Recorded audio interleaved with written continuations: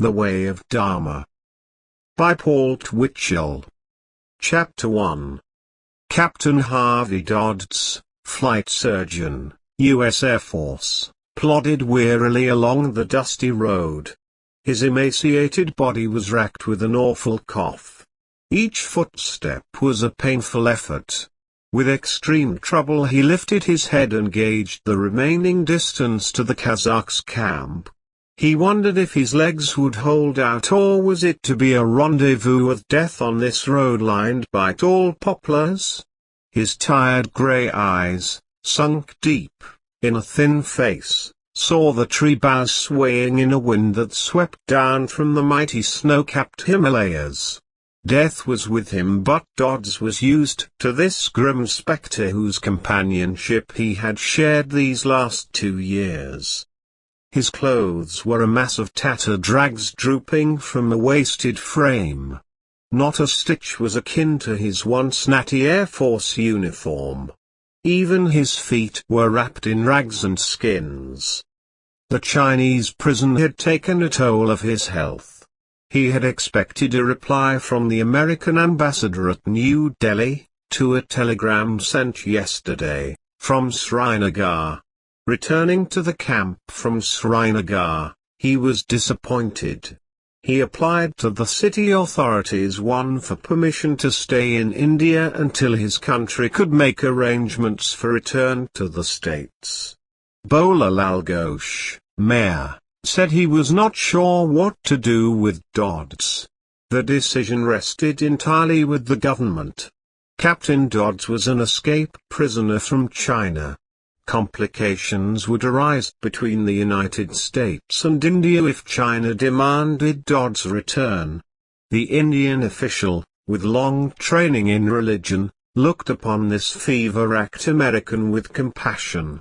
He asked if Dodd's would stay at his home until something could be learned. Dodd's accepted, but asked permission to spend the night at the Kazakhs' camp. He wanted to bid farewell to those who saved his life. A year ago he was shot down over North Vietnam during a combat training flight while testing flyers' reactions for an experiment. He was captured and spent a year in a filthy prison camp outside Hankow, tortured beyond belief, with lack of proper food, constant beatings and brainwashing for American air intelligence. Slowly he had built up plans for escape.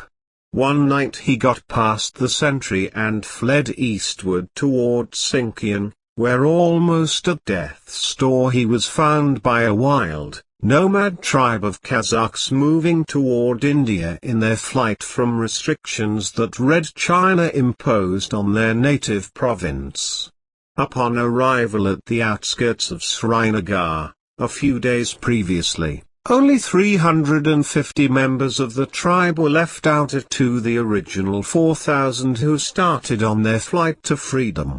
The dogs barked noisily at Harvey Dodd's as he entered camp, clutching a small package of food under his left arm.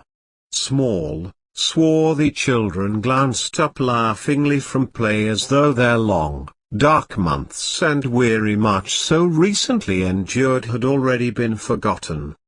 He walked on in deep fatigue, toward the tent of the chief, Shanbaitir, passing many tribesmen who greeted him warmly.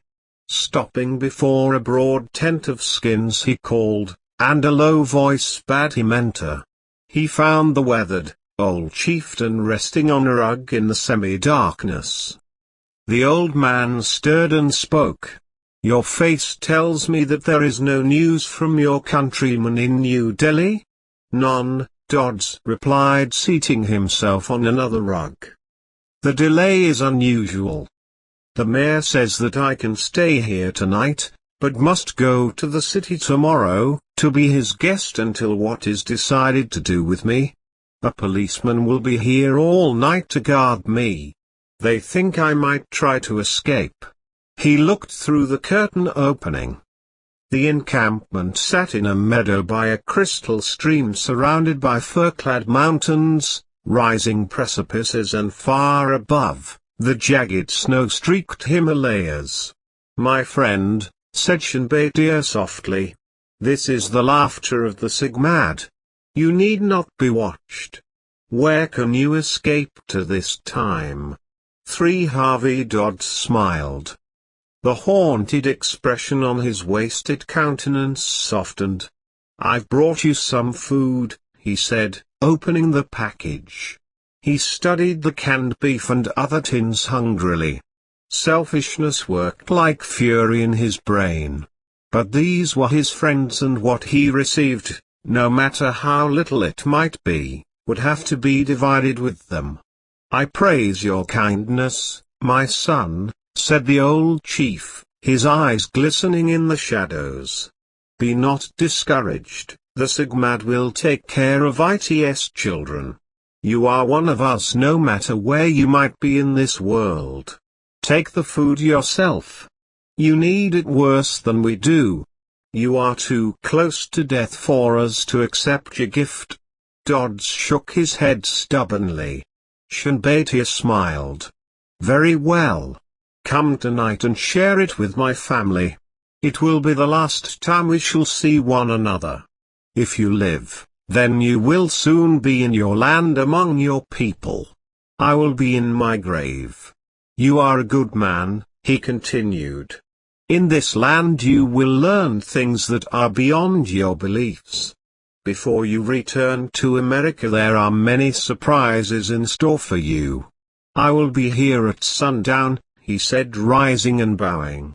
Name of Supreme Being for followers of Ekankar, ancient science of soul travel. For he left the tent and moved along a lane of felt tents, wondering if his strength would hold out until he could get proper medical care. The tribe's people did not respond to his greetings with the usual friendly, smiling laughter. A small boy walked out of the throng and pulled at his sleeve. A very beautiful lady is in your tent, Captain, he shrilled. My father says it is wrong to have a woman in your tent if she is not your wife. Did you say a woman? He stared at the boy. I know nobody here. None of the women of the tribe would be in my tent. The boy replied, she came from the city while you were at the tent of Shanbhaitia. She asked that I direct her to your tent. She is Hindu. A saddled mare with brown and white markings grazed near the tent. Curiosity burned hard in him, making his tired body move rapidly toward the tent, leaving the boy behind. His heart beat with excitement. He opened the flaps and stepped inside, and his heart skipped a couple of beats. A woman was sitting in the rude chair he had made upon arrival at Srinagar. His first luxury in 2 years. Her dark splendid eyes lifted to meet him. The boy was right, for she was beautiful. Clad in a bright orange blouse and dark skirt, she rose gracefully from the chair with feline movements, greeting him in English. Harvey Dodd stared intently at the lovely girl in his leaky old tent. Her hair, black as a raven's wing, glistened in the sunlight, 5 streaming through a ragged hole in his tent top. He bowed low, heart pounding. For the first time in 2 years he had an opportunity to address a woman who was dressed in Western attire and spoke English. I am Captain Harvey Dodds, of the American Air Force, he said hoarsely, unable to keep his eyes off her loveliness. She was about 5'4", with a dark, bronzed skin which glowed in the shadowy light. Her face was a sharply cut mold like an exquisite gem carved in relief, and she had a small mouth and deep-set eyes that revealed some deep light within her. I have come to warn you, Captain Dodds. Her voice was wonderfully clear, like water swirling over mossy stones in a brook bed. He thought of the wide, sleepy creeks swollen with the spring rains gushing through the pretty countryside and the great muddy river. Would he see 4 rivers again, or have the intimate warm feeling of seeing the sunlight play across the windows of the street? "Who are you?" he asked. "Amaya Ghosh." Her fine dark eyes were suddenly veiled with shadows. "Daughter of Bolal Ghosh, mayor of Srinagar. He cannot do what is best for your interest. Others control him and the government of our province. They are powerful and influential. They would send you back to China." Fear swept through him. He stared at her as a silence ran between them. Sounds 6 of the mare munching grass flowed into the tent. Death seemed to enter his brain and whisper for him to surrender. The mayor had said the power of granting Harvey Dodd's stay in Kashmir lay in the hands of the governor of the province. So that was it. The communists had control here because they could threaten the frontiers of India with invasion unless their wishes were complied with. "Why should I believe you?" he demanded, more angry at himself than at her presence in his tent, which meant a great insult to the Kazakhs. "Trust me, Captain," she said in a rippling voice. "I have come to you risking great danger for my father. If the communists learned of this, they would cause trouble for my family." Anger made him speak. "You have caused me a great deal of embarrassment with my friends who helped me escape from the Chinese," he said. "The Kazakhs have a strict moral code about a bachelor having an unmarried woman in his tent. I do not wish to risk offending their friendship to hear what might be nonsense. I have come in complete faith," she replied, calmly ignoring his words. Her voice had the sound of winds in the pine. "There are reasons why I have done this in disobedience of my family obligations. Do you realize that my visit here to a complete stranger is against the moral traditions of the Hindus?" she continued. "I have a supreme purpose 7 inches doing this, Captain Dodds. There are things beyond the ken of human thought. But I hope that you will relax your mind briefly enough to accept a small token of insight into the will of God which I can reveal to you." He studied his long, thin hands which had almost become mutilated from the torture rack. They were still the hands of a surgeon. "I will try," he said. "Go ahead." She put a hand on his arm, causing a deep thrill to course through his fatigued body. She said, "Our lives have been linked together throughout eternity. We have been together through many incarnations of physical life here on earth. And by this very fact I am compelled by God to help you escape from India, and return to your beloved country across the seas. You have a great destiny to fulfill in this world, Captain Dodds." He grinned at her intensity. "Very interesting, indeed, Miss Ghosh. A very lovely fairy tale. But tell me, what plot is being hatched against me?" Her eyes grew cloudy with hurt.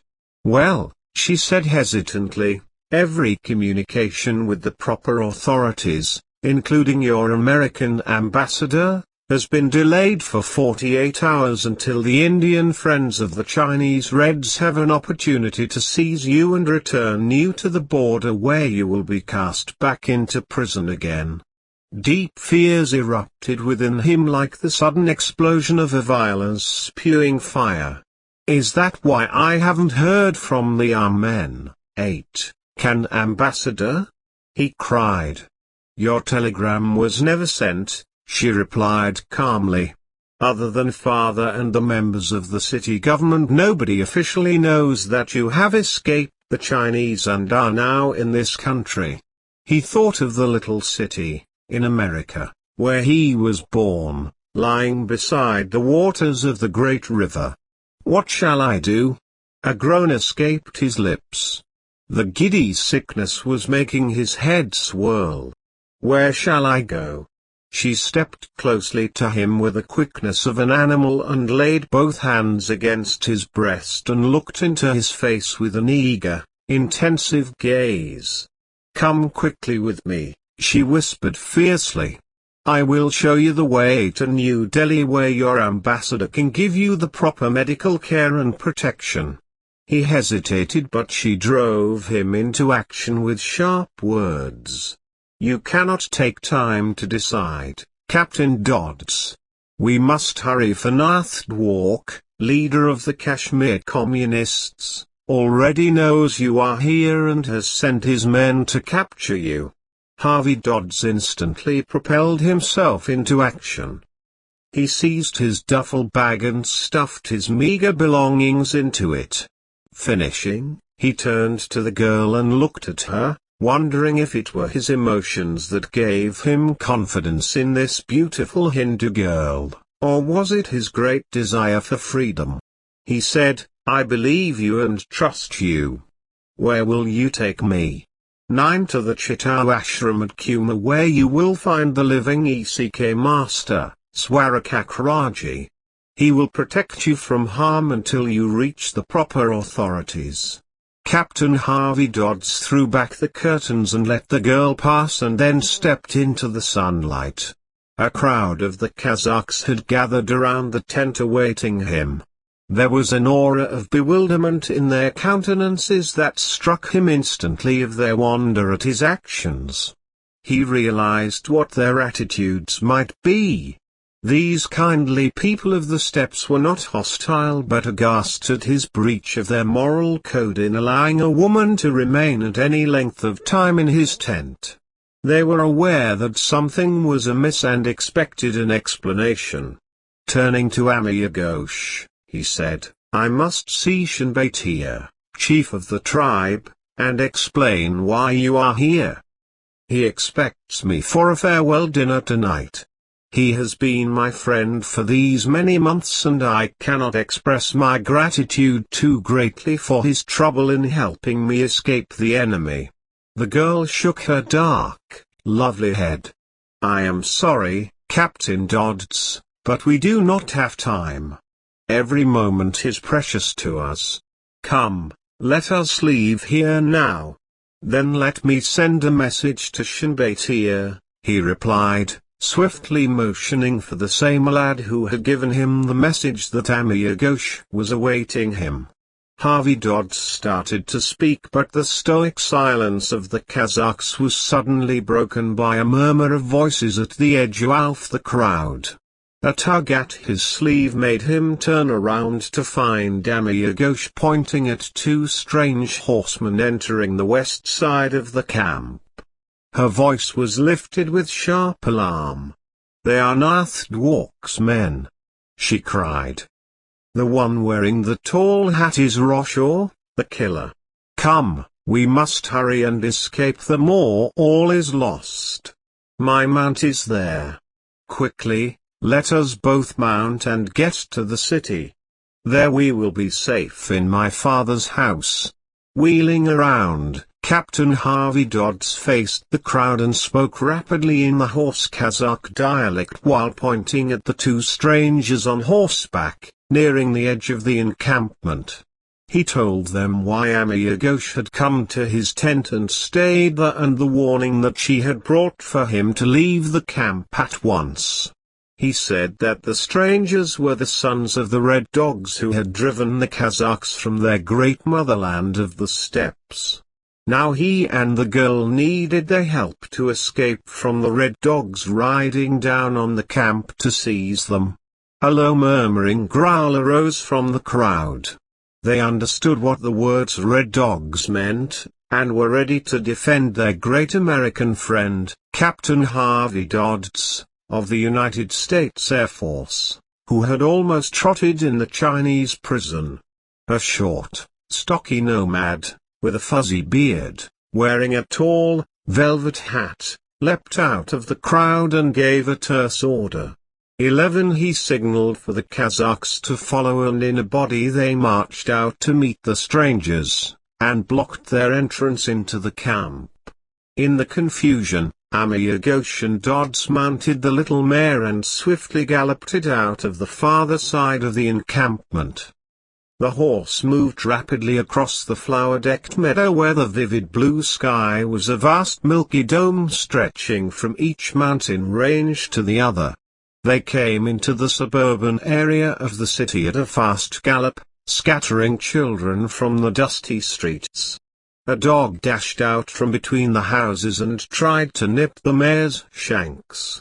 The mount jerked backwards snorting, but the girl got it under control again and turned into a short, narrow street. Presently they came to a flat white house that had ornate, grilled windows and doors. The mare pranced into the courtyard where clucking hens marched around the yard and a white Brahma cow stood placidly chewing her cud. A small stone altar shimmered in the sunlight and heat reflected from the building. A very old, wrinkled servant in a long, brown robe, arose from the porch and hobbled forward, looking as though he was a part of the ancient brick wall surrounding the courtyard. He took the mare's reins as they dismounted. The girl motioned for Captain Harvey Dodd to follow her and led the way through an archway into an inner court, then entered the house through a series of iron-wrought 12 gates. Inside was dark and cool with a feeling of mysterious aura as she stepped across the threshold into a broad room which was apparently a library, for the walls were lined with books that had titles in many different languages. The room was designed in mahogany paneling and furniture with leather chairs in customary English styling. Dodds looked up as he entered and gave a start, for a tall, thin man with iron grey hair, and dressed in a white robe, got up from a chair. Surprise was written across his long, lantern countenance. It was the mayor of Srinagar. Amaya Ghosh walked toward her father with her hips moving in a slow natural sway and gently kissed his cheek. Turning to Harvey Dodds, she said gently, "This is my father, Bola Lal Ghosh. You met him today in his office, at the municipal center." Then she turned and spoke rapidly to her father in Hindustani. The tall man looked up at Captain Dodds with dark, compassionate eyes. He moved forward with his hand outstretched. "Welcome to our humble home, Captain Dodds." His English was flawless and his voice was a solemn, round tone. "I bid you to sit and eat. I am just as surprised at this as yourself. My daughter's actions were unexpected. But please do not be embarrassed, for now that you are here we will decide upon some action to help you." A sickly feeling stirred heavily in Harvey Dodd's stomach. Perspiration dotted his brow. He wiped it off with his hand as he sank into a deep, soft chair. Was he going, 13, to be ill? That strange feeling of tightness around his chest made his heart beat faster. He could not seem to breathe. What was this queer feeling which gave him so much trouble? Suppose that it could have been his prison experience and that long march to freedom. His sojourn in a dark prison where his heart was always in his mouth might have been the cause of this. He fought against that creepy sensation which always made him feel as though he were going to faint. "Your kindness is greatly appreciated, sir," he said hoarsely. "But I have nothing to offer you for your help." A brilliant smile crossed Lal Ghosh's lean face. "It is a great deal of pleasure to both of us to spoil any plot that Nath Dwark might have. But this will cause you trouble," Harvey Dodd said anxiously, while wiping the sweat off his brow. "Not a bit," smiled Lal Ghosh, moving toward the table in the center of the room and clapping his hands. He ordered food from the servant that appeared and turned back to Harvey Dodds, who was looking pale and sickly. "I had no way of helping you while you were in my office previously, because the clerk who was taking dictation is a communist agent. The best I could do was to promise you a little in the way of hospitality. Now that my daughter was fortunate to be in meditation and caught a vision of the danger you were in, and did the work which I anticipated doing, in a 14, less bombastic manner, we will proceed from here. Something deep down inside Captain Dodd's began stirring around like an old witch's brew in a cauldron. The feeling nauseated him and his head started spinning. His heart pounded as though it would fall out of his breast. "I'm sorry," he said faintly. "But I am sick." He looked at his host and the girl. Their faces seemed to waver. Closing his eyes, he opened them and looked again. This time it was worse. Suddenly he seemed to be sliding down a long tunnel into a deep pit of inky blackness. Bola Lal Ghosh sat at the table, in the library of his home, that evening with his daughter and son. They were his pride and joy, the hope of his life. He considered Shyama, his son, his right hand, and Amir, his left. His wife, who had gone to bed early because of a headache, was his heart. They were the aspects of the great reality manifested on earth to give him the beauty and joy of living. Would it be possible that they could carry out the divine mission which had been entrusted to him? He let the thought run through his mind as he studied their youthful faces in the lamplight. The possession 15 of the sacred scroll of the great ECK Saint Fabi Quantz, written possibly in the year of 1418 AD, was an honor beyond comprehension, but most dangerous. He had to find a way to get it to the master at the Chitavo ashram, Kuma. He had planned that the safest and simplest method was to let Shyama carry their scroll to the living ECK master, Swarakakraji. Nobody would suspect a boy of 17 to be carrying such a valuable manuscript, but would look at him in the light of a youthful pilgrim going to worship with the living master. There were complications standing in their way of this plan. Bola Lal Ghosh believed that Nath Dwark knew about the scroll, which was supposed to have been taken down in Sanskrit from the original copy of Fabi Quantz's magnificent collections of poems, called the Way. If Dwark decided to seize the ancient, priceless relic, there would be great danger to face, for the scroll was supposedly worth a fortune to whomever possessed it. Something had to be worked out so that their master could get it into his hands. It would be safe with him until ready to be shipped to America or England for final inspection and sale. Lal Ghosh had purchased the manuscript from a shepherd boy who had found it in a cavern in the foothills of the Himalaya mountains. There were certain dangers in letting it become known to the public as to what the contents of the manuscript con. 16 tamed. Now with the American on his hands, Lal Ghosh was a little puzzled as to what to do. "I don't exactly know what to do with the American officer," Lal Ghosh said, voicing his fears to his children. "I can't inform the American authorities that he is here, for then the Kashmir government would reprimand me for going over their heads. Meanwhile, he must be put somewhere so nobody will know where he is and be in absolute safety. Why couldn't I take him to the ashram with me?" asked Shyama, a slender, brown-eyed boy whose dark face seemed to gleam with an inward joyous light. He had long fingers and well-formed hands.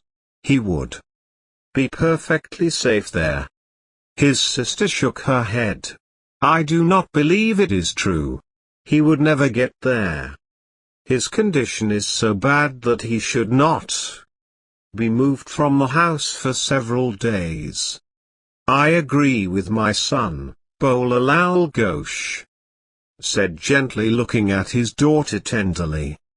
The ashram is the only place where he will be safe. It is dangerous for us as long as he is in this house.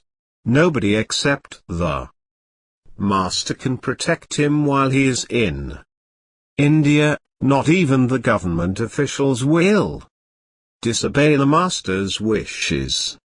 He continued, Captain Dodds will never suspect that Shyama is secretly carrying their ancient scroll of our ancient saint to the ashram for safekeeping until we can get it out of the country. Amiya said anxiously. But the American 17 officer will be a burden on my brother. He is sick and the Reds will be watching for him. They might seize Shyama and find their manuscript on him.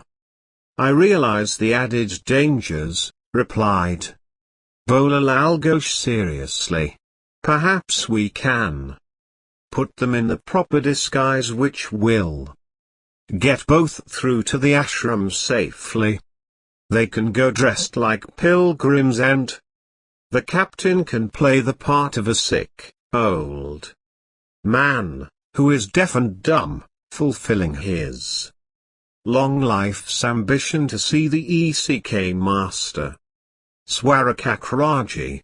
I will provide the necessary funds, but you, my son, must beg for food and make your role more realistic. Every precaution must be taken, for your lives depend upon your ability to play the game. I can be a good and brave actor, my father, said the boy, smiling while his eyes glistened with the prospects of adventure on the open road of India. Do you know the dangers, my son? Asked Bola Lal Ghosh seriously. The manuscript is one of the most ancient in their world and is of great value to anyone. Fortunately, we hope that nobody knows about it but the ones intimately concerned, for when I purchased it for only a rupee from that old ignorant shepherd, it was thought to be only a piece of old sheepskin dug out of an old vase in the foothills. But my friend Professor Vyaza, at the university, has said that it was one of the rare treasures of the world. Without doubt it is the first copy of the ECK poem collections called there Bayag. It could be the original, and who 18 knows? Amio asked abruptly. Don't you think that we could send it by Guard Express, father? No. That would attract the attention of the newspapers and we would have too much publicity on it. I do not wish to announce it until we have it safely in a place in England or America. There will be a great deal of money paid for the scroll by a foreign museum. The door opened and a stocky man wearing a white turban came into the room. He carried a physician's handbag. Ha, doctor! Called Bola Lal Ghosh. How is the patient? Is he better? The stocky, little man shook his head sadly. I am very, very sorry, my good friends, but the man is extremely close to death. He needs food and long rest. A real long rest. Not just a week in bed, but months. Unless he has these, I cannot tell how long. that he will last. Maybe a day, or maybe a week. For the purpose of safety I must remove him to Kuma. Will it be possible? The physician shook his head most fiercely. I repeat that the man is sick. He is a living corpse. However, it does not matter where he dies, here in your house or at Kuma, if he gets there. But do as you please, my dear friend. Bolalal Ghosh put his hand on their physician's shoulders and gazed steadily into the man's eyes. I must have your pro. 19 is not to reveal the identity of my guest. Dr. Mukherjee, it is not safe for me to have him here. I do not discuss my patients with anyone, replied the physician gruffly, shaking off Ghosh's hand. But should anybody get curious, I will respect your desire and not repeat what was seen here. I shall tell them that it was a call for your wife. Thank you, Dr. Mukherjee. Ghosh called after the little doctor, who was hustled out of the door. Turning to his family, he said, we will plan for Shyama and the American officer to leave tomorrow morning early. -20. Chapter 2. Lucia Whitfield gazed through her hotel window at the sun-drenched city of New Delhi. Life was stirring in the streets below, in an early morning pageantry. Tiny Indian women, in flowing robes, strolled through the streets with market baskets under their arms. Lucia was exceedingly slender.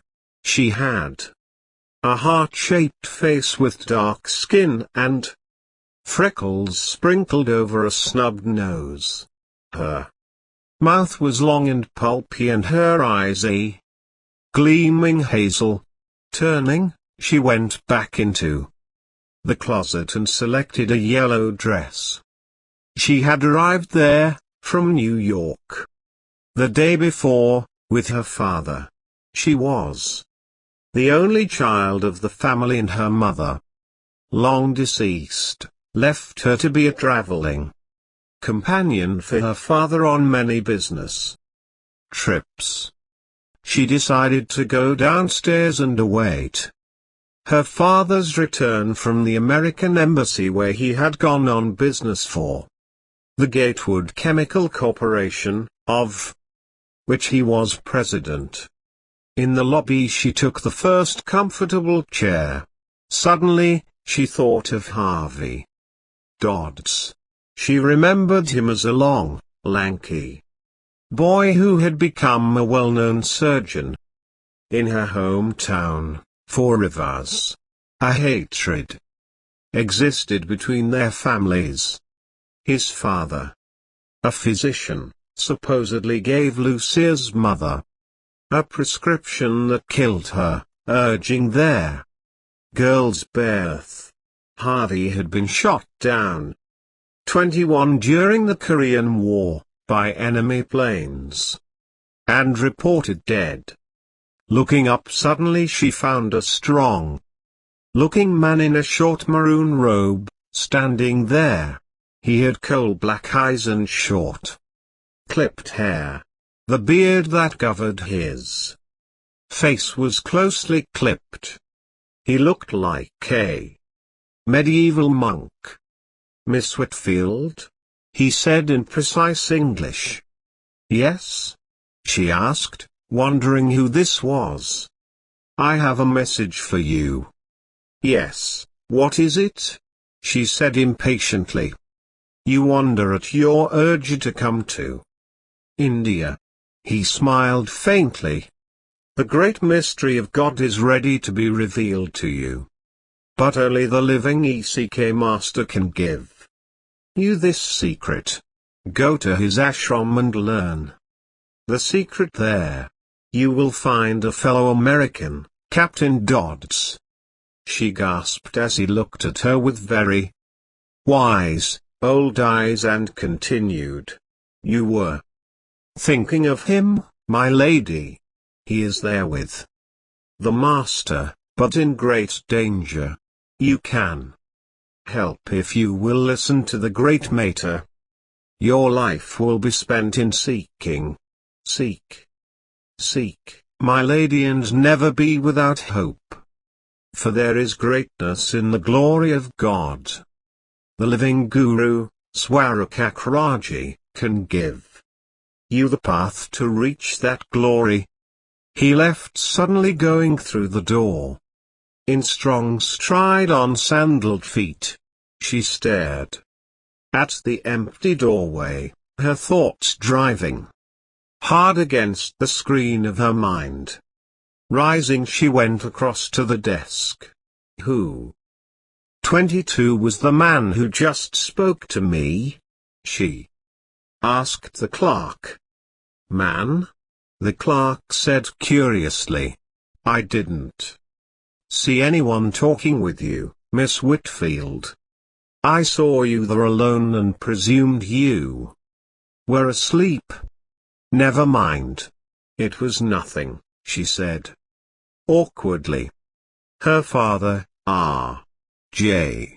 Whitfield, a robust, broad-faced man, 6 feet and some 200 pounds, came through the door in a vigorous stride, dressed in white linens. He carried a briefcase and cane. Lucia, he boomed. Let's go into the lounge for a drink. I want to talk with you. They ordered drinks in the dimly lighted room. R.J. spoke loudly, his rugged face beaming. I'm going to get that site at Allahabad. Make a good location for a plant in that part of India. He frowned quickly. Heard something curious over at the embassy. Remember Harvey Dodds? He was killed in Korea, but they told me that a mysterious message had been received about him being in India. She gripped the table edge. What is it, father? The thing is incoherent. The ambassador doesn't understand. Somebody is in India who apparently thinks he's Harvey Dodds. They're investigating but think it's a rumor. It'd be too bad if Dodds was resurrected. 23 The long white road was a ribbon under the hot sun, winding through a green jungle toward dim mountains. Harvey Dodds, disguised in a white pilgrim robe and cowl, rode a small donkey, wearily led by Shyama. Dodds was desperately sick. He could hardly think of anything but that pain in his body. Occasionally visions of his hometown, lying at the mouth of the Tennessee River, which emptied into the muddy Ohio before the town's levee, crossed his mind. They were trying to reach Lahore in the Punjab province, where they could board an express train for Kuma. Dodds did not believe he would survive the journey. He had been pulled out of a sick bed filled with narcotics and put on the donkey. He groaned with every step the beast took.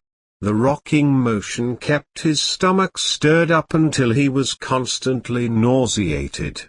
They had traveled for 3 days and nights, resting little on the side of the highway, which was filled with pilgrims en route to the Kumbh Mela, the spiritual festival held every 12 years, at Allahabad.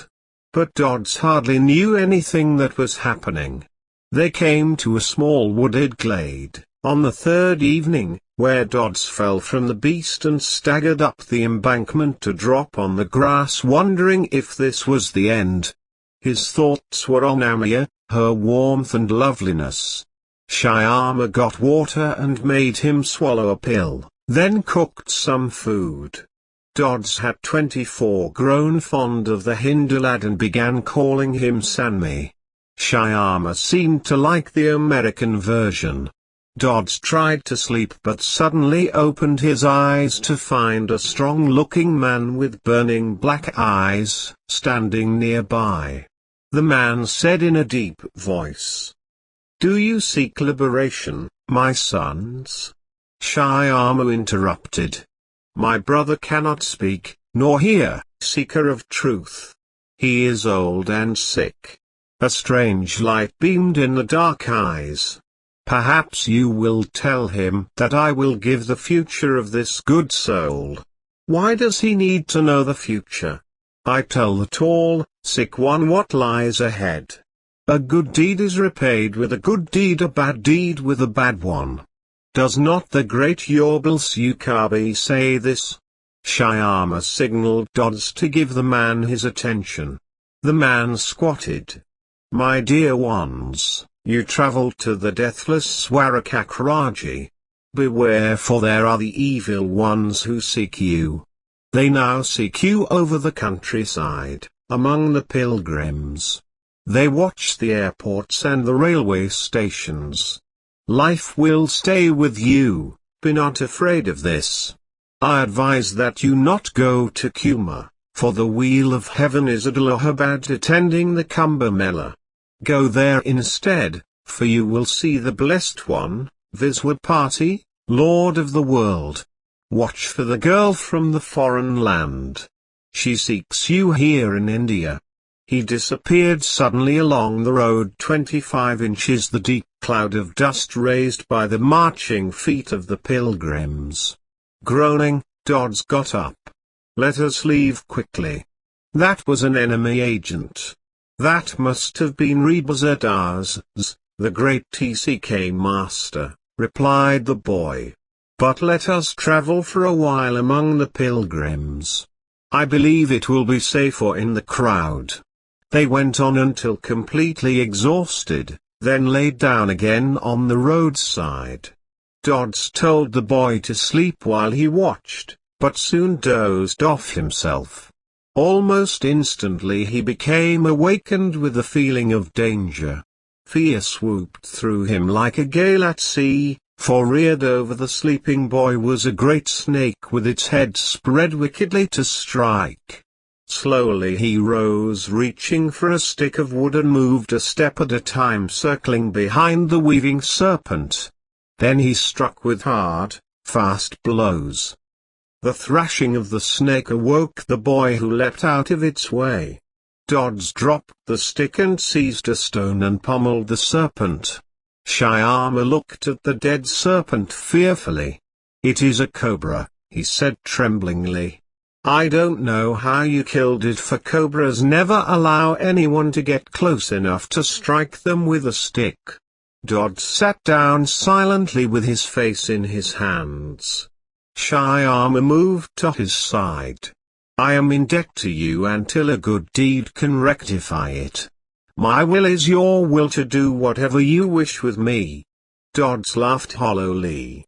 "It is I who am 26 inches debt to you and your family. Let us leave this awful place." "Wait a minute," said the boy, putting a hand on Dodd's shoulder. "I must tell you something.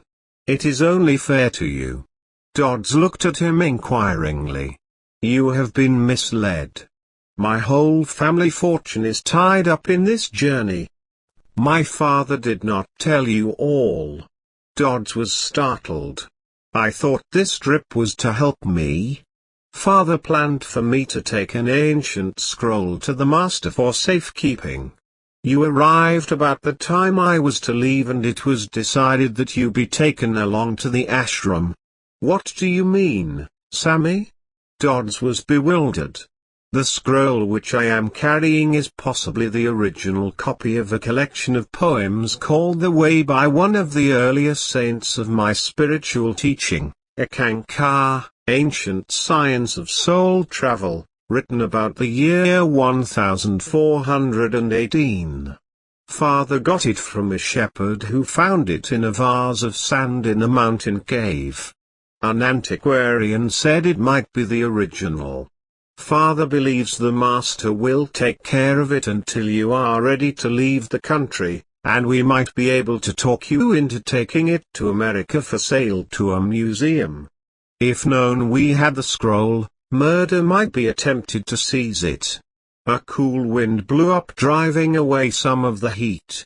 Shyama felt a shiver run up his spine, as though his intuition was telling 27 him it was wrong to tell Captain Dodds about the manuscript. After a while Dodds said, "Who is this Fabiquance?" "He is a saint, philosopher and poet of great renown. He lives in northern Tibet. From his birth he was known to be a saint sent to this earth for helping all mankind. He has written many beautiful works which are known in the West." Harvey Dodds said, "Your family is a follower of this spiritual teaching you just mentioned. What does it mean?" The boy's black eyes were fixed in a steady gaze on Dodds. "I believe you are serious. Too many ask only to argue and criticize. I do not wish to waste breath on the negative aspects of any beliefs." Dodds said, "I am serious.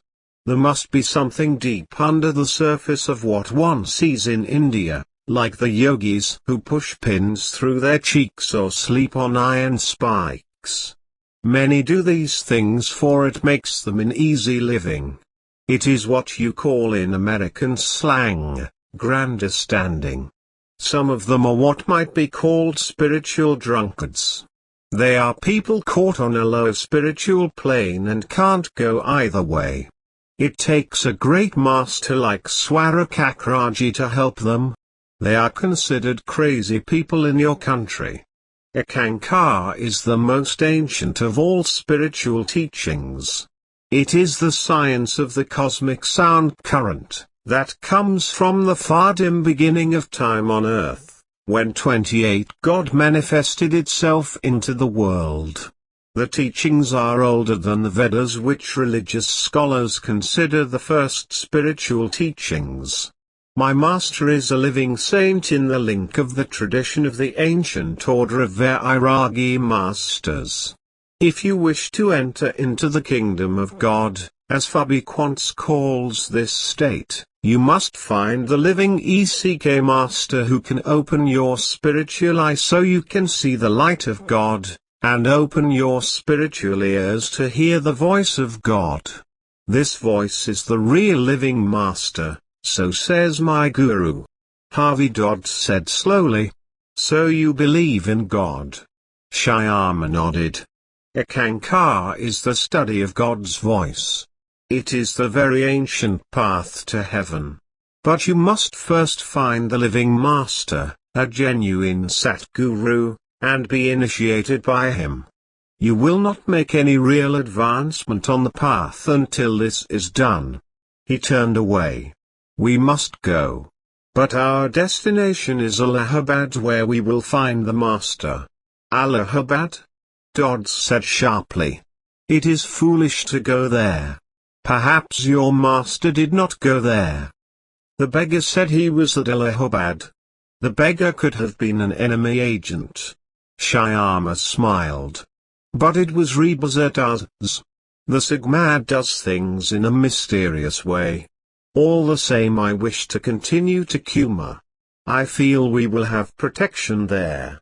29 Shyama looked at the dead snake and shivered. "There is wisdom in your words. I don't care if Dodds died in Korea or a Chinese prison camp," R.J. Whitfield said, reading his paper in the hotel suite. Lucia said, annoyed. "You've had your revenge on his family. You drove Dr. Dodds out of practice. You've fought with Miss Carrie Dodds over that waterfront property for years. Your hatred has infected me, but if Harvey is in India and alive, we should help him." Whitfield lighted a slim cigar. "I don't want to hear any more," he said savagely. "His death was good for all concerned. You were responsible for him being recalled to active duty in Korea?" she said with surprise. His jaw tightened. Hasn't this feud gone on for years? Hasn't old Carrie Dodd's fought our Four Rivers plant by putting her hand into the city affairs there? Her meddling has cost me plenty to maintain that plant. He cleared his voice.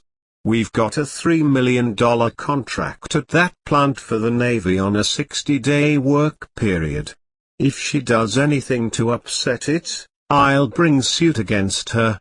Ah, Jay, she said in a husky voice, I think it would be good if I go to Cuma and investigate that report on Harvey Dodd's. 30 what? He shouted. Don't get excited. You know what the doctors say about your heart. Confound the doctors. He roared.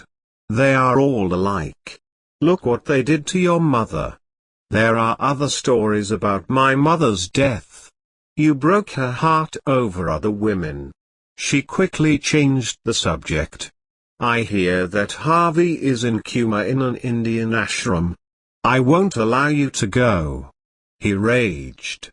It won't cost you anything. She flushed deeply. I'll use my own money.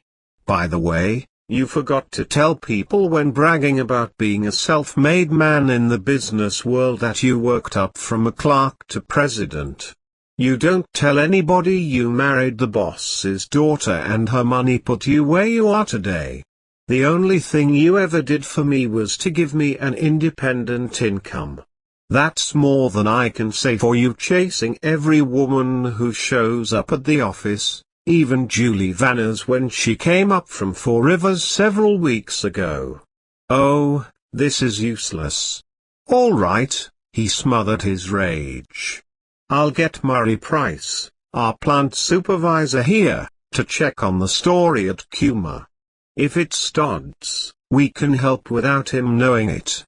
And by the way, Price is trying to get me interested in some local junk, supposed to be an ancient manuscript of an ancient Indian saint. Says it's worth a fortune. But he hasn't produced it yet. A knock on the door interrupted him. 31 That's Murray Price now. Let's look a little calmer please. Amiya Ghosh preened herself before a full-length mirror. A diamond cluster in her left nostril flashed as she put a bright orange scarf around her shoulders. She was dressing for a late afternoon tea party in the neighborhood. I don't understand about Shyama, she said to her mother, a tiny woman, on a couch. He has been gone a week. Somebody would have sent word about them. You've made no contact with him through Morna? Asked the mother. The girl pasted a tiny red patch on her broad forehead representing the spiritual eye of God and shook her head. This was strange, for ordinarily she could contact her brother anywhere. They were both sensitives and mental telepathy was common to them. Suddenly she faced her mother anxiously and said, if the Kashmirids learn that father and I are in the plot to help the American officer, they might try to kill father.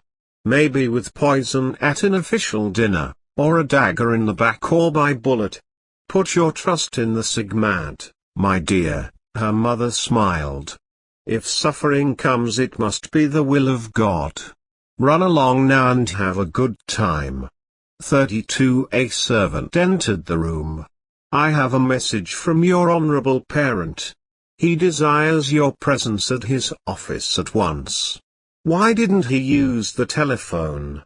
She said, knowing something was wrong, but annoyed because she was perfectly dressed for the party and must leave now. I will go. Perhaps it is something about my brother. She hurried away from the house, aware that her action was too fast for that of a Hindu woman, but impatience drove her into a quicker step. She came to the marketplace crowded with a gay throng. A dark, ugly man with a long white scar across his face blocked her path. Someone wishes to speak with you. His voice was hoarse.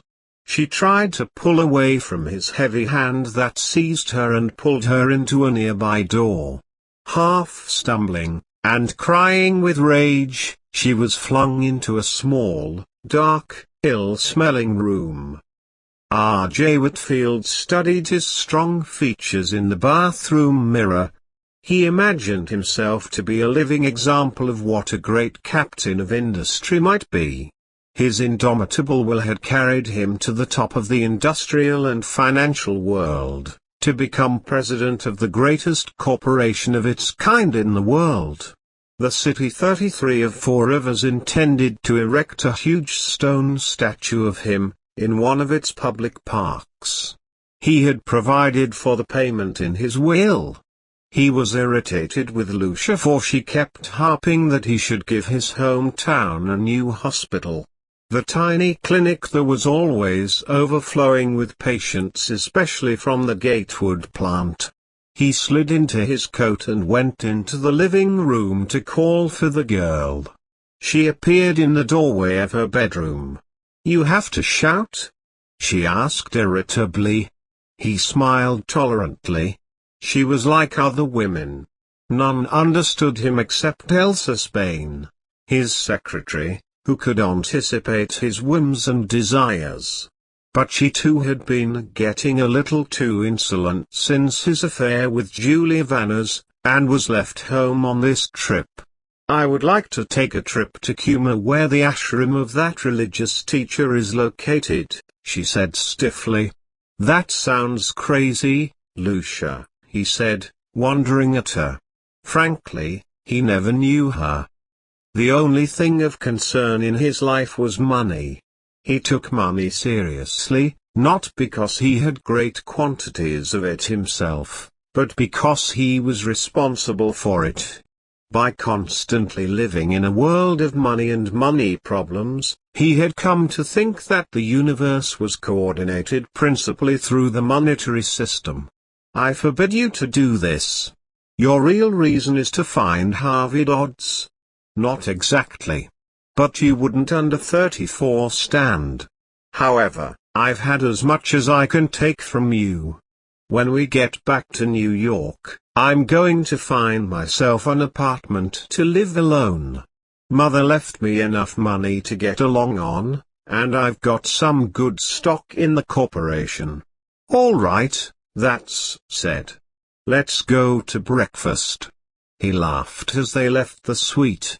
"I've got some news for you which is better than running off after some ragged Hindu who is preaching that he is God and that you can be too." They walked to the elevator, where he punched the button and turned to speak, wondering if he had a blind spot in his mental process, approaching naiveness in his ability to overlook her rights and desires. "You need not chase off after one Indian holy man. With your wealth, talent, brains and social position, you can have them come to you by the dozens and preach in your backyard." "What do you mean?" "I got word this morning to take a train to Allahabad tonight to look over that plant site for Gatewood. Plenty of water, cheap manpower and good transportation, they say." "What's this got to do with me?" she asked. "There is a spiritual confab going on there, called the Kumbh Mela. All the holy men of India gather there every 12 years to hold their convention on how to become God." He smiled. "Want to go?" She nodded. "All right, if you don't object 35 to me trying to run down that rumor on Harvey Dodds." He cleared his throat. "Better let Price handle that. I told him last night to do the job. He just telephoned a few minutes ago and said something about that old scroll belonging to that Indian saint had been found." 7C Nath Dwark rode through the soft green hills, on his iron grey stallion, concerned about the whereabouts of the American Air Officer Dodds. If Dodds was not found soon, Dwark would be in trouble with the Reds. The stallion climbed the ridge. Beyond Dwark lay the magnificent scene of valleys and mountains, each wave of the rising Himalayas a deeper and deeper purple as it shaded off toward the plains and upward to the great ranges with their glistening snowy summits rising closely above the trees. Dwark inhaled the deep draughts of tingling air and rubbed the glossy stallion's neck. He was a huge, handsome man with a dark, rugged face and a hooked nose.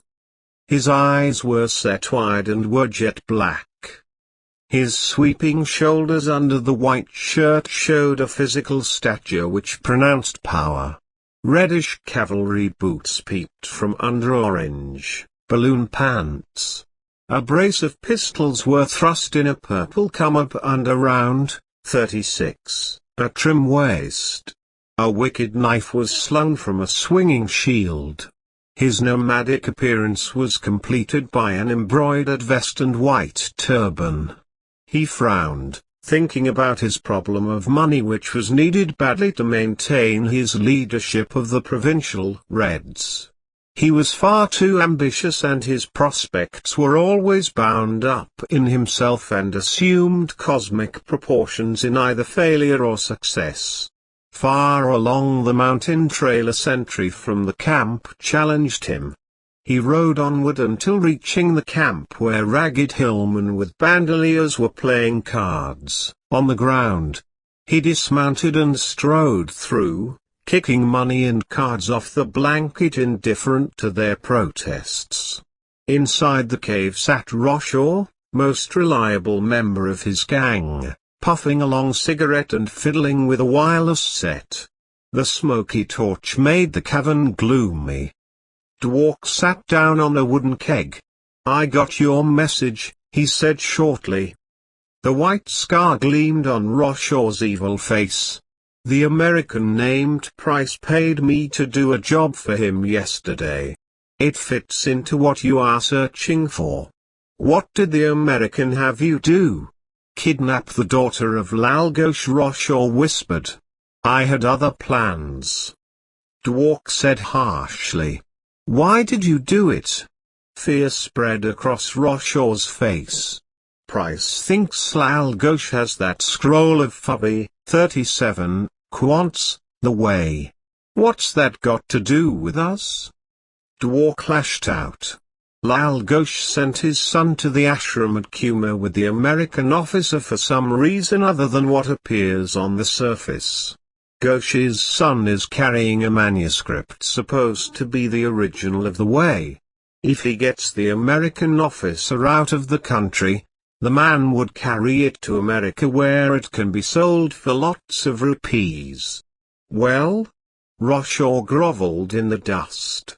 "Price had me kidnap the girl so he can learn where the manuscript is. Payment for her freedom is that scroll. He says his employer, the great American capitalist, R.J. Whitfield, is interested and might pay cash now." Dwark stood up suddenly. "Where's the girl?"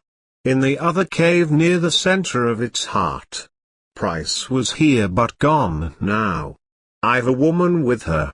Roshaw, Nath Dwark stood straight looking at the cringing henchman.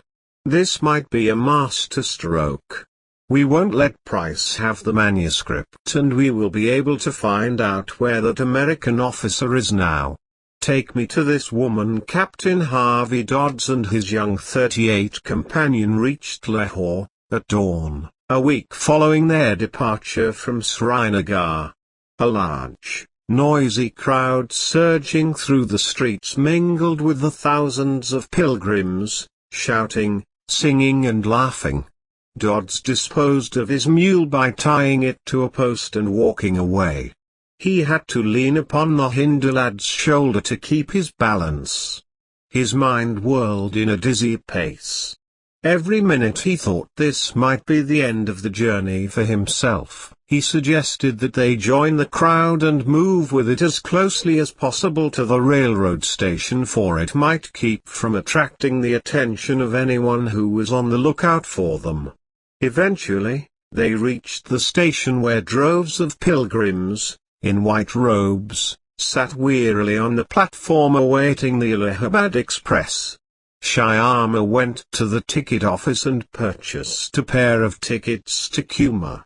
Dodd leaned against a post munching on a banana which the boy brought back with him while thinking of the Indian girl's soft beauty, the gentle touch of her hand on his arm and the deep mystery in her eyes. He wondered if he were in love with her. He was a Westerner and his normal life was altogether different from hers. Besides, if he reached the States, there would be plenty of opportunities for marriage. Yet she was different. She had spoken of a link between themselves when they met in the camp of the Kazakhs, and of his great destiny. He would speak to Shyama about this some day.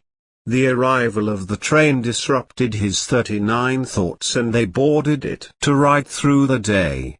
They reached their destination, the city of Kuma, late that night.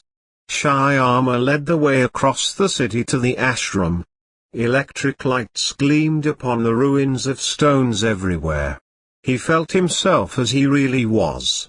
Only skin and bones. A vibration reached out across the gulf of time and united him with this strange place. The city was an ancient crossroads of the world in the early history of time.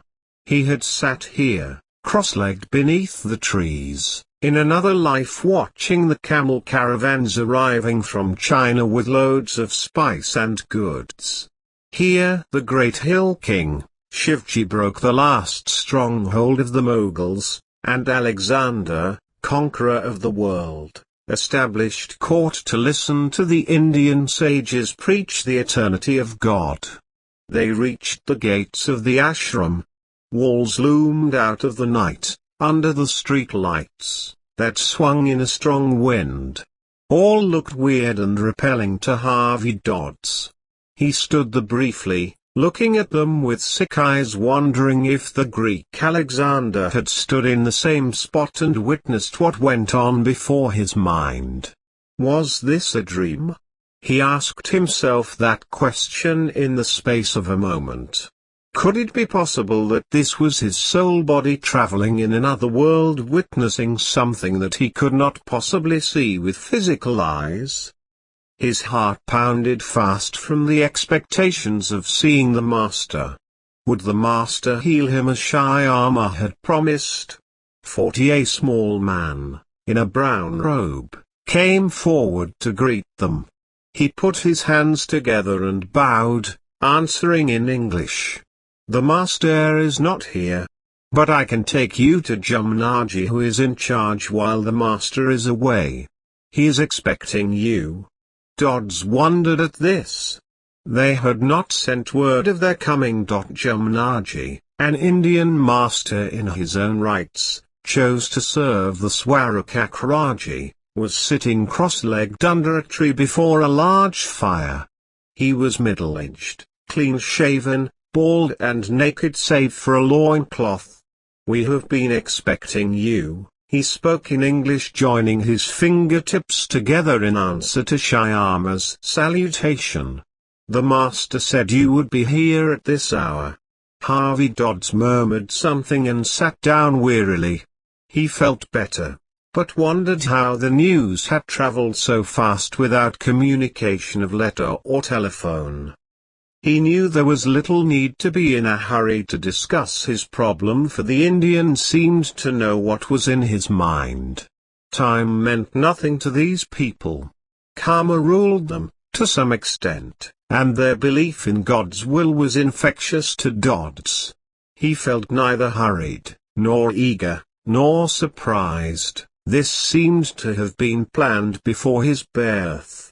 He needed only to sit and listen to what was told him and follow out the plans. Shyama brought water and gave him 2 pills. Then Dodds sat back and looked at the strange brown man sitting there with the firelight flickering on his body. This was 41, indeed a strange world. You're in a hurry to return to America, the Hindu said, flashing his great eyes first upon the boy, then moving his gaze across to Harvey Dodds. His smile seemed to say that he knew everything even better than the American did himself. "You may rest here in comfort and safety, Captain Dodds. There is little need for you to continue your journey to Allahabad." "Sri Jama," said the boy quickly. "I have brought my friend to the ashram. He will stay here as it is his desire. I am the one who wishes to continue on to Allahabad." Jamnaji bowed his head. God gave man free will to make his decisions. But there is no cause for you to go, young master. We can take care of everything here until the master returns. He left no instructions as what his wishes might be. Nothing was said except that you were coming and the hour of your arrival. The wheel of heaven leaves all to God. But my desire is that you enjoyed the hospitality of the ashram to await the Guru's joyous return. Time will pass like eternity as it usually does while he is away, but you are safe here and well cared for. Dodd smiled thinking of that flimsy gate. "I thank you for your kindness, my lord. But since Shyama wants to proceed to Allahabad, I agreed with him that it is best to go on to Allahabad. There is somewhat of an urgency within me to be directly under the Master's protection." "As you wish, Captain Dodds." Jamnaji 42 closed his eyes to a narrow slit and gazed dreamily into the dancing fire. "But you must understand that the protection of Swarakakraji is everywhere. It is omnipresent, within and without. He is the essence of life." "I understand," Dodds replied smiling as though he understood, while Shyama touched his heart with one hand when the words were spoken, in adoration for his master. "We will leave on the next train for Allahabad." "It is the will of God that you go," said the brown man clapping his hands for a disciple. "I will arrange for you to have food and shelter while you are here." 43. Chapter 3. R.J. Whitfield flew to Allahabad with Lucia and Murray Price to inspect the site for a gatewood plant. He left Lucia at the hotel and went out to the location where Whitfield and his superintendent spent most of the day and returned in the late afternoon. A surging crowd pushed through the streets singing and dancing, but Whitfield took it in a superior, tolerant, amused manner, although he didn't like it for it caused a feeling of insignificance to rise in him. This feeling had always been with him, since childhood, as a driving urge to outshine his fellow man in everything. Whitfield was a man who knew the psychology of the individual. He was aware that the power of leadership depended on his own talents and presence. His whole theory was that once you felt and knew that presence within, you have most of the inner powers with which to work, more life, energy, power, talent, intelligence and everything. Basically it was this: when you become conscious of the power in the mind, your talents and powers produce more in any given field of activity. He entered the hotel suite and called for Lucia. "She must have gone out," he said to Price, who followed him in. "Wish she hadn't done it in that mob of natives out in the streets. Hey, what's this?" He picked up an envelope from the Tel 44 phone table and ripped it open. His face went white and a savage oath burst from his lips. "She's gone," he exploded. "Violated my orders. Damn that woman. What's the trouble, Chief? Lucia's run off to Kuma to find out if that rumor on that Harvey Dodds is true." The other man looked sharply. "Maybe it ain't a rumor." Whitfield grabbed up the telephone and put in a call for the American consul at Allahabad. When he finished talking with the consul, asking that Lucia be contacted and sent back, he turned back to his plant superintendent and yelled for a drink. Murray Price mixed him one, then asked, "What's wrong with you and this American Dodds? You should be happy to help that poor guy get out of that prison, instead you're acting as though he's your worst enemy. He deserves to rot in a dirty, red prison. His old man gave my wife the wrong prescription right after Lucia's birth and killed her. I've got proof. We were living in my hometown, Four Rivers. My wife was ill for days after Lucia's birth. We had no hospital, and still don't for that matter. I called Doc Dodds, who was drunk, and he gave my wife a prescription that was wrong. She died instantly. Everybody knew what happened but me. The doctors, druggists and all connected in the case swore in court that the prescription was right, but I knew better, for the clerk 45 at the drugstore who mixed it said it was completely wrong. Old Dodds buried his mistake. I fought it through the court, but the medical society backed him, and I lost. You see why I hate Harvey Dodds and would do anything to get even with his family." Price grinned. "I will give you a hand, Chief. Dodds is in India. He's at Kuma." "What?" Whitfield shouted. "You're lying. Wait a minute, Chief. Dodds entered the country a few days ago with a tribe of nomads who escaped the Reds and stopped at Srinagar, in Kashmir. Lal Ghosh, mayor of Srinagar, sent his son to that Indian ashram in Kuma, where he would have protection. It belongs to a holy man who is all-powerful, and not even the Reds would dare touch anyone near him.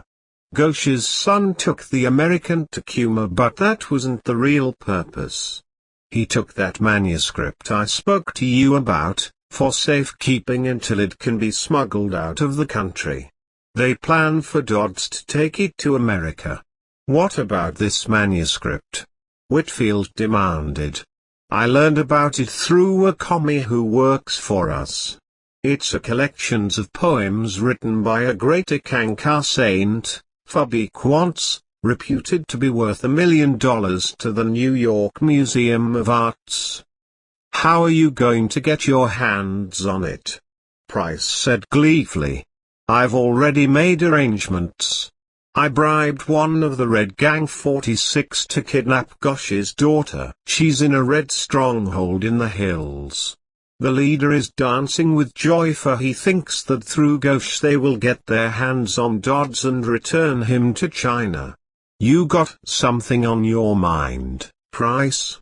"Chief, it's a cinch. We can force Ghosh to bring us that manuscript for the girl and get the American too. You get your revenge and $1 million which we can split." Whitfield's fist made the table jump. "By God!" he cried. "You hit the jackpot this time."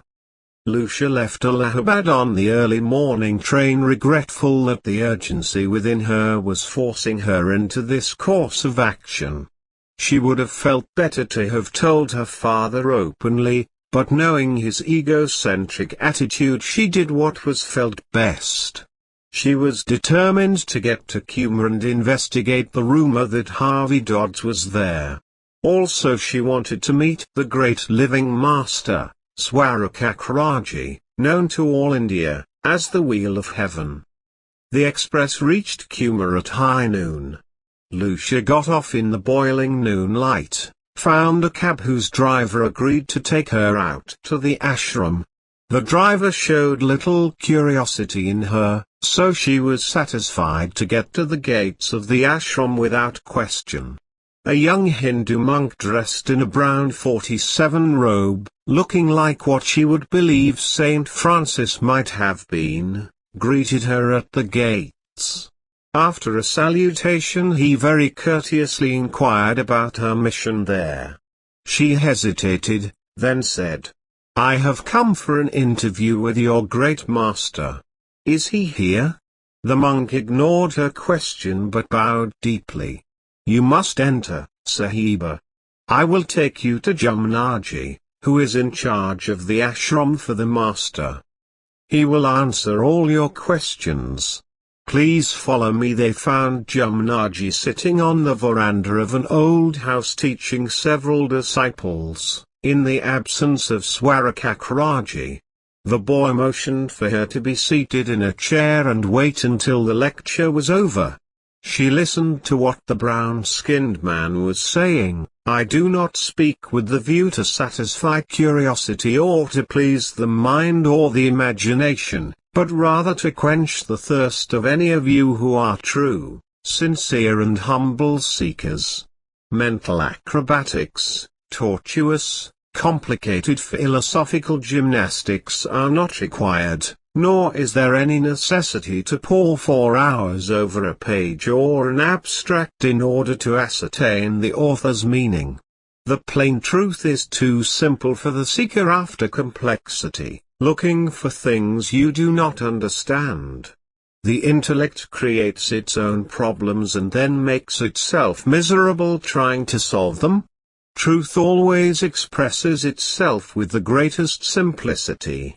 I am trying to bridge the gap between 48 any studies you may have had, and Ikankar, the path of the ECK masters, known to the worlds as the ancient science of soul travel. That is the meaning of the ECK, the audible life current. To practice ECK out of curiosity, in search of new sensations or to gain psychic powers is a mistake which is punished with futility, neurosis or even worse. But to put yourself under the living master, the Godman, is to have the feet well planted upon the path to the eternal home. Truth is never a thing that one finds, but it is always awakened within us, by the Guru. And it is essential that it does not oppress us, but rather should it lead us back to the soul, God, and give us freedom.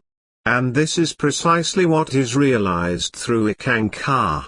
He stopped, dismissed his audience and turned his dark, luminous eyes upon the girl. She felt the impact of his gaze as he drew the Indian boy to his side, then stood up clad in a dark red robe.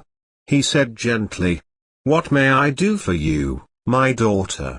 "I have come to see Swarakakraji the ECK master," she replied, wondering if this was a dream.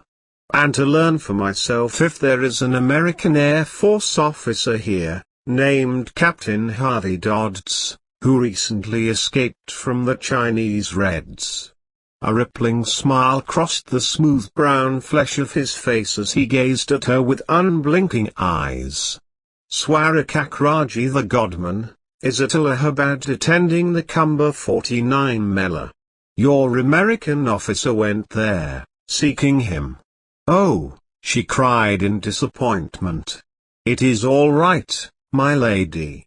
He will return soon," the Indian assured her. "Then the story is true. He is alive?" Jamnaji bowed his head.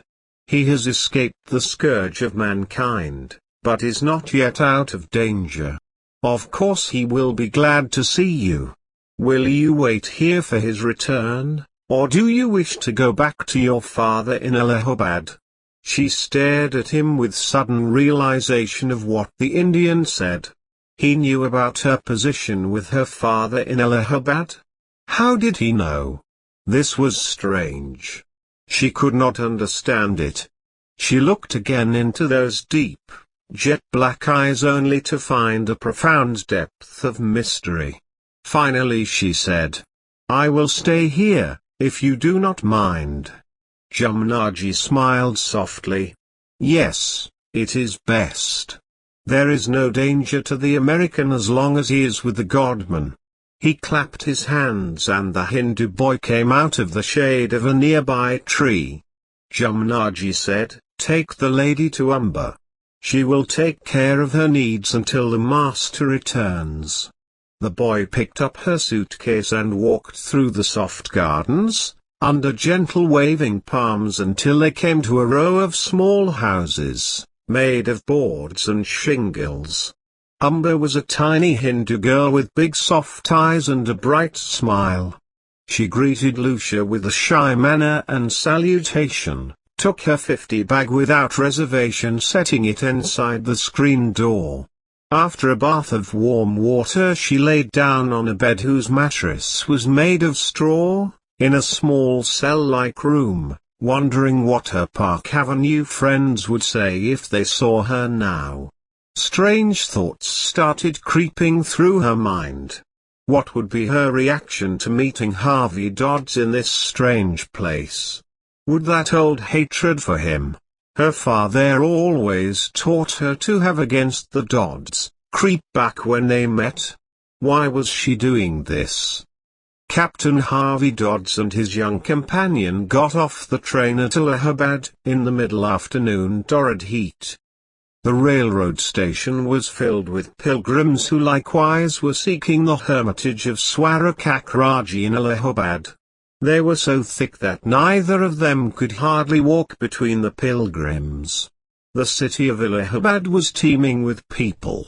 Some 3 million white-robed pilgrims packed the streets so tightly that it was torture to push through the crowd. Dodds thought he would drop any moment. Some pilgrims were begging, others seeking a guru, a teacher, and merchants hawking their wares to the gullible public. Dodds felt as though he would not be able to take another step. The swirling mass of people smothered him until it seemed as if his breath would not come. Choking with dust, he held the boy. "Won't we ever find the master?" he gasped. "We will find him quickly," said the boy, moving off between the stores into a lesser crowded area so they could walk freer. Still in the open fields were another million swarming about.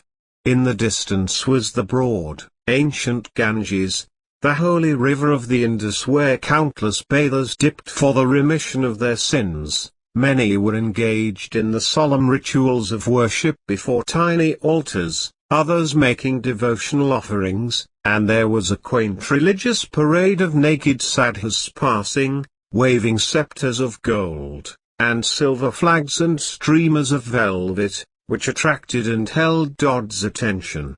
They turned into a long street and walked carefully through the heavy crowd to the corner of an alley where Shyama stood to survey the swirling mass. Dodd's gaze followed the boy, who turned and looked up the alley. Standing motionless at the corner of the far end was a tall, godlike man gazing at them with a piercing glance. He was instantly familiar to Dodds, whose hungry stare took him in a full glance.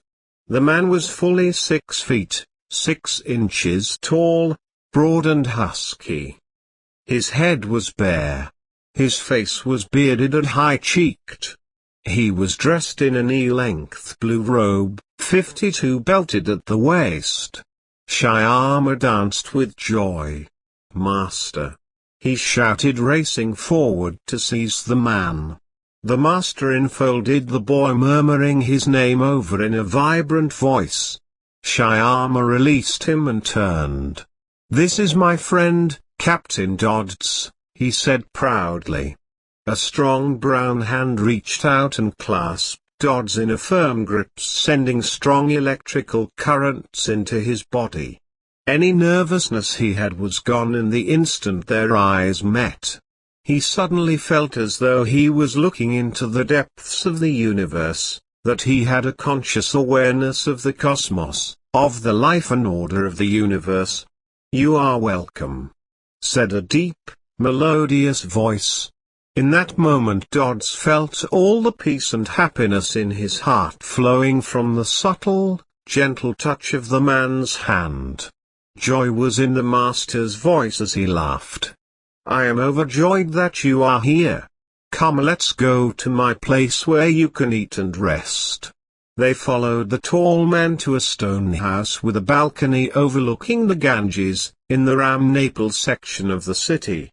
This was where Swarakakraji had his Allahabad headquarters. Inside he summoned some of his disciples. "My friends have come," he said to the disciples. They are tired and hungry. Feed them and show them a place to rest. He turned to Shyama and Dodds. I will 53 leave you now to retire to my work with God. This is your home. Captain Dodds, you must rest for the next 12 hours in bed. When you awake tomorrow you will be completely refreshed. Do not take any more of the drugs. He looked down at the boy. We will talk later about the precious scroll you are carrying. The long colors of the morning sky were streaking the eastern horizon as Harvey Dodds crawled out of the little pallet in the large, airy room of the hermitage and shook Shyama out of a deep sleep. The boy sat up yawning. I was practically in paradise, my elder brother. You were there with me, but most of all was my beautiful sister. I thought that she was in love with you and you two were to be married. That was a dream, Sanmi, Harvey Dodds remarked, looking about for soap and water. He found a pan nearby on a shelf with towels and a pitcher of warm water somebody had just left. Beside it was a razor and brush. Smiling, he picked them up and felt his chin, thinking of the genuine hospitality these Hindus gave their guests. Suddenly he became conscious that the 54 fatigue had left his body. No longer was he nauseated, ill and sick to his stomach. His hand went around his body and he looked into the mirror at his countenance. Yes, it was still himself. Thin, ragged and wearing that air of death upon his brow. But for the first time in 2 years he felt rested. Dreams often come true, Shyama said. And I caught a love light in her eyes when she looked at you. You're teasing, Sammy, Dodds laughed. In our world souls often meet long before the bodies are acquainted with one another. So let my words fall on your ears. Smiling, Dodds finished shaving and they went into the great hall where the master met them with a gentle, benign smile. Dodds wondered if the master thought of anything else but happiness. His great shining eyes saw through all things. They ate in a kitchen where dozens of hungry pilgrims were being fed. After breakfast they followed the master and a company of chelas along a path through throngs of worshippers observing the early morning rituals. They came to a great field, which was a natural bowl, ringed by hills. A small wooden platform was in the center of the field where a group of men were sitting. Shyama pointed them out individually as some of the greatest holy men in India. Swarakakraji is going to speak to them, he said. To whom? Dodds asked, sitting down 55 with the chelas as the master walked toward the group on the platform. Those people, Shyama pointed. Dodds looked at the hills and saw for the first time the thousands of people who had appeared with the arrival of the master. The hills were black with people. He had never seen so many and it gave him a feeling of being smothered. A quick panic flashed over him and he coughed hard. After a while it subsided, leaving him weak. Why are they here? He asked. For darshan. This is a blessing, or a spiritual benediction which is given to whoever sees the blessed object, the Godman. The Shariat Kisagmad says that bathing in sacred rivers or visiting temples with idols of clay and stone may purify you after a long time, but the saints purify you at sight. These people come to have darshan by looking at the holy countenance of the ECK Master, who is the greatest spiritual master in all the world. We call him, the Godman. Swarakakraji mounted the platform.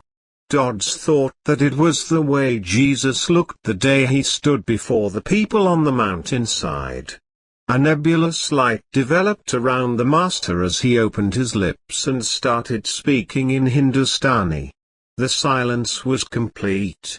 Hardly a blade of grass moved in the breeze as the voice of the Master swung across the valley and hills, rippling as a river. Harvey Dodd's didn't. The holy scriptures of those who follow Ekankar, ancient science of soul travel. 56 Know what the man was saying, but peace stole into his heart, and for the first time he found calm and happiness. With bowed head he listened and apparently dozed off, for when he opened his eyes there stood the Master with a lovely smile on his gentle face.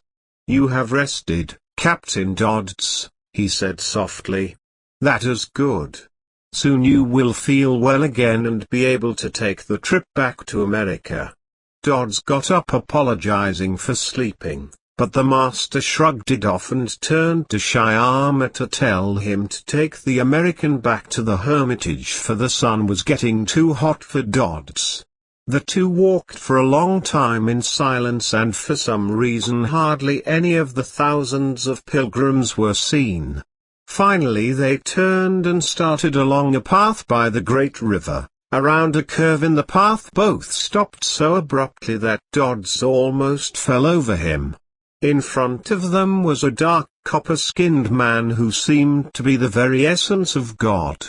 His dark eyes were large and luminous with deep wisdom.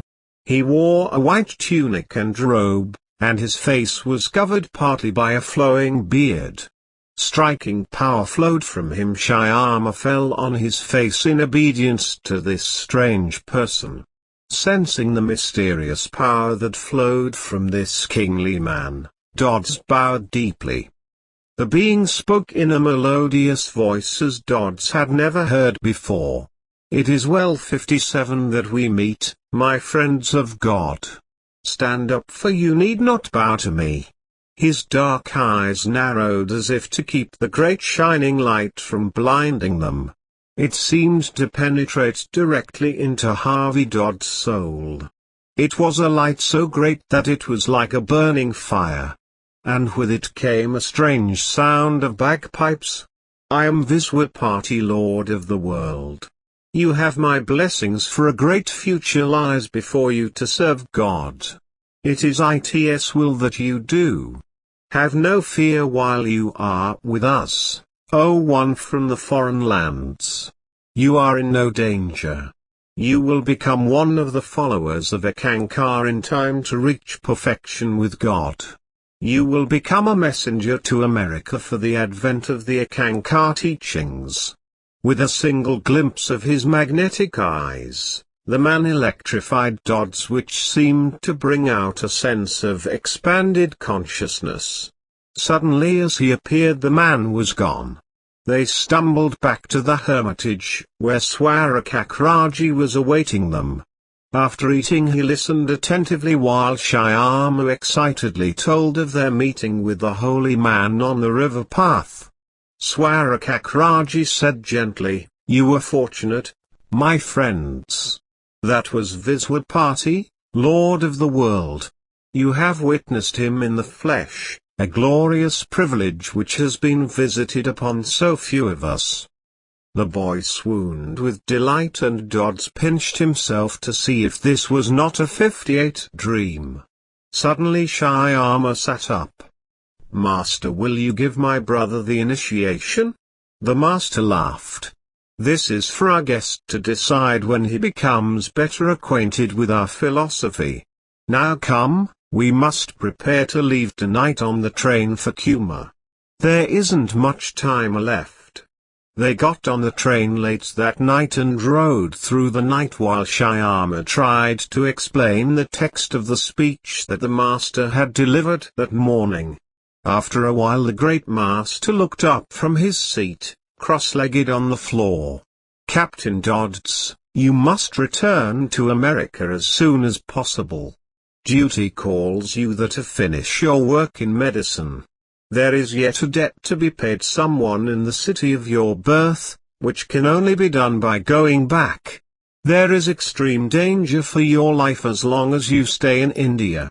When you pay this debt, which was created by your father, you will return to me to learn what is the next step in your life's journey to God. regard my words seriously.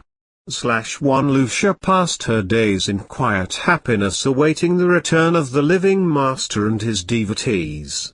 There was a magical tranquility about this wonderful place which gave her for the first time in her life a peace, which seemed to issue out of the very air around her. She did a great deal of thinking during 59 this period, especially about her past life and her father's relationship with her. She wondered if this life was meant for herself to live and be near the Great Soul, Swarakakraji, and those who dwell in his ever-spreading light. A few days later she was sitting on the veranda enjoying date nuts and sweets with Jamunaji and the disciples when a shout arose from the gates. She stood up quickly. Looking out, she saw a group of travelers, in white cowled robes, entering the ashram grounds. "The master!" shouted one of the chelas, springing to his feet and rushing toward the tall one with a shining godlike countenance, who was in the lead of the little party. Instantly the yard was filled with people bowing to this tall, distinguished, bearded man. Others tried to kiss his hand, but he withdrew it, smiled benignly and walked on to the porch where he greeted Jamunaji and the disciples. He seemed to electrify the air. Lucia watched with a pounding heart. It was as though she was a pair of eyes without a body recording an event. Perhaps a motion picture camera that caught an important event for the newsreels, but the newsreel was her brain and it would play back this scene in her life many times. She was aware of this, yet there was not an emotion in her body, not a sensation nor feeling. Strange, wasn't it? She was only aware of space, and time, and of God. Why, this was God. Could she be sure of that thought? 60. She captured it and tucked it away neatly in one corner of her mind, like filing a letter. When time permitted she would take it out and examine it again. The tall man with the beautiful countenance slowly turned and let his luminous eyes fall upon her. In that brief moment she felt a terrible tearing in her heart. The floodgates of her emotions broke loose like water overflowing a dam. Then suddenly she realized that tears were coursing down her cheeks. He took her hands in his. His eyes were soft, gentle, and penetrating with a depth of wisdom which she could not understand. His touch was electrifying and left a peacefulness within her heart. "Welcome to this ashram, my daughter." His voice was the gentle wind in the trees, the rushing water over stones. "You have been a long time coming home. But now you are here and we will enjoy your stay with us." She looked at him with numbness, embarrassed by her tears, not knowing what was wrong with herself. He turned and pulled a man out of the crowd who looked as though he had come from the grave. "This is the man for whom you have long searched. Captain Dodds. We will leave you two alone to talk over private matters. Come Shyama, and we will go to my but and see if there is any food. Afterwards we will find work if there is any to be done. Surely, there must be, for I know that everybody has been sleeping since I've been away." 61. His laughter was a string of beads rolling into space. Lucia looked into the deep, tired eyes of the horned man standing before her, and a terrible shock ran through her. She shook like a tree limb in a heavy gale. That face was of a man who had seen too much of life. She would have never recognized Harvey Dodds anywhere else. She whispered, "Harvey, is that you? Lucia Whitfield?" His voice echoed, "Yes, it is I." They stood there staring at one another across the space for what seemed to be eternity. Pity for this man rolled through her heart in a terrible storm of agony. Finally he said, "What are you doing here? 6,000 miles from New York. I am here with father. He is on a business trip. I got word that you were here and needed help, so I came. Thank God. His voice almost broke. Then the American ambassador knows where I am? Not yet, Harvey. I came here on a wild chance. In fact, I even had to slip away from RJ, at Allahabad where he was on a business trip, to get here. He is going to be really angry about it. Tonight I'll send him a wire and one to the American ambassador to tell them where you. Suddenly she broke off and stared wildly at the strong figure of a man striding across the open space of the yard. That was the same man in the hotel lobby who told about Harvey? No. Her eyes were failing her. It's 62 couldn't be. She wiped them with her hands and looked again. What is it? Dodds asked quickly. That man. There. Who is he? I want to speak to him. She cried, pointing.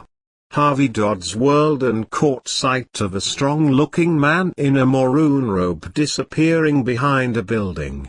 He saw him make a movement, then check himself. I don't know, Lucia, he said, shrugging his shoulders. Why, I guess it's just another disciple around here. The woods are full of them in India. Did he disturb you? She wiped her eyes carefully with a handkerchief. No, Harvey. I guess that I'm just worked up over seeing you. It doesn't matter now that you are back from the dead. Somebody appeared on the far side of the yard. Looking up, she saw a policeman and the master approaching. A few feet away the guru stopped. My daughter, he said. This officer of the law has come to take you back to your father in Allahabad. You must go with him. She started to speak, but he stopped her with a raised hand. It is best that you go. You will come back to me again at the time which will be of your own free nature when there is nobody to protest it. Do not worry about Captain Dodds, for we have already informed the proper American authorities where he is, and soon he will be in that wonderful country of America. There you will meet again. But meanwhile there is much to be done before you can return to the ashram. Your father will pay 63 his debt to karma, and you will suffer much but will have a greater understanding of life. The Hindu boy came up beside Swarakakraji, his eyes shining with a wonderful light.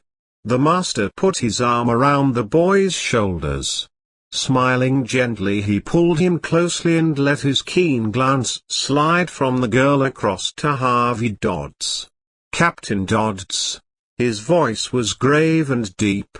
You must take Shyama with you to America.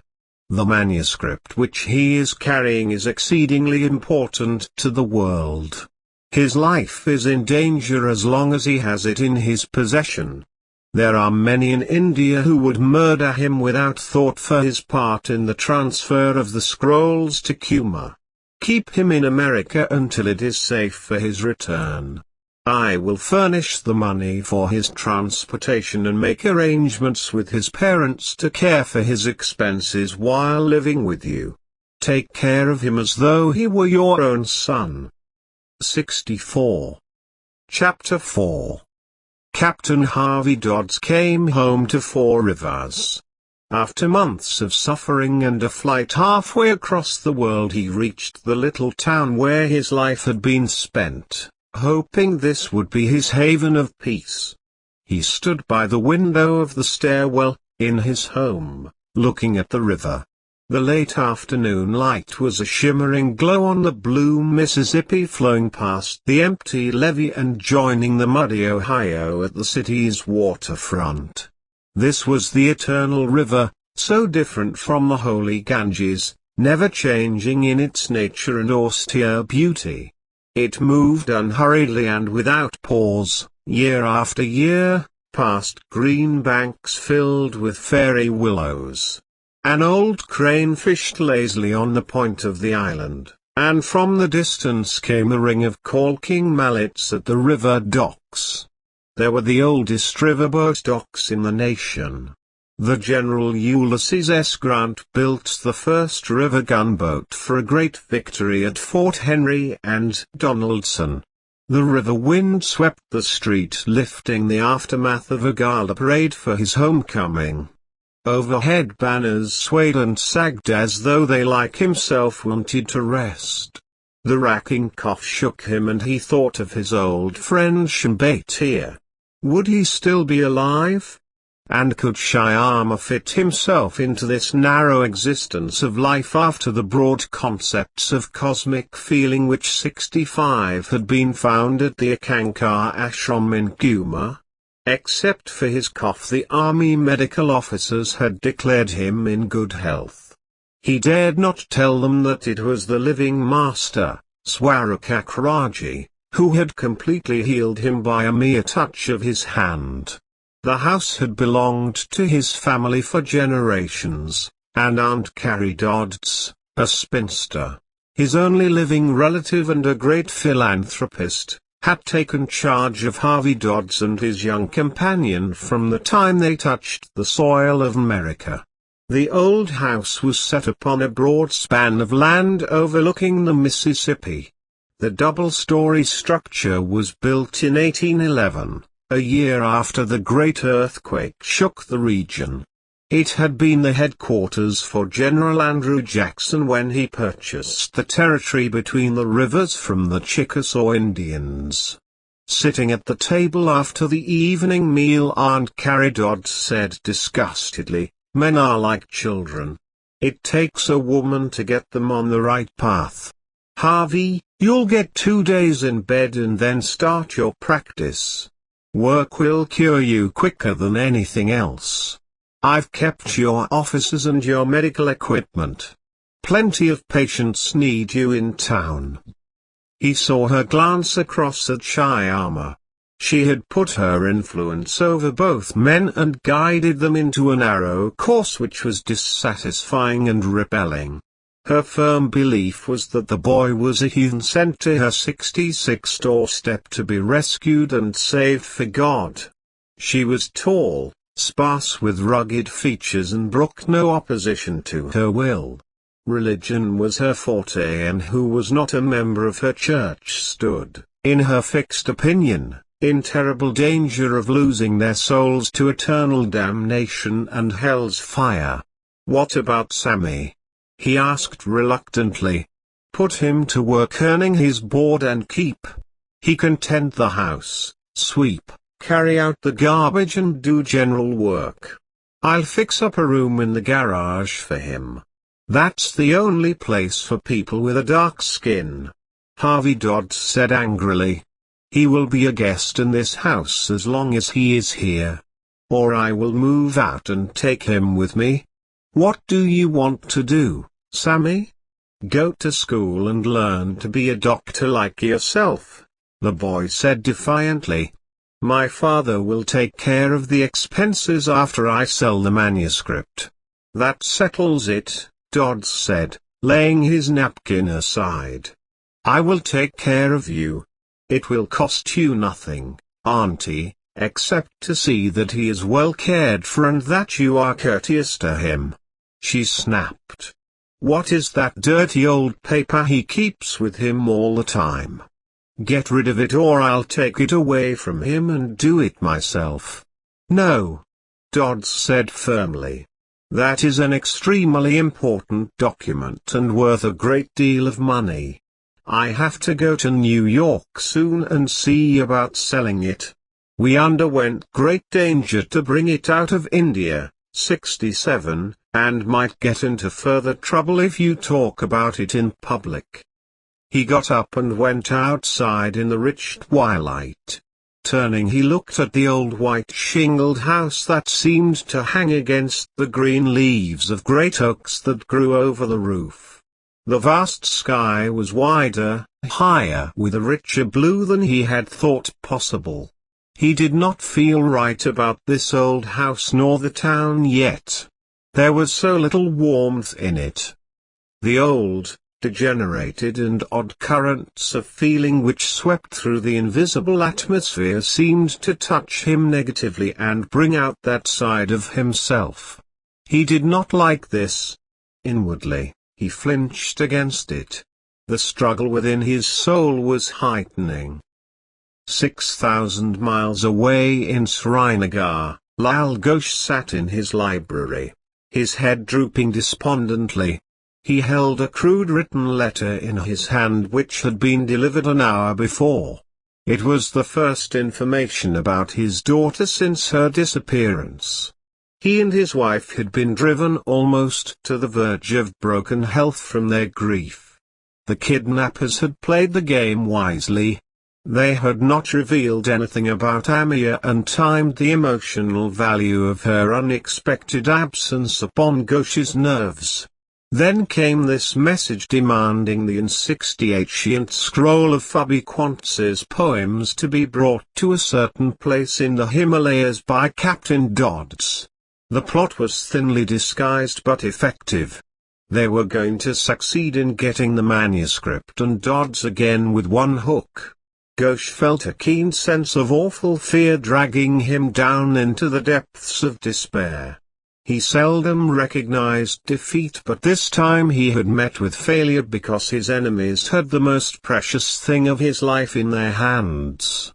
Ghosh was normally supplied with abundant energy, powerful constitution, and a considerable amount of personal courage and usually won the goal he strove for. But this time he was cast into a frozen mold of fear for his daughter's safety and nothing would stand in his way of getting her back. He left the library and went to the bedroom where his wife was already retired. He took her hands and looked deeply into her eyes. She was a distinctly feminine woman, small, bright-eyed and only too happy to serve him without chafing the intellectual egotism in him. He was always too sure of himself and prone to dominate situations which alienated the very persons most useful to him, but she knew him well and kept in the background only to serve him and his cause. He told her about the letter and she said, "What will you do, my husband?" "I will send a telegram to the master to hold the American until I arrive." He, -69, replied gruffly, hoping that none of their deep agony in his heart would make him tremble before her. "Then I will take their first plane for Kuma and bring him and my son here. The American will not be told what my plan is so that his capture by the Reds will be easy and won't make trouble for us." Late that afternoon Lal Ghosh left for Kuma by plane and arrived there within a few hours. He went straight to the ashram to seek out Swarakakraji. The ashram grounds were familiar to him. Beyond were the misty blue hills and that awful gulch on the other side of their grounds which dropped for hundreds of feet into the valley. Beyond that was the river singing past the ashram wall, making its way across the countryside toward the holy Ganges. The master met him at the door of his hut, tall, grave and smiling his welcome. He returned Ghosh's salutation and invited him to enter. The mayor entered their little but and seated himself upon their straw mat usually reserved for visitors. He sat in silence awaiting the master to speak, listening to the wind make little whistling sounds around the corner of their hut. Finally the master spoke in his deep voice which could hardly be distinguished from the wind. "You've come to speak about Amiya. You are deeply grieved over her disappearance." "Registered of course, master. Lal Ghosh cried. 70 loudly. I need your help, sire. I want my daughter back at once. The note says she will be returned safely if the American air officer will bring the scroll to them on Friday. Where is my son and Captain Dodd's? Be calm, sir. Swarakakraji's eyes glistened brightly in the half-dot light of their hut. Be not hasty in your actions. Trust in God. Where are they? Ghosh demanded. Didn't you receive my telegram? Do not question my instructions but follow them out completely. That is all. My son. Farewell and be true to your own self. That is all that I ask of you. Harvey Dodds could not forget the great living ECK master. The image of the gentle, loving soul was constantly in his inner vision. He stared continually at their vision no matter what passed before his exterior gaze. It gave him an intense look, which appeared to be always smiling. His countenance was thin, pale and high-boned, with grey eyes set far back in their sockets. But that look which he had brought home with him from the war puzzled his friends. He worked daily at his office without complaint, but his stare annoyed some and frightened others. They never understood 71 that it was the deeper self looking through his eyes broodingly upon a world in which only his body lived. Soul was all that was left of Harvey Dodds. The flame within him had burned away everything else like dross. Nothing else important remained in him but their spirit, which stood out strongly even after the sickness of his body was gone. Now it was a sickness of the spirit. He knew that Shyama was bothered with the same problem of the self, for the boy was barred from returning to his home in India. Both had to stay in 4 rivers to fulfill a destiny which God had set for them. Even the Godman had told them that he was alone this day in his office in their highest building of the city. He could look out the window at the movement of boats along the waterfront, a scene he never forgot. Even in the dark, dank prison in China, there misty hills beyond the shining waters of the river mirrored the other shores.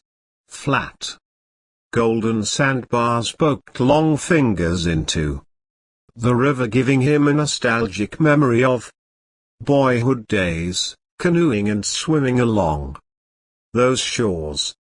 A friend, Jesse Adams, called and said a party was to be given Harvey that evening at the country club.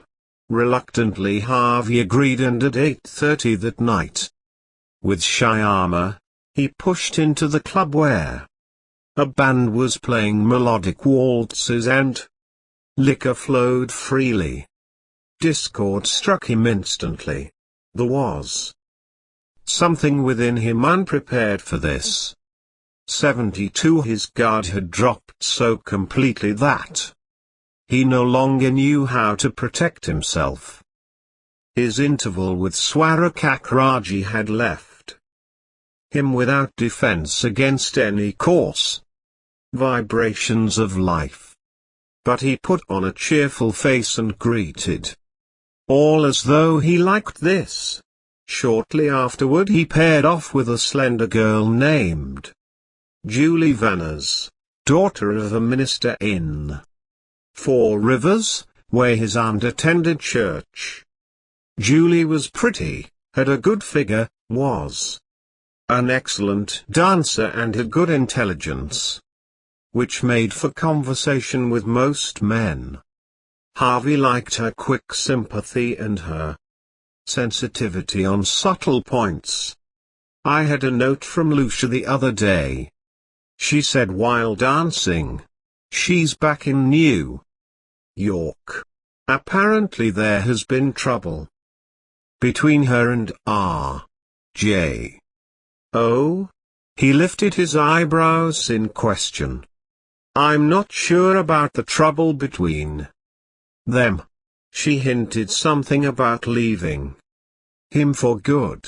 They have separated and she's living in her own apartment. Said she might be home soon. Asked about you. I'll always be grateful to Lucia for finding me in India," he said as the music stopped and they walked toward the punch bowl. Tears was the first familiar face I had seen in 2 years. "Harvey," she said suddenly, "you're not happy here, are you? What was it you found in India that makes you so dissatisfied with 4 Rivers? What gives you that strange look in your eyes?" He turned and pushed her outside onto 73, the porch where the stars blinked overhead like a million jewels and the light breeze rustled through the oak leaves. A slow fire started burning in his heart. He said, "I didn't know it was so apparent. Or perhaps you are only guessing something is wrong with me. Nobody else has said that to me. They seem to think, or at least make me think it's normal living here with my aunt. I found something in India. Yes. I found myself but left it there and would like to go back for it." "A woman?" she whispered. He felt strange talking about this. It was a man. "Now I can't go back. This is their world where I belong. Forgive me, Julie, but let's go in again, and then I must leave. This party doesn't meet with the new ideals I've developed." "Who is that boy with you? And why is he with you constantly?" Dodds laughed. "Maybe my twin soul. I don't know. He saved my life out there in India and I, by chance, saved his, and he has sworn to stay with me until the debt is evened up. That is his philosophy and I must say I like having him around." "Doesn't he cost you money?" she asked, wide-eyed. "His father is wealthy and helps with their expenses. He's like having my own son around." She caught his hands and kissed him. It was like the sweetness of the morning dew. He said, "If I were the man I should be, Julie, I'd ask you to marry me and settle -74, down to a life of marital bliss." She said, "It makes little difference, Harvey. Just to be near you makes me happy." "No. You marry Jesse Adams," he said. "He's crazy about you and will give you more happiness than I. I belong to someone else and can never be shared with any one person. Please call me sometime, Harvey. Please." He promised and walked into the ballroom to motion for Shyama to leave. They went to the car and got into it.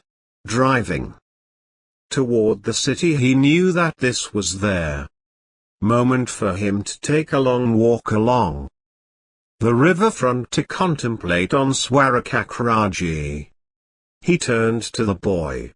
"Sammy, there is a letter on my desk from the Chicago Museum. They want to see the manuscript.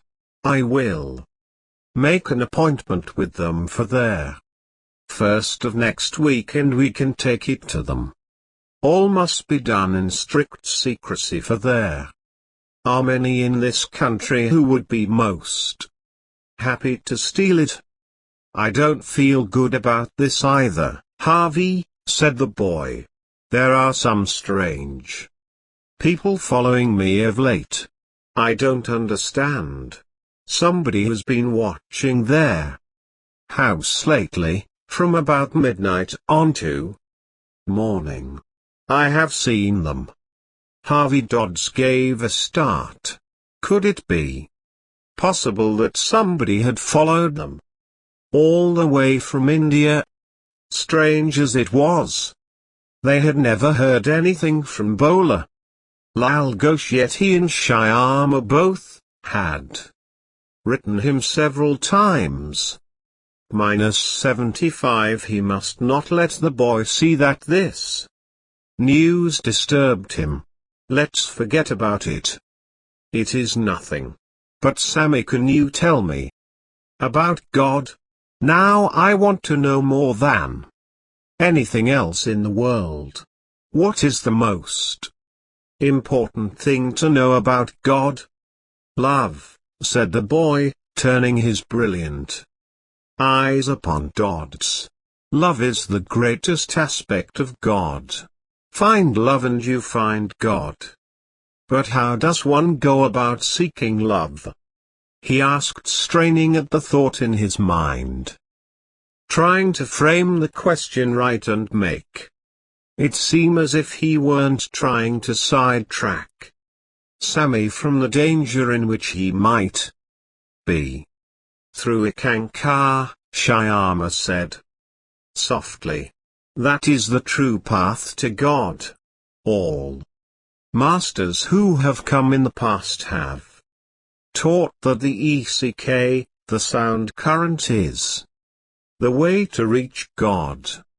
2 days later he was in his office when the nurse announced that Julie Vanners was in the reception room. Dodds shook off his dreams of the master and asked that she be shown in. Julie Vanners came into the office smiling and gave him a cheerful handshake. But her touch stayed just a little too long and too intimately in front of the nurse. Harvey Dodds pulled his hand away and offered her a chair. 76. He faced her across the desk, thinking she looked disturbed despite her gay manner and charm which seemed to ooze from her. Tell me, what is the latest news from Lucia? He asked. Only one letter since I saw you last. She was on her way to California. Will be there a few months, but coming through 4 Rivers on her way back to New York. I hope it will be very soon. I'd like very much to see Lucia again. So would I, he said. Is this a professional or social call? I've got a hunch that you're going to tell me about Wedding Bells with Jesse Adams. She shook her head. I've broken off with him. Well, he said awkwardly. Now what seems to be the problem with you? I don't know, Harvey, she said with seriousness. He smiled, but his thoughts were on the master. For a moment he stared at the wall, and straight at the vision of Swarakakraji before him. Every time his patience grew thin or some problem arose, that image of the godman came into his vision. He would have to ask Shyama about it sometime. Oh, yes. Thank you for being kind to Sanmi. He told me how you're helping him with his English during the evenings. She gave him a shy glance. I enjoy it. He's teaching me so many things too. Instantly he knew that the girl had in 77 invited Shyama into her house, to learn about himself, just to be near somebody who was close to him. All right, Julie, he said. Let's start somewhere. You have any aches or pains? She twisted her handkerchief. I've been awfully sick at my stomach lately and feel queer most of the time. No cause for alarm, he said gently, rejecting the thought in his mind. I'll have Miss Wolf take some blood samples, then do a routine check on you. I can call you about it in a couple days. You keeping anything from me, Harvey? Why do you say that, Julie? No reason, at all. Just guilt feelings. Guess I'll have to tell you. You're my doctor. He laughed gently. Don't chew up the chickens before they've hatched, Julie. You might be overwrought from your trouble with Jess Adams. Amaya Ghosh followed the man out of the darkness of the cave into the morning sunlight. For a few minutes she stood blinking to adjust her vision to the day, then saw Nath Dwark sitting on a log in the tree shade. She stiffened, pulled herself erect to hold her body in irons while the storm raged within her. The air was chilly. She pulled the robe 78 around her shoulders, shivering a little. There was a strange beauty in the foothills. Breathless in more sense than one, she stood praying for strength and gazing until the distant, snow-capped mountains, so unearthly and yet of the stuff of the earth, seemed to pass into her, bracing and stiffening her in every faculty and fiber for the task to face Nath Dwark. The big, dark face of the man was relaxed, but grim in its image against the pattern of her mind. He beckoned to her silently to come closer. The sunlight splashed through the tree leaves behind him, leaving his features sharply averted in the shadows. Bring her a stool. His voice was rough in its order to one of the ragged riflemen standing behind him, but she stopped the man with a shake of her head. I'll stand to listen to what you have to say. Her voice was low but sharp and cutting to the point. She could see the reaction in his eyes. She was a person who would cling tenaciously to her decision and make a valiant struggle toward any goal which she set for herself.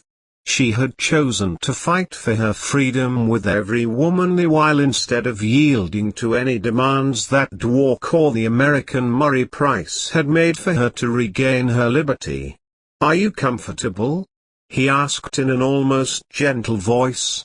After she nodded, he added, I will do anything to relieve your suffering, Amaya Ghosh. You are very beauty 79 full, and should I have not been put in the position as these circumstances demand, it might have been my privilege to someday ask for your hand in marriage. The words brought a sudden shock. A stillness came over her as she stood immobile and rigid with her long, slim fingers clasped tightly. She saw with astonishing clarity the depths of this man's heart, the breaking away of the hard crust which surrounded it. The vision of the endless distances of all the future and the suffering he had in the past and would undergo, passed in her mind. There were the tomorrows which he would have to confront and master, if he would come to God. She stared at him, dark-eyed, with an arid emptiness of feeling that was objective in its meaning, but now seeping back into some hidden corner of her brain to be kept for future purpose. This man understood a woman's hunger for love, and her need for a man's protection from the unknown qualities of life. His words just proved that. He had embraced her inwardly, thinking he could give her comfort, by his words, which are not lies, but truth spoken from the innermost depths of his heart. Yet this was his fate, for he was caught up in a web of karma of his own making. Within his heart was a profound adoration for her, yet he could not express it, nor could she take advantage of his feelings. And she knew that he was wise in his understanding of herself. What is it that you wish of me, Nath Dwark? she asked in a voice that was well under control but trembled inwardly at this newly discovered knowledge. "I've a message from your father. He says the American officer and your brother are already in America. That leaves me empty-handed and unable to account to my comrades. I don't understand. Why did my brother go to America?" she asked in confusion. "Apparently he was sent by Swarakakrai, the ECK master, who believed he would be safe there, but I understand that Whitfield, the capitalist, will have his men murder your brother for that scroll." She rubbed her hands together tightly. "May I go home now?" she murmured. Dwork's head shook his answer. "No, Amir. You are Mr. Price's prisoner, not mine. But I will do whatever possible for your comfort. Meanwhile, if you wish to send a message to your family, I'll see that it is delivered. Tomorrow I'll bring a woman to help you with cooking. I'll send the message," she said sadly, turning into the cave knowing the torment burning in her eyes. It would consume her if 1 ounce of her faith in God was dropped. She would live in terror and knowledge that her family also suffered. Roshaw brought her pen and ink and she wrote the message, then laid down upon the blankets. The events of time marched through her consciousness. She realized that she was doomed regardless. She knew this for a certainty. She accepted it as a part of her karma. She even 81 smiled a little to think how clearly it could become when faced with it and able to watch things march by while reviewing them, waiting patiently for meaning and end to show itself. But she knew the end, that Nath Dwork possessed great love for her. This was love without volition, almost without consciousness. It came willingly and unbidden to reveal the sum of all her yesterdays and the horizon of her future. It resolved itself in her mind to know that somewhere in her heart was a feeling that kept growing for this wild adventurer, the scourge of Kashmir. Shyama came home from school on Friday afternoon in a mixed mood. He was worried over his father's letter, received several days before. And though it sounded cheerful, he detected it wasn't right. And there was that prowler who kept watching his window at night. He knew that somebody was waiting to put their hands on that manuscript. It had to be guarded with his life. Also, he was feeling good over the fact he had that night his first date with an American girl, one of the local college students. Most of the students avoided him because of his dark skin. They whispered behind his back, but he pretended not to notice.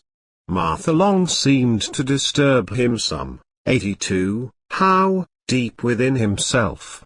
He wasn't sure of what it might be that she did to him, for that feeling came into his heart just by looking at her in class. He wanted to find out. He wanted to touch her white skin, feel her copperish hair in his hands and learn the mystery behind those cool green mocking eyes. Arletta was at the house for him. Miss Carey was in the living room sewing when he came in. She gave him a long glance. "You're in a peculiar mood today," she said penetratingly. He gave a start. She almost read his mind. His principal fault was that of his intensity of feelings and secretiveness. The two factors resulted in an extremely complex and highly tense life. He said nothing and went up to his room, where he checked the tiny wall safe behind the Monet painting to see if the manuscript was still there. Satisfied, he laid across the bed and opened the letter. The vibrancy of the handwriting came out at him. It was from the master. Kuma, Ouda, India, September 29, 1954. My son, you have asked a question and the answer must be given. You are inquisitive about the ECK power.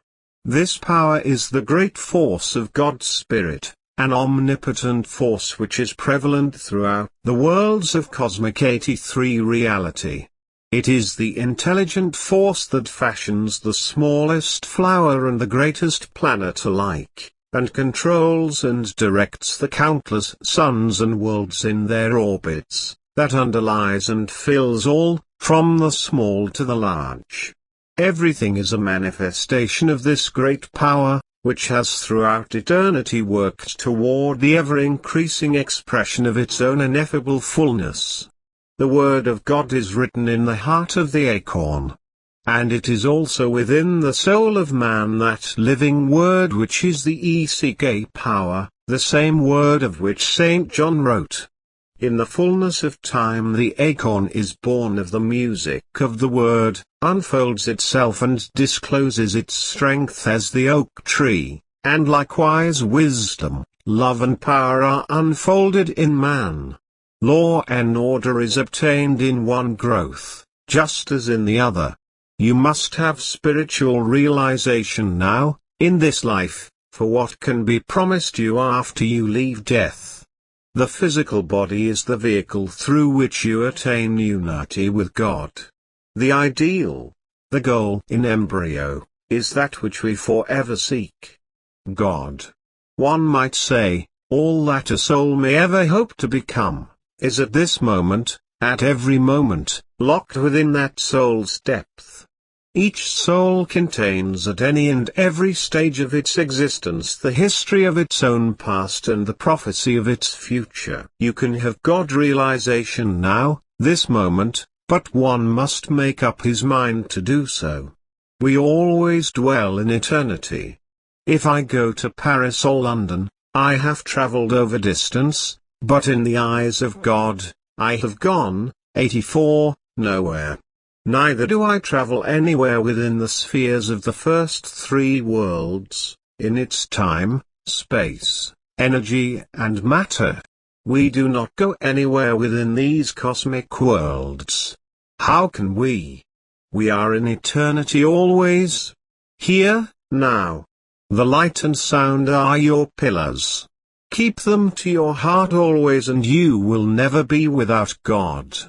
Swarakakra. The words were still in Shyama's mind as he sat with the girl, Martha Long, on her porch thinking about India and his intimate life in the Kashmir vales.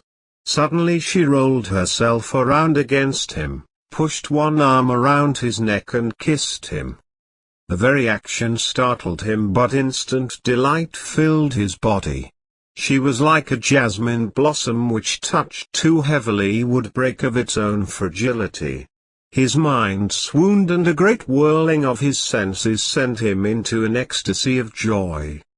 His body and mind hung between the outer and inner spaces of the worlds. Suddenly something made him pull back sharply. He could have sworn that there stood in the shadows of the vines behind the swing the strong figure of Rebaz Ataz as was seen on the road to Punjab. He thought of the manuscript in the wall safe in his room. 85. Without a word he jumped from the porch and raced down the street calling on the master. He wanted to go home to India. A man ran across the street into the dark alley. Shyama did not see him. He ran up the steps into the house, threw open the door. Nobody was there. Quickly and silently he ran up to his room and threw on the light switch. The disheveled state of his room met his stunned gaze. His clothes were scattered over the room and the bed clothing was strewn across the floor. The dresser drawers were pulled out and thrown upside down. The money had been torn from the wall and the safe door was gaping like an open mouth. With a cry of despair he flung himself toward the open safe. The manuscript was gone. 86. Chapter 5. Nath Dwark sat in his swivel chair, in his office at Srinagar, puzzled over the problem of the girl in his hill camp. His stark, proud face was wreathed in a dark frown which drew together three vertical lines etched deeply between his brows. He looked through the window at the valley of the Kashmir, lying wide and peaceful under the warm autumn sunlight. Beyond, the lofty snows of the Himalayas hung impalpably in a cloudless sky. This was his world, but it had gone to pieces because of the girl. Roshaw pushed open the door, closed it behind him and crossed the floor to the desk. Any moment Dwork's temper might tear apart and kill his henchman for making that mistake in kidnapping the girl. "What is it?" he asked gruffly. "Chung-Ling is here. He wants to see you." "Chung-Ling!" Dwork exclaimed. Chung-Ling, the dreaded administrator of the Chinese intelligence service, was in Kashmir. "So Ling's got here at last. Where is he?" Dwork asked. "At the hotel. He says come at once." Dwork arose from his chair, a giant in his orange pantaloons and embroidered vest. His right hand snaked out and caught Roshaw by the shoulder. "Can I trust you?" he demanded. "Yes, master," Roshaw growled. "Get a couple of men and post them around the hotel. You stay by the door. If 87 I need help I'll whistle. Come at once." A few minutes later he rapped hard on a hotel door. It was opened by a hard-faced Oriental, but Dwork brushed by him and entered to find a squat, broad man with double chins and pop eyes sitting in a chair. Ling took a cigar from his mouth and said, "You fool." Dwork stood silently awaiting the words that would spew violently from the man. He was fully aware that the doorman was behind him. "You bungled that job we had for you. The American got away. What are you going to do about it?" "Nothing." Dwork laughed softly. Ling whispered menacingly, "If you weren't needed to get party control of the city government, I'd have you removed." Dwork smiled. "What are you going to do? You've got Ghosh's daughter up at your camp. She's my ace in the hole. You go to Ghosh and tell him that the girl will be released provided he signs a statement supporting you as mayor in the next election. What if I don't do this?" Dwork said swiftly. A feared laugh cracked Ling's mouth. "You'll do what I tell you or that girl won't live 88 very long." Dwork lunged at the ugly face, but a pair of arms caught him from behind, pinned him back. He stood panting hard, staring at the grinning man. "You got her?" he breathed with difficulty.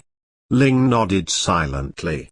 "Then I'll carry out your orders," Dwork said quietly, shrugging off the gripping arms. "What do you want me to do?" Ling grinned triumphantly. 7 Harvey Dodds looked at his appointment calendar on the desk. His countenance was pale and there was deep suffering in his eyes. His mind whirled like crazy from the loss of that manuscript. Shyama was at home, sick, trying to recover from the shock. Dodds could not understand who, in America, would know about the manuscript being in his home. A telephone call came from Mrs. Walton, president of the Women's Club. She said, "The Women's Club invites you to give a talk before its members and guests, about your experiences in India among the religious sects there." He breathed deeply, thinking this was not the time to talk about Ikankar, but he didn't shake Mrs. Walton. He finally said, "All right, when do you want it?" 89 Tuesday night in the club auditorium. "Thank you, doctor."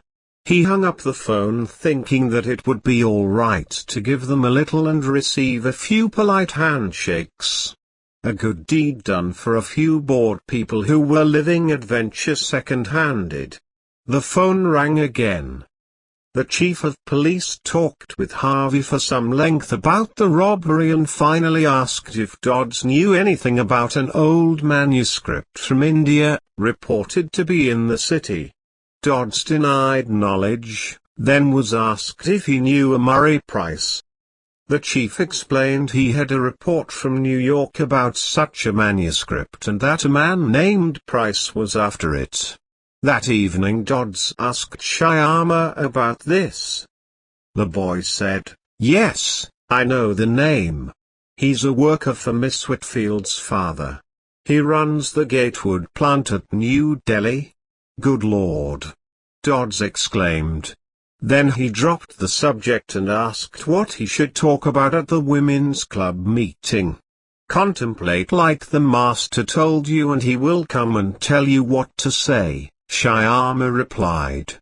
When Harvey Dodd stepped to the rostrum that Tuesday evening before an audience of prominent men and women of Four Rivers, he was nervous, wondering what he was going to say. Then he opened his mouth and to his surprise began his talk. He told about his escape from China with the help of the Kazakhs, the time spent at the Ashanti Ram with the master, and then a Kankar.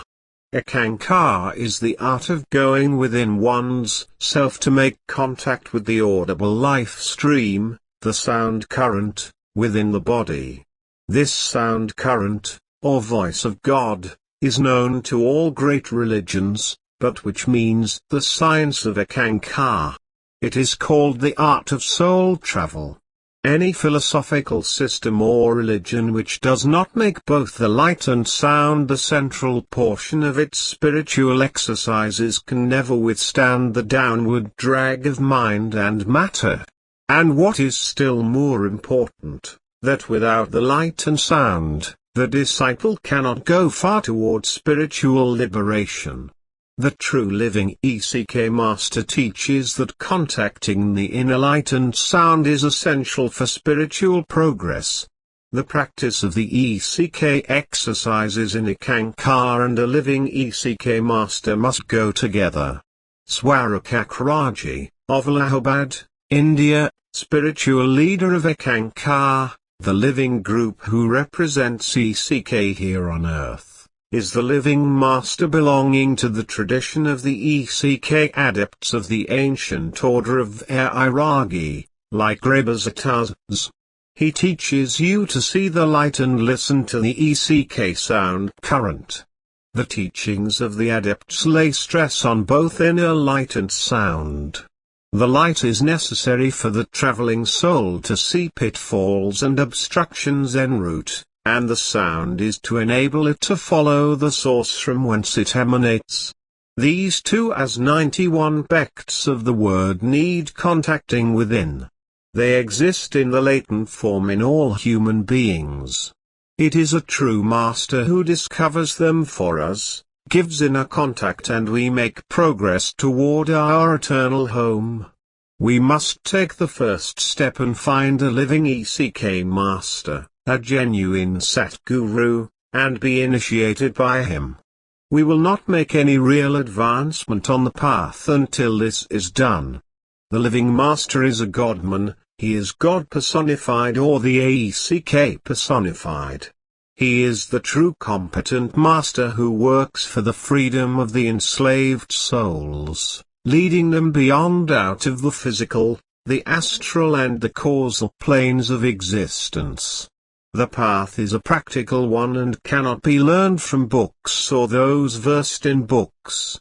It can be learned only from a living ECK master, who at the time of the initiation imparts detailed instructions on the inner path, explains the practical difficulties and gives the actual inner experience of the light and sound currents to all who sit for this initiation. This experience has to be developed by daily meditation sittings, fixing of hours being helpful for the same. Any easy and comfortable posture would do for the purpose. The attention is to be fixed upon a spot between and behind the eyes, technically known as the Tisratil or third eye. The master stresses that one should fix one's gaze within with all love. The effort should be effortless. Equal attention must, 92, be paid to the sound current. Usually the light appears first and then the sound, and then the radiant form of the ECK master will appear of itself. When he does appear, we must absorb our attention into him. The sound is developed through the different planes. Each plane has a distinct sound of its own, though all of them emanate from the same source, the difference being caused by the varying degrees of density resulting from different proportion of matter and spirit in each plane. Once you have learned the spiritual exercises in the right way, soul is literally withdrawn from the physical temple to progress to the higher planes from whence it came. Once the inner life is realized, the outer one begins to seem unreal and of little consequence. He paused. If we knew God as the whole, meaning that if all of us were capable of having wisdom, there would be many things in life that would be understandable. We could have conception of the slightest and greatest things. We would understand the economic struggle of the masses and those who have control of our destiny by such individual capitalists, like R.J. Whitfield, and others who have control of money and power currents. Believe what you will, I have tried to tell you what I have come to know about this way of life as taught by the living ECK Master, Swarupakaragi, whose name means the Wheel of Heaven. 93 R.J. Whitfield's phone rang. He picked it up and listened as his face turned fiery red.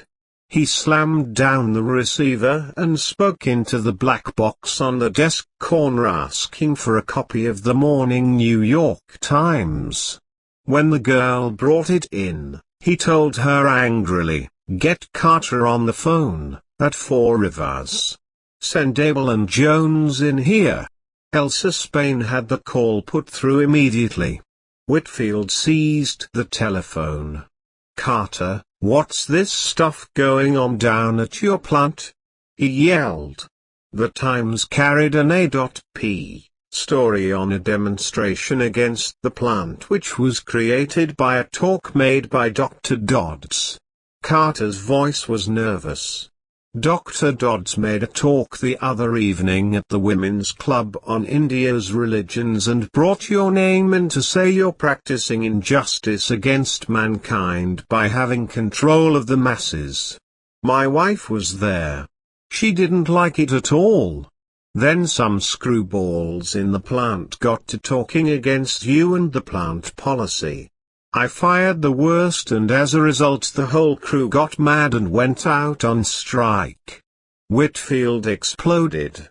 "Get them back. We've got that Navy contract which gives us 30 days to produce. One idle week and we lose $2 million. I've hit a snag, Mr. Whitfield. The Uni 94 on has stepped in and asked for a renegotiation of its contract." Whitfield shouted. "You blundering idiot. I'm sending Abel and Jones down right away to help you." He slammed down the phone and shouted at his secretary to get Lucia, who was in Los Angeles, on the phone. In a few minutes he spoke to her.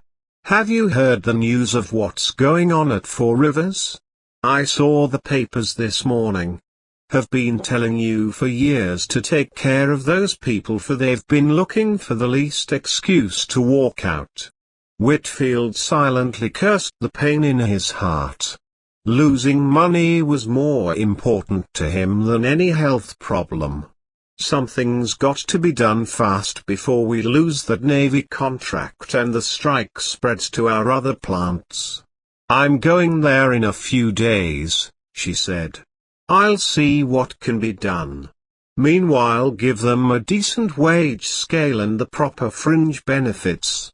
It's not Harvey Dodd's fault they're out on strike," he said scornfully. "Do what you can. But I see that you're batty about this Indian religious junk too."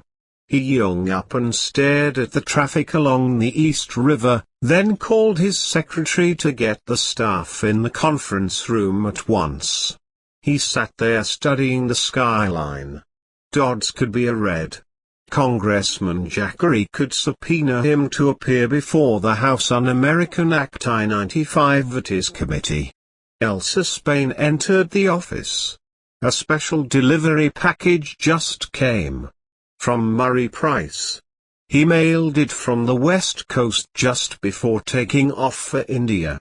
Something about a deal you made with him over an ancient scroll. Wants you to let the art museum look at it, then give him an answer at New Delhi.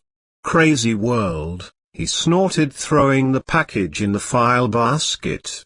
My best men running around the world gathering up junk. Wasting our time and money. Get me Jackery at his Washington office. Then I've got to get into that meeting. After several days in Four Rivers, Lucia decided to leave for New York. She knew that the disorder in the town caused by the plant strike and Julie's condition were going to injure a lot of people. Ben Carter, the plant manager, at Four Rivers, was doing everything to put the blame on the Dodds, and was being very successful at this too. Neither had the troubleshooters, Abel and Jones, been able to do anything, and the Navy contract was gradually slipping away. Whitfield was a successful man in making huge profits yearly for the Gatewood stockholders. He did this by locating the Gatewood plants in small towns where the local politicians would string along with violations of 96 wage and fringe rights, especially in Four Rivers. The money he poured into the Four Rivers City Hall was meager in comparison with what he spent personally entertaining women and charging it up to his expense account. The employees at the Four Rivers plant were far more underpaid than those engaged at other Gatewood plants throughout the world. Even the unions had a tough time with R.J. and his bright boys. Lucia left Four Rivers convinced that her father was going to make life hard for Harvey Dodds. If her suspicions were right, there would also be a real showdown between herself and R.J., that meant more than a discussion of heated words. If necessary, she could give his story to her friends who worked for the Times. She knew that he beat the tax rap in 1952 by juggling the corporation's books and paying off the federal agents. She had enough on him to put R.J. in federal prison. She had seen Harvey Dodds in For Rivera and wondered if she were in love with him. The other problem that bothered her was Julie Vanners. Though the pretty, young girl had not told her the complete details, she knew that R.J. was the culprit. This was quite a complex problem. She asked Julie to come to New York and stay with her, but the girl only said no, but she would consider it. Upon arrival in New York, Lucia went to her apartment and left her bags, then went downtown to the Gatewood offices on Fifth Avenue. R.J. Whitfield was there, but he was 97, plainly annoyed at the lack of her success with winning any of the strike leaders to his side. He was in a sharp, biting mood. "I didn't go to Four Rivers to charm anybody," she said pointedly. "I couldn't do it anyhow. The whole town is against your scant wages and lack of benefits for the employees there. The only ones who benefit are the City Hall officials who take your money and do as they like. Give them a city hospital and let your employees and families have free treatment. Give them the same raise in salaries and benefits as in the other Gatewood plants." "Did the trip give you a chance to see Harvey Dodds again?" he asked bitterly. "We're talking about the plant." She held to the point. "Why? Those people don't need much to live on. I lived on $50 a week as plant manager in that town. Had a home and lived in style. Things were far cheaper then. And that was Mother's home you lived on," she said hotly, wondering if this were the time to talk about Julie Vanners. "You've dodged the problem too long at Four Rivers. Now you'd better pay your debts or lose your whole plant there." And that's something you can't afford to do. That Navy contract will give your stockholders a nice tidy little dividend this year. What are you going to tell the board of directors if you lose? I run Gatewood. He cried. And I know what I'm doing. I'll keep that Navy contract and the Four Rivers plant going. They will 98 bow to my demands. You mean that you will starve those people, down there, so you can show a greater profit on the books for your directors and stockholders? He glared at her while she pulled on her gloves, smiling at his anger. She spoke again. Your Four Rivers employees are asking for bread while you plan a stone statue for yourself. They will love that. And maybe the government will like that idea of yours, in keeping a double set of books while showing them the set which gives a complete annual loss on the Four Rivers plant, and your stockholders the other one? He bellowed. Did you get those ideas from that Dodd's gang? No. I talked with your chief accountant at the plant, Jay, and he is as sore as the rest of them. Why don't you get wise to yourself? His mouth flew open. You're in love with that Harvey Dodds? That's the reason why you're making up those lies. You want to hurt me. She got up with tears in her eyes. I'm in love with Harvey Dodds, if that is what you mean. But it doesn't do me any good. You ruined that years ago by starting that fight with his family. I'll fix him very soon, he growled. There won't be any Harvey Dodds when I get through. What are you up to, Jay? She asked in alarm. He smiled triumphantly. There might be 99 House Un-American Activities investigation on your sweetheart. Jackery is looking into the matter now. There might be evidence that Harvey Dodds is helping the communist cause in America. Harvey Dodds was extremely discouraged over the turn of events. No patients visited his office anymore. The population of the little town had turned against him because he had expressed his gratitude to those simple Indian people 6,000 miles away for saving his life. His nerves were jumping with alarming activity. His aunt, in her strong anger, had tried to sway him against Shyama, and had unwittingly revealed something he had long suspected. His father was really responsible for the death of Lucia's mother. J. Whitfield was right in his accusation. He put his head in hands and leaned against the desk. His thoughts ran riot. What a mess. How could Lucia have any thought of affection for him? She believed that RJ was completely wrong about that event. How could he tell her? For the first time he saw how money ruled the lives of these people and the prejudices and strife in complete control of their minds instead of the light of God. Somebody had brought misery upon the Goshes by the theft of that manuscript. Was 100 Whitfield mixed up in this? He felt willing to sacrifice everything to return to India and be with the Mahanta, the living ECK master. To have just one more opportunity to gaze upon that powerful countenance of the one whom he had met in Allahabad, called Viswapati, Lord of the world. The nurse came into the office and announced that Julie Vanners was there. Straightening up, he told her to send the girl in and stepped to the wash basin. He was drying his hands when she entered the office. For a moment he watched her, wondering if this was the time to tell her. Did he have the courage? The thought went around in his head like a note of music in a tuba horn. She looked piqued and worried. This bothered him, but he greeted her cordially. "Sit here, Julie," he said, arranging a chair for her alongside the desk. "I've got to tell you the truth." She smiled.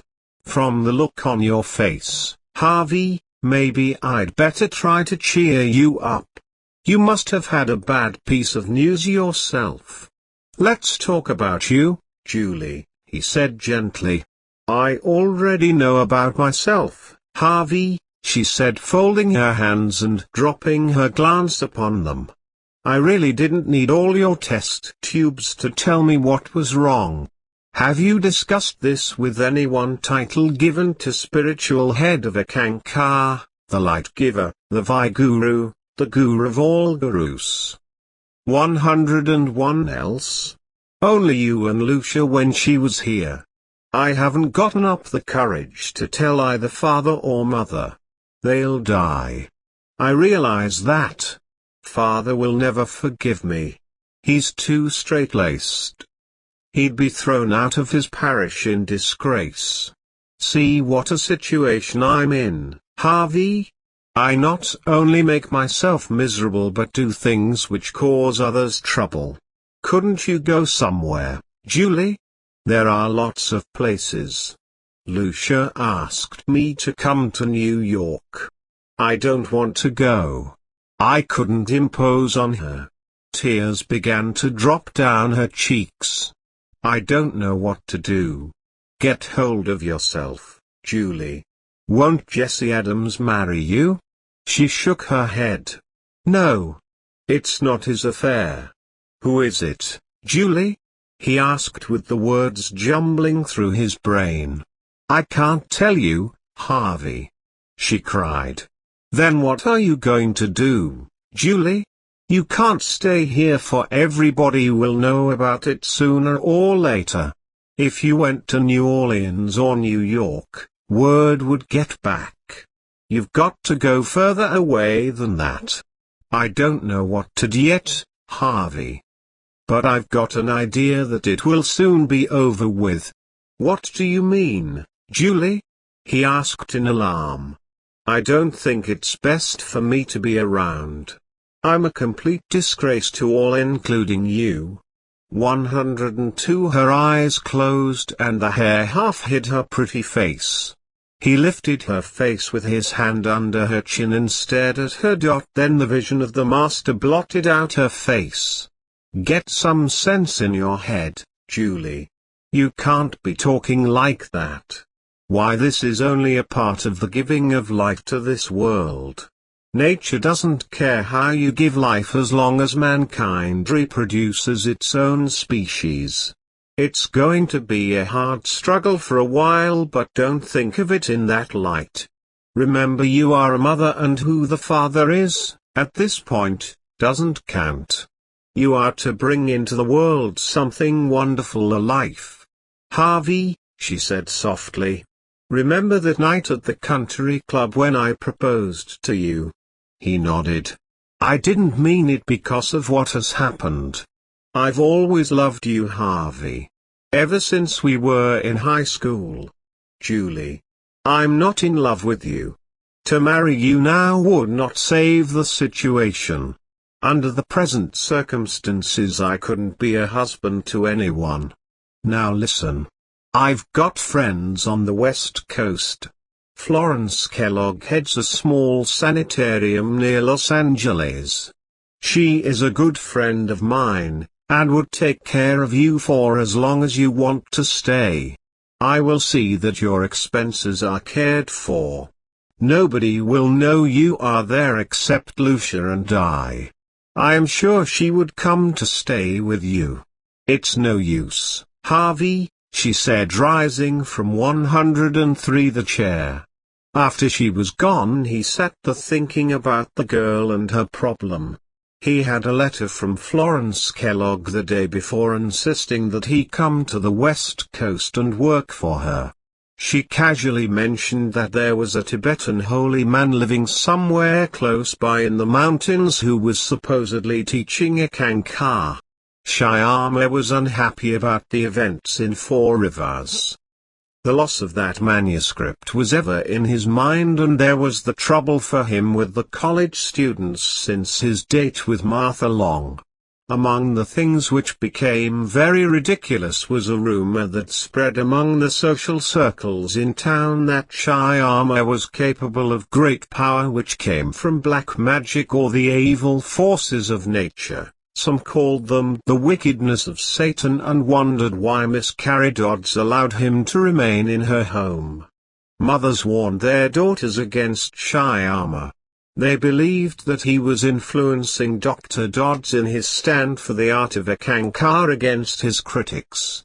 The words became a standing joke among the college students. Shyama had to defend himself several times on the campus and in the classroom as the butt of vicious practical jokes. Many of the students would 104 tease him unmercifully, ask if he would read their palms or did he have a crystal ball with him, or could he fly through the air without visible support. The climax came when one of the schoolboys called Shyama a dirty name and told him that his religion was the world's great art of forgery. The boy's parents had discussed it in their home after Reverend Vanners denounced it from the pulpit as the work of the devil. Anger exploded in Shyama's heart. He struck the boy and a fight started on the campus in which he was badly mauled, only to be saved by a passing policeman who delivered him, without gentleness, at the station house where Aunt Carrie Dodds, in the absence of her nephew, arrived in great flurry to bail him out. When they got home she gave him a tongue lashing as he had never expected from anyone. His parents had never talked to him like that. He began to wonder if America was actually as wonderful as he had believed. Now he wanted to go home. Harvey Dodds arrived at that moment. "What's the matter?" he said, setting down his black bag and looking at the bruised boy. "I just had to bail him out of jail for fighting. Get rid of him. He's caused you trouble enough," she cried. "Wait a minute," he said. "Let me hear his side of it." Shyama's eyes were brimming as he whispered. "Somebody at school said something bad about the master. I hit him and he hit 105 me back. Looks like he hit you more than you hit him." Dodds grinned. Shyama finished the story. "Now I want to go home," Aunt Carrie said sharply. "He's a disgrace, Harvey. Send him away." "I hear you, Aunt Carrie. I'll take him away in a few days. We'll find another place to live if he wants to stay with me." "You would leave me, Harvey?" she cried. "After all I've done for you? You'd give up your inheritance for this?" Harvey Dodds put his arm around the boy and led him into the bathroom. He turned at the door and spoke. "We'll talk about this later. However, remember this. I don't want your money, and Sammy has done nothing to harm either you or anyone else in town. It has been your own ignorance which has created the trouble." "Wait a minute, Harvey," she said firmly. "You're forgetting that I took you under my care after your father died in a drunken fit. If it hadn't been for me you'd followed in his footsteps and been a drunkard too. I kept you to the straight and narrow path. You're overwrought, Aunt Carrie. Let's not talk about this now. Maybe tomorrow when we've had time to think things over," she cried. "You fool. You've inherited your father's lack of good sense. He ruined himself when attending Martha Whitfield at the time of Lucia's birth. He made a terrible mistake which cost him a practice and eventually his life." 106. Terror rose sharply in Shyama as the man dropped his arm and faced the woman. They looked at one another with the terrible fire in their eyes. Then Harvey Dodds relaxed and with a face that was ashen grey pulled the boy into the bathroom and seated himself upon a stool. He looked at the swollen eyes and bruised cheeks. "Do I have to go home?" Shyama sobbed fretfully. I didn't mean it when I said I wanted to leave you. Not at all, Sammy, Dodd said, reaching for his medical kit. That is up to you. You can stay with me as long as you wish. Do you understand that, Sammy? I love you dearly. But the choice is your own. Shyama swallowed hard. I must try to find a way to get the manuscript back before returning to my parents. He flinched as the open wound on his face stung from the antiseptic. 107. Chapter 6. The ringing of the telephone tore Harvey Dodds out of a sleep.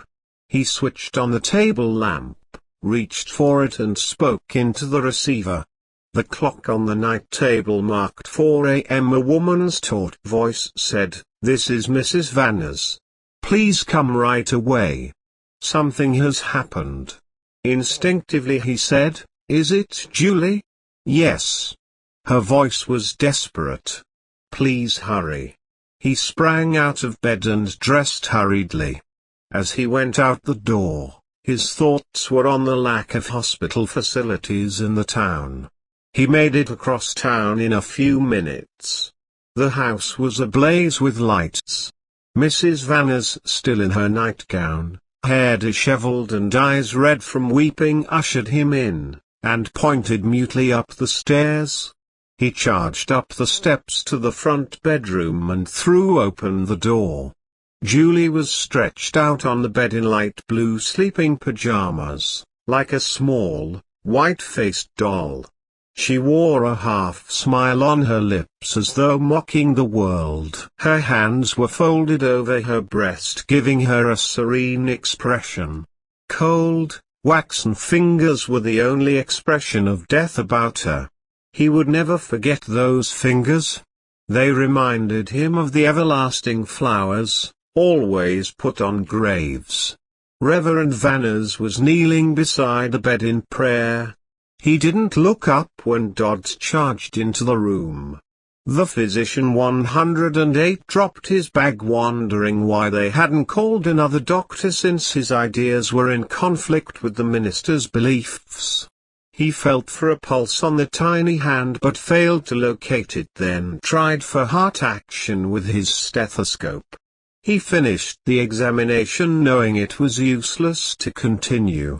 As he studied the package of sleeping tablets by the table, he wondered at R.J. Whitfield and his aunt, who could easily provide a hospital for the city, yet instead fought one another, vying for honors and spending on parks, to be named after themselves, or erecting dreary stone statues. There were over 20 pills missing. Little wonder that she died. Reverend Vanners got up from the floor, breaking Dodd's chain of thoughts. He looked old and tired. "I got the tablets by prescription for my wife," he said wearily. "Julie must have found them." Dodds looked at the water glass on the table. "When did you discover her?" 15 or 20 minutes ago. We heard her moaning.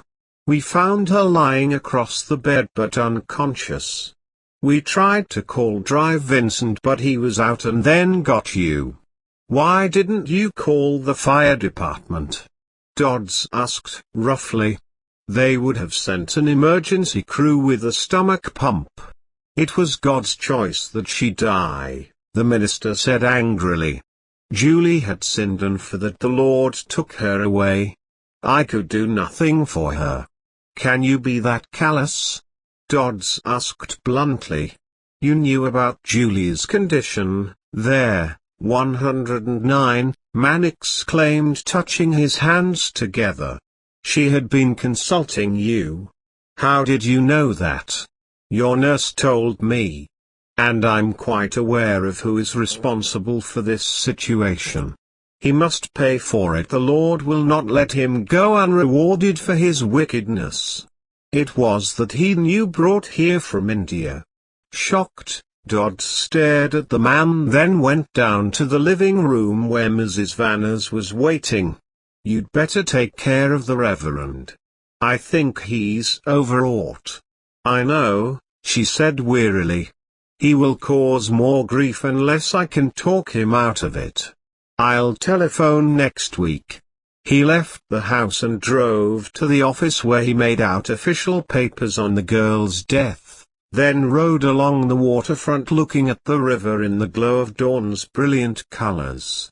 The master would have an answer to this. Today he would write Swarakakraji and ask if he could return to India and live there at the ashram. Lal Ghosh was surprised to get word to come to Nath Dwark's office immediately. He left the house wondering if this was his karma. The web of his karma had woven closely to Nath Dwark and all those who had passed through his life, all the tomorrows and into eternity until there was nothing 110 more than God, the Absolute. The spacious fields and snow-capped mountains that surrounded the little city were not in his consciousness as he reached the office and climbed the stairs to the second floor. Dwark was sitting behind his desk, his dark forehead in wrinkles and his big fists clamped in balls. "I got your message, Dwark," Ghosh said in a husky voice. "I was anticipating it because your informer who was placed in my household as a servant broke under kind treatment and confessed about the plot you have for the return of my daughter. Do you wish to force me into some kind of political agreement? It seems as if I'm caught in a trap of some kind instead of you, Ghosh." He spoke in a low rumbling voice that seemed to be on the edge of breaking. "You must understand that it is not I who is demanding the terms." Ghosh smiled with disbelief. "I am sincere. If you wish revenge for my part in the Americans' escape from India, then, I am willing to put myself in your hands. Provided my daughter is returned safely and you promise not to harm her again." "I can't promise you anything, Ghosh," the big man said sadly. "I've been told to make you come to political terms with me. You must believe that. You're under orders. The strictest orders which could be imposed on any man. Their plan is that you be ordered to place my name on the ballot at 111 the next election, replacing you for nomination for mayorship. You are to act as my sponsor and will campaign among the members of the city board for my election. It's a hard thing to tell you." Ghosh paled. It meant the Communist Party was making supreme bid for the control of the city of Srinagar and if successful would become a strong political factor in the province. He said, "I see what you mean. So I am willing to follow out this plan provided my daughter is returned safely. I do this willingly and of my own accord, knowing what it means to my own career." "What does it mean to you, Ghosh?" "That my reputation as an honest man in Kashmir will be ruined by the support I give you for public office from which I am retiring. My livelihood as an attorney at law will decrease, because the public will lose confidence in my judgment." Dwark frowned. This is what the Red Chiefs meant for it to do. This is a part of their revenge. He pulled some papers from the desk drawer and pushed them at Ghosh. "Sign this. It's an agreement that you hereby give me public support as candidate for the office of mayor at the next election." Ghosh stared at the agreement. "This is not justice. Nothing in the document says that you will return my daughter. What you say is the truth." Dwark spoke bitterly. "But I didn't make out the agreement. I can't tell you if Mia will ever come back or not. She is in Chungding's hands." 112, Chungling? Ghosh echoed. "Yes," Dwark murmured. "I had nothing to do with the kidnapping. He got her through force from my camp where she had been taken when the American Murray Price bribed one of my men to capture her. I would have sent her home except Ling got the first. My life is at stake unless you sign that agreement. I tell you that Ling wants the American and that manuscript back in India and will go to undue effort to get them. You have only a slim hope of getting Amir back by signing that paper. Ghosh knew it was a trick, but he picked up the pen and wrote his name across the bottom of the paper. Dwark said slowly, "You have my solemn promise that she gets back to you again. As my enemy you are showing me a kindness." "Why?" Dwark replied, "Yes, I am your enemy. But I love your daughter. I never expect to have her as my wife, but my love is great enough to try to do something about her situation." Shyama's grief subsided. He heard Harvey Dodds enter the house, lock the downstairs door and come up the steps. A gentle rapping sounded at the door and Dodds entered. Shyama sat up in bed and switched on the table lamp. The man came across the room, 113 silently, and sat down in a chair beside the bed, in the shadows beyond the rim of light. He lighted a cigarette and puffed on it. "Something wrong?" the boy asked.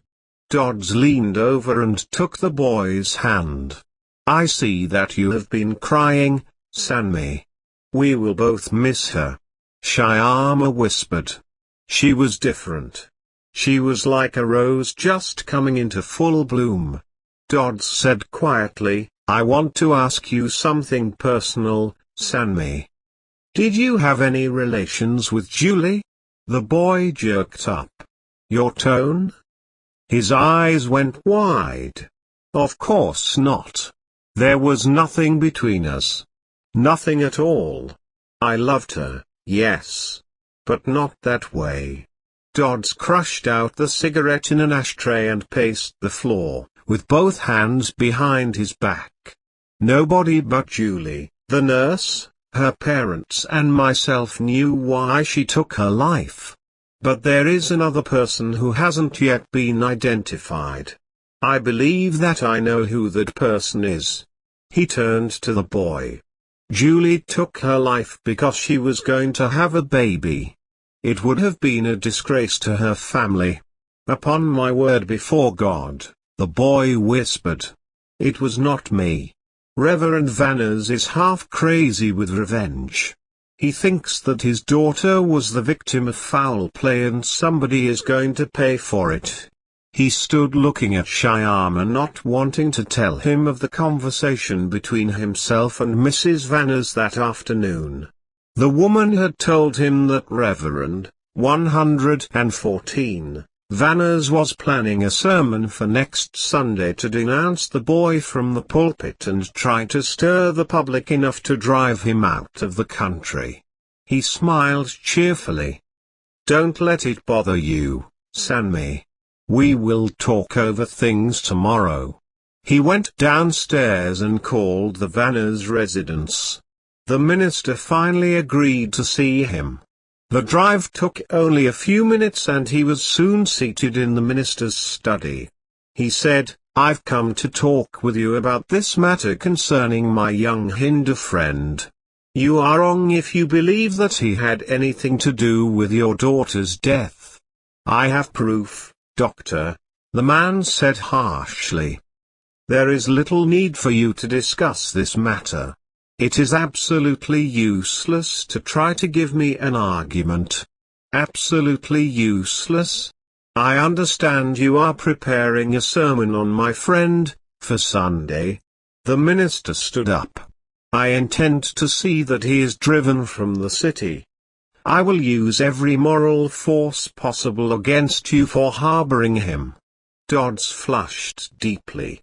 "I warn you to be careful in what you say on this matter." He got up. "Good night, sir. I urge you to send him away, Dr. Dodds. For the good of all concerned before any further trouble develops."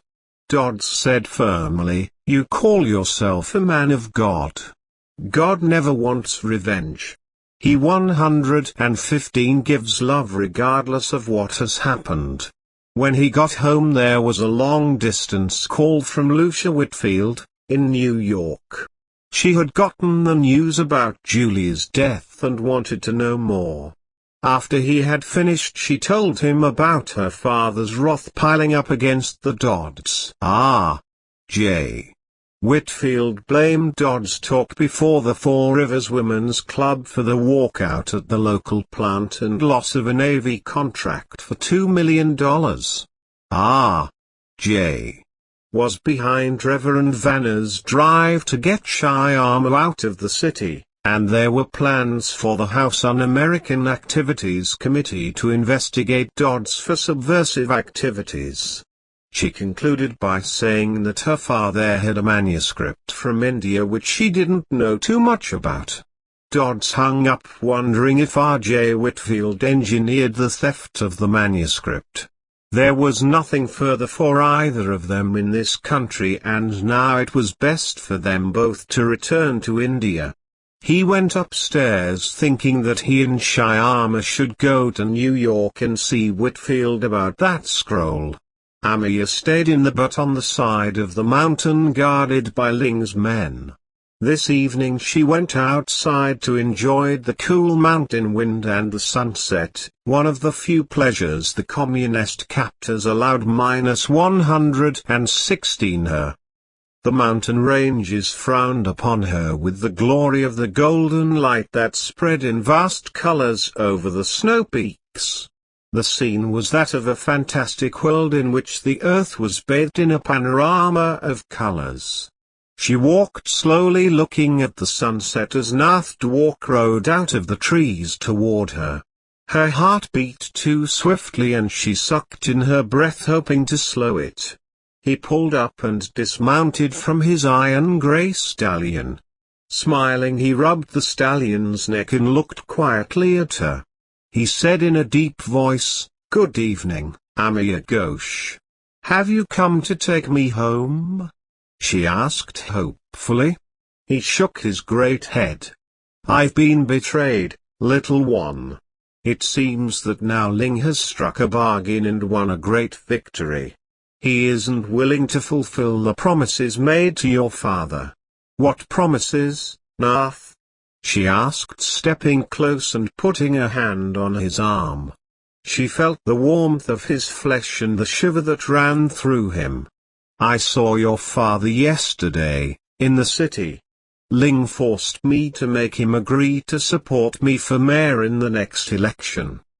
He was given the promise of delivering you home in good health. But the promise is broken." Horror grew in her heart. "You did that to my father?" she whispered. He dropped his head with shame. "I did it because it was the only way to get you help. Ling threatened to kill you if I didn't. 117 I couldn't bear the threat. You see, I'm in love with you, whether either of us like it or not." Feeling in her heart turned to soft tenderness that melted and ran together like a brook. Her eyes told him of the feeling. "Ah," she whispered. "How noble you are, Nath. Tell me about my father. How did he look?" "Thinner, though greatly worried about you. I told him you are as well as could be expected under the circumstances. He sent his love and said they would be praying for your return as quickly as possible. My father has lived up to his part of the bargain. What more does Ling want? I'll go see him myself and demand that he return me to my home. Please, Amaya. Don't try to see Ling. Let me try to work it out some way. And risk becoming more involved with him," she said scornfully. His hand caught her shoulder. "Do not try anything rash. I will do the best I can. I love you. Trust me. I will help you escape Ling some way or other." She looked at him softly, knowing this great red chieftain loved her deeply. How could she understand anything else but love? "I love you too, Nath walk, but what good does it do me? You are a red and my father belongs to the party who hates your kind. She felt his lips against her lips and the pain in her heart was sweet. Her arms went around him pulling him closer. Then 118ly they released each other and stepped back. She asked in a panting voice. Why is Ling holding me? He wants to force your father to make the American return to Kashmir with your brother and bring back the manuscript with them. How can he force my father to do that? Dwark muttered. By threatening to murder you if Ghosh doesn't agree to it. If successful you will go home again.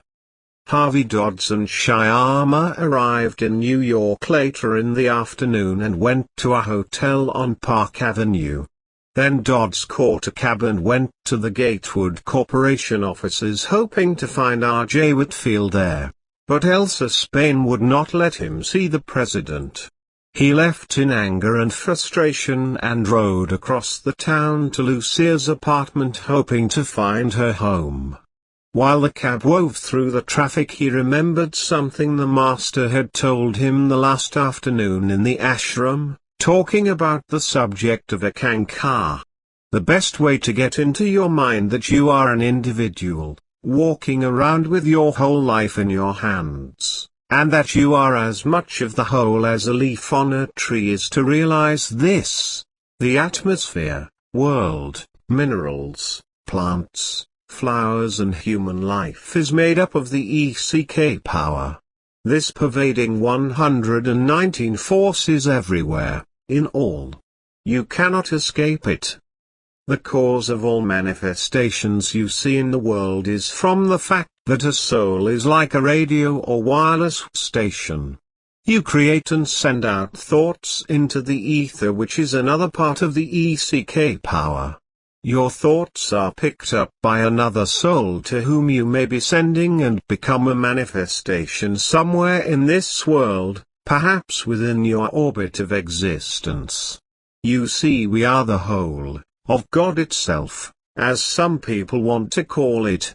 We are the leaves on the tree of God. As the whole we are never separate from one another but dependent upon the other for something, perhaps our economic life, maybe our emotional life and even the spiritual life. No person is alone. What I think will be picked up by another, perhaps by my close disciples, or maybe somebody many hundreds of miles away. We are of the whole dealing with the world on a basis of the whole being, which is the ACK power, or whatever you want to call it, maybe love, God consciousness or another name. It is all the same. You are a part of me, and I am a part of you. We both are a part of everything and every individual in this world, including the worlds of minerals, plants and animals, yet we are ourselves each individuals. When you talk with another, it is the speaking with an extension of yourself. If angry, we are only angry with ourselves. We are like a mirror reflecting only what is within ourselves. 120 His thoughts were cut short by the driver pulling up in front of a white-stoned apartment house. The switchboard girl announced him and he went up to an apartment on the 7th floor. Lucia answered the door. "Oh, Harvey!" she exclaimed, holding his hand. After they were seated, she continued.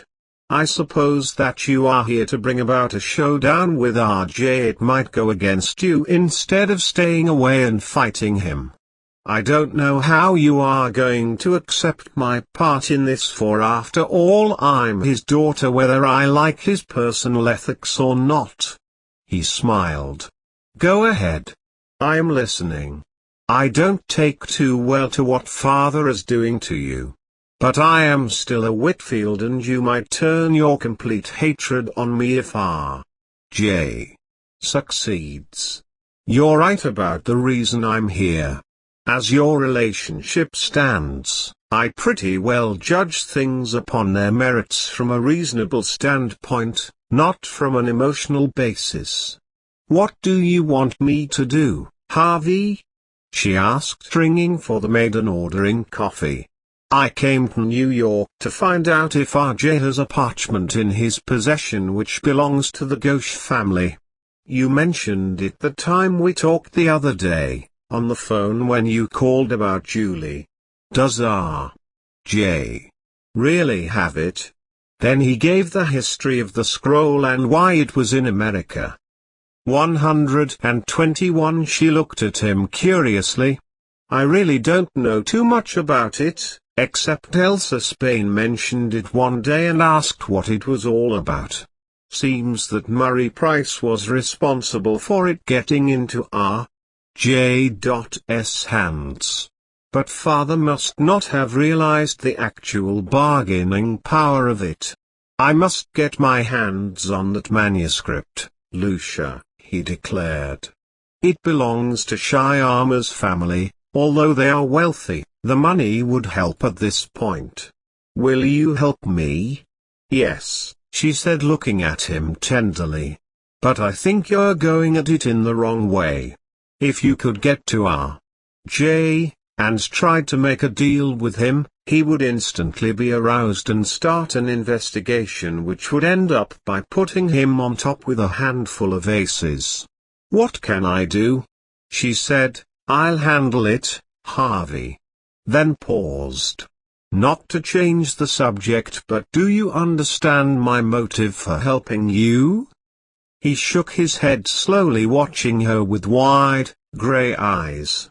Somewhere in his mind was a thought the master had left with him.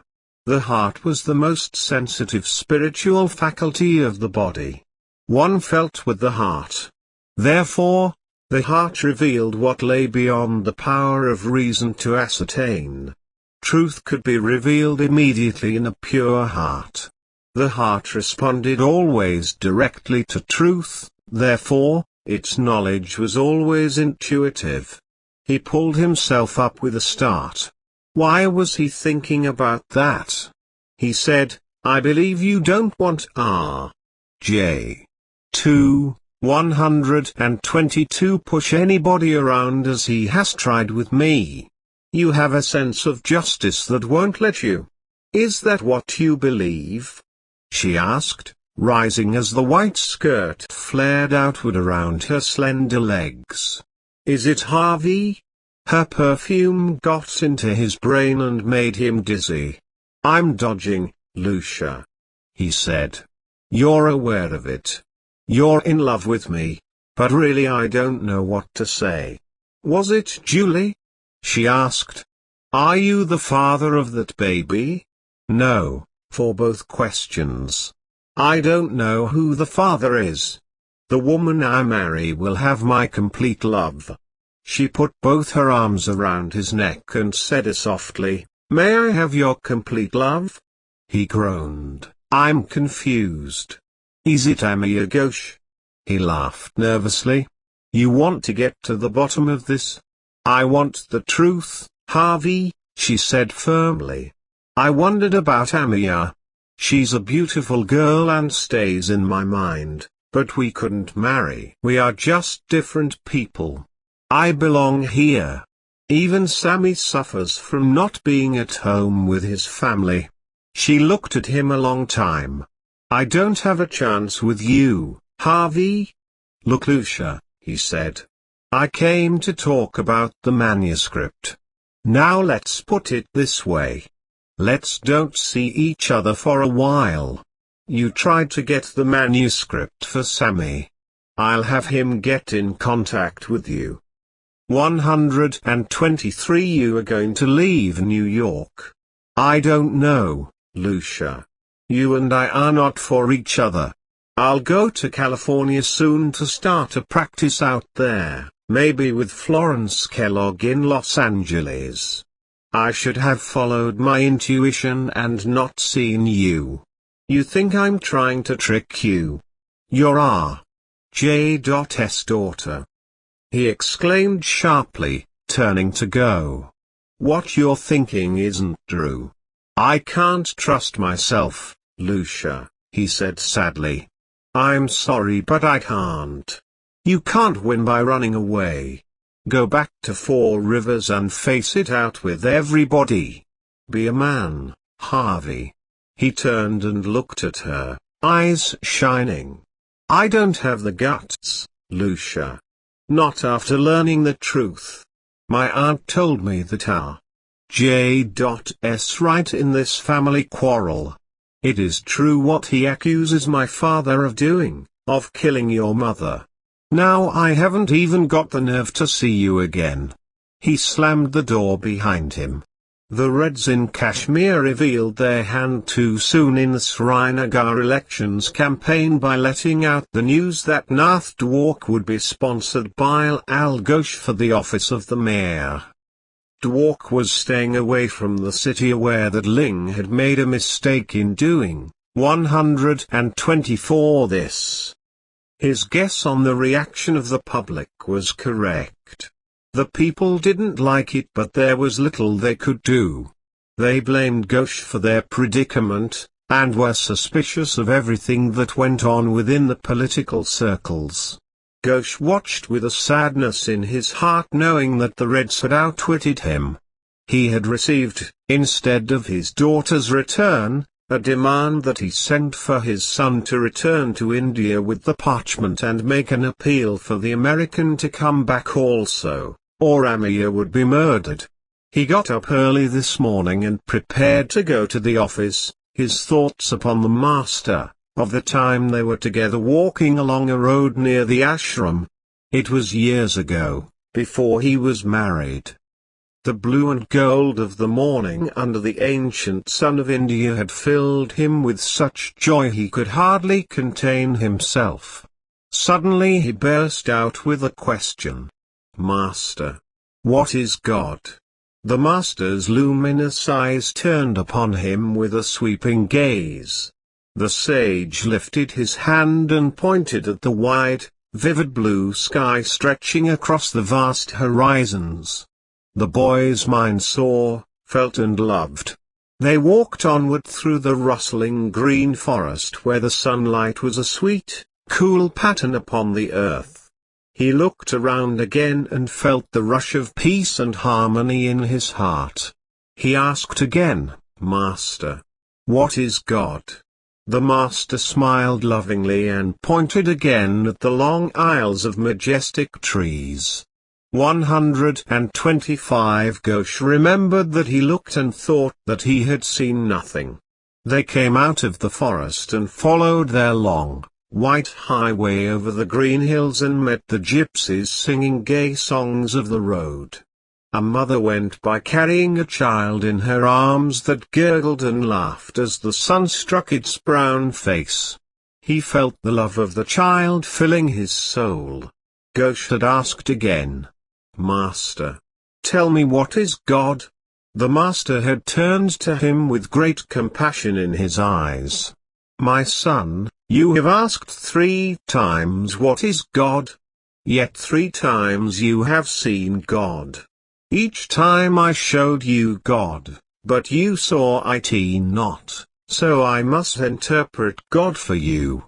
He smiled gently. God is the sky which I showed you, the trees in the forest and the smiling face of the child. God is all, in everything and everywhere. But the greatest secret of all is this.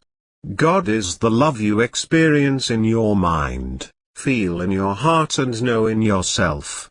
Did you not love the blue of the sky with your mind when I showed it to you? Did you not experience the peace in your heart in the forest? And did you not feel the love of the child in your heart? You know God, and therefore you are soul, a part of the divine Sigmad. Ghosh dismissed the memories from his mind and after breakfast left the house with one of his servants to reach the office before the day's activities began. Half smiling to himself about his memories with the master, he walked through the 126 crowd which was moving to the early marketplace to buy fresh meats and vegetables for the day. He was startled out of his reveries by a disturbed vibration around him. Looking up, he saw the faces of the people staring at him with viciousness in their eyes. Alarm arose sharply in him, for he had seen that expression on the faces of a mob many times. They were making a demonstration against him for his stand in the municipal board elections. They shouted at him and moved in quickly. He tried to escape, but they trapped him in a circle. A stone struck his forehead, causing sharp pain.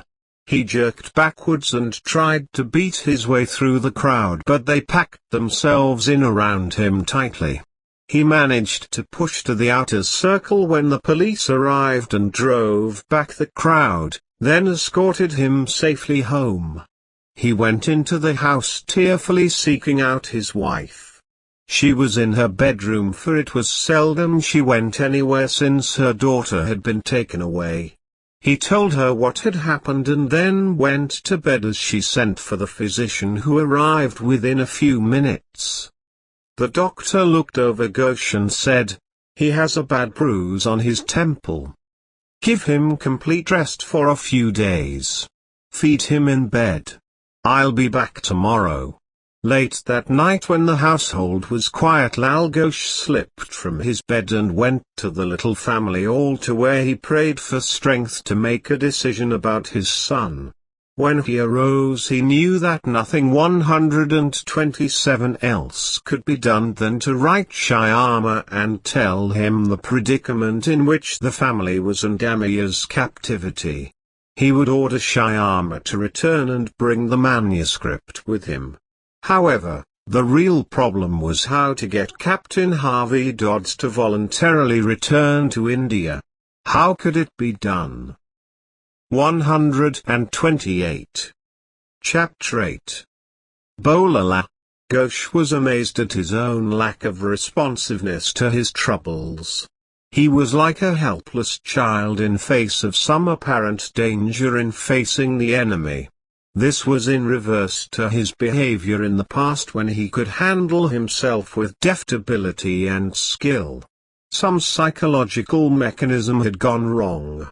A deep subtle force which had been working up through the recesses of his brain and soul had turned from the channel of confidence and skill into a path of failure. He laid it to fear for the safety of his daughter. The inertia within him surprised and stunned his conscious mind. He had no weapons with which to fight this trouble. God seemed to have left him, and the appeal through prayer gave little relief. Tragedy had seized him so strongly that he could no longer do his spiritual exercises of ECK. Small boys broke the windows in his house with stones. They wrote threatening words in chalk on the house walls. He knew that this was instigated by their parents. Finally Ghosh decided to lay the trouble before his master, and writing a note to his wife, early in the morning slipped out of the house, caught the express for Punjab, where he changed trains and arrived in Kuma late that afternoon. The people of the ashram greeted him joyfully. The atmosphere took the strife and 129 turmoil out of his heart. He found the master sitting before the door of his but with a number of his chelas. The master rose from his seat, with a wonderful smile, and came forward to greet Ghosh. The aura of the master's love reached out and touched Ghosh and gave him that marvelous peace for his soul. At once Ghosh felt safety in the arms of God again. Swarakakraji dismissed the disciples and motioned for Ghosh to come into the but, where they seated themselves on straw mattresses and sat in silence for a while.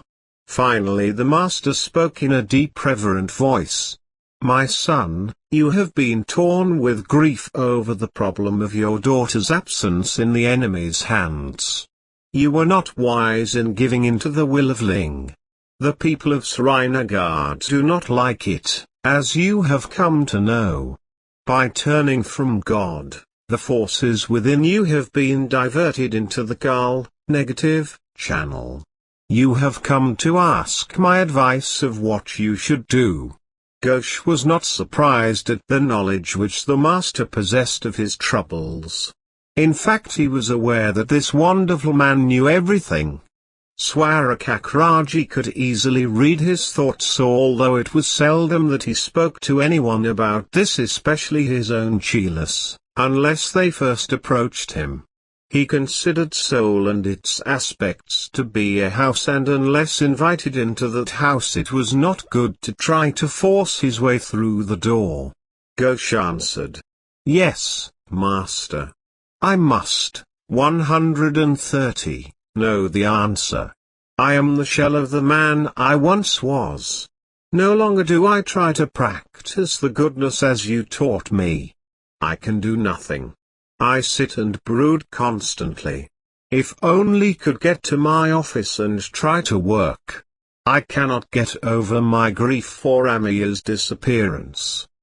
Has the ECK turned against me? The ECK is not against you nor any member of your family."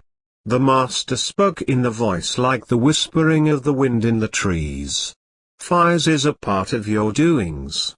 Your own actions have brought about this deed. You alone are responsible for your actions. If you had taken the action of the positive path when the brigand chief demanded you sign that agreement, there might have been a lesser evil. You did not take the right action. Fear rules you instead of love. You must understand, my son, that while you are dwelling in the three worlds, that which consists of matter, energy, space and time, you are subjected to an exact payment for everything that is done known to you as karma. You assisted the American to escape from India, therefore, the compensation must be made for that deed. Your family was caught up in the mesh. The law of God, in the lower worlds, is to the point.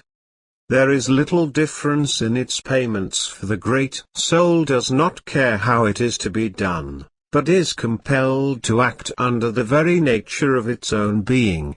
Thus God works in the three worlds, works as compensation. In every experience, be it painful or otherwise, there is a 131 pensation power to be gained, or a reward which is well worth the suffering necessary to build it into soul growth. This is also the great law of the lower worlds, but not that of the real kingdom of heaven. There is written in the book of Revelations, "A woman when she is in travail hath sorrow because her hour is come, but as soon as she is delivered of the child, she remembereth no more the anguish for joy that a man is born into the world." In the lower forms of life, of any life in the material worlds, the law says an eye for an eye and a tooth for a tooth. This was the law that early ECK masters had to teach the people, for they were not evolved to the point whereby they could advance by the more subtle law of love. Then came another who taught that by the law of love we could overcome all things.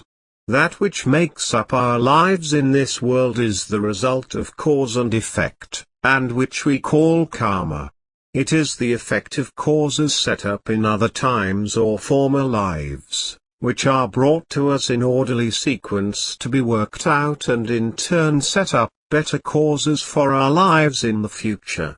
The idea I am trying to get across to you for understanding is that karma is neither a reward nor punishment for past deeds, and still less the avenging angel which the old scripture writers described to us.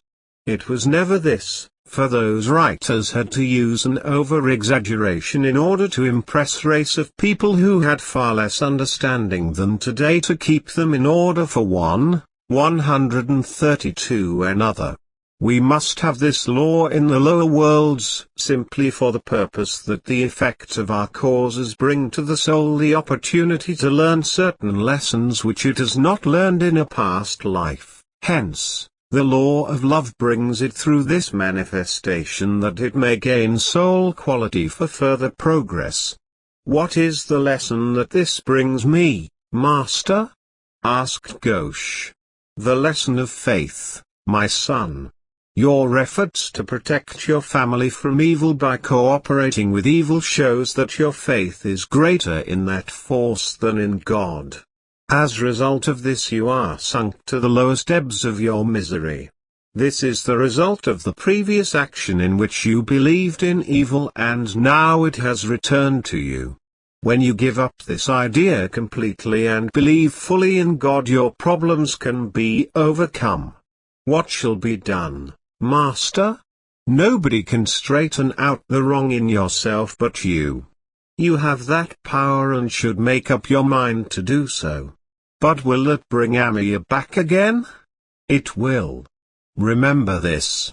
He who manifests faith or love in God, does not do it with God, but as one working with God, and the attitude of the mind is born of this realization.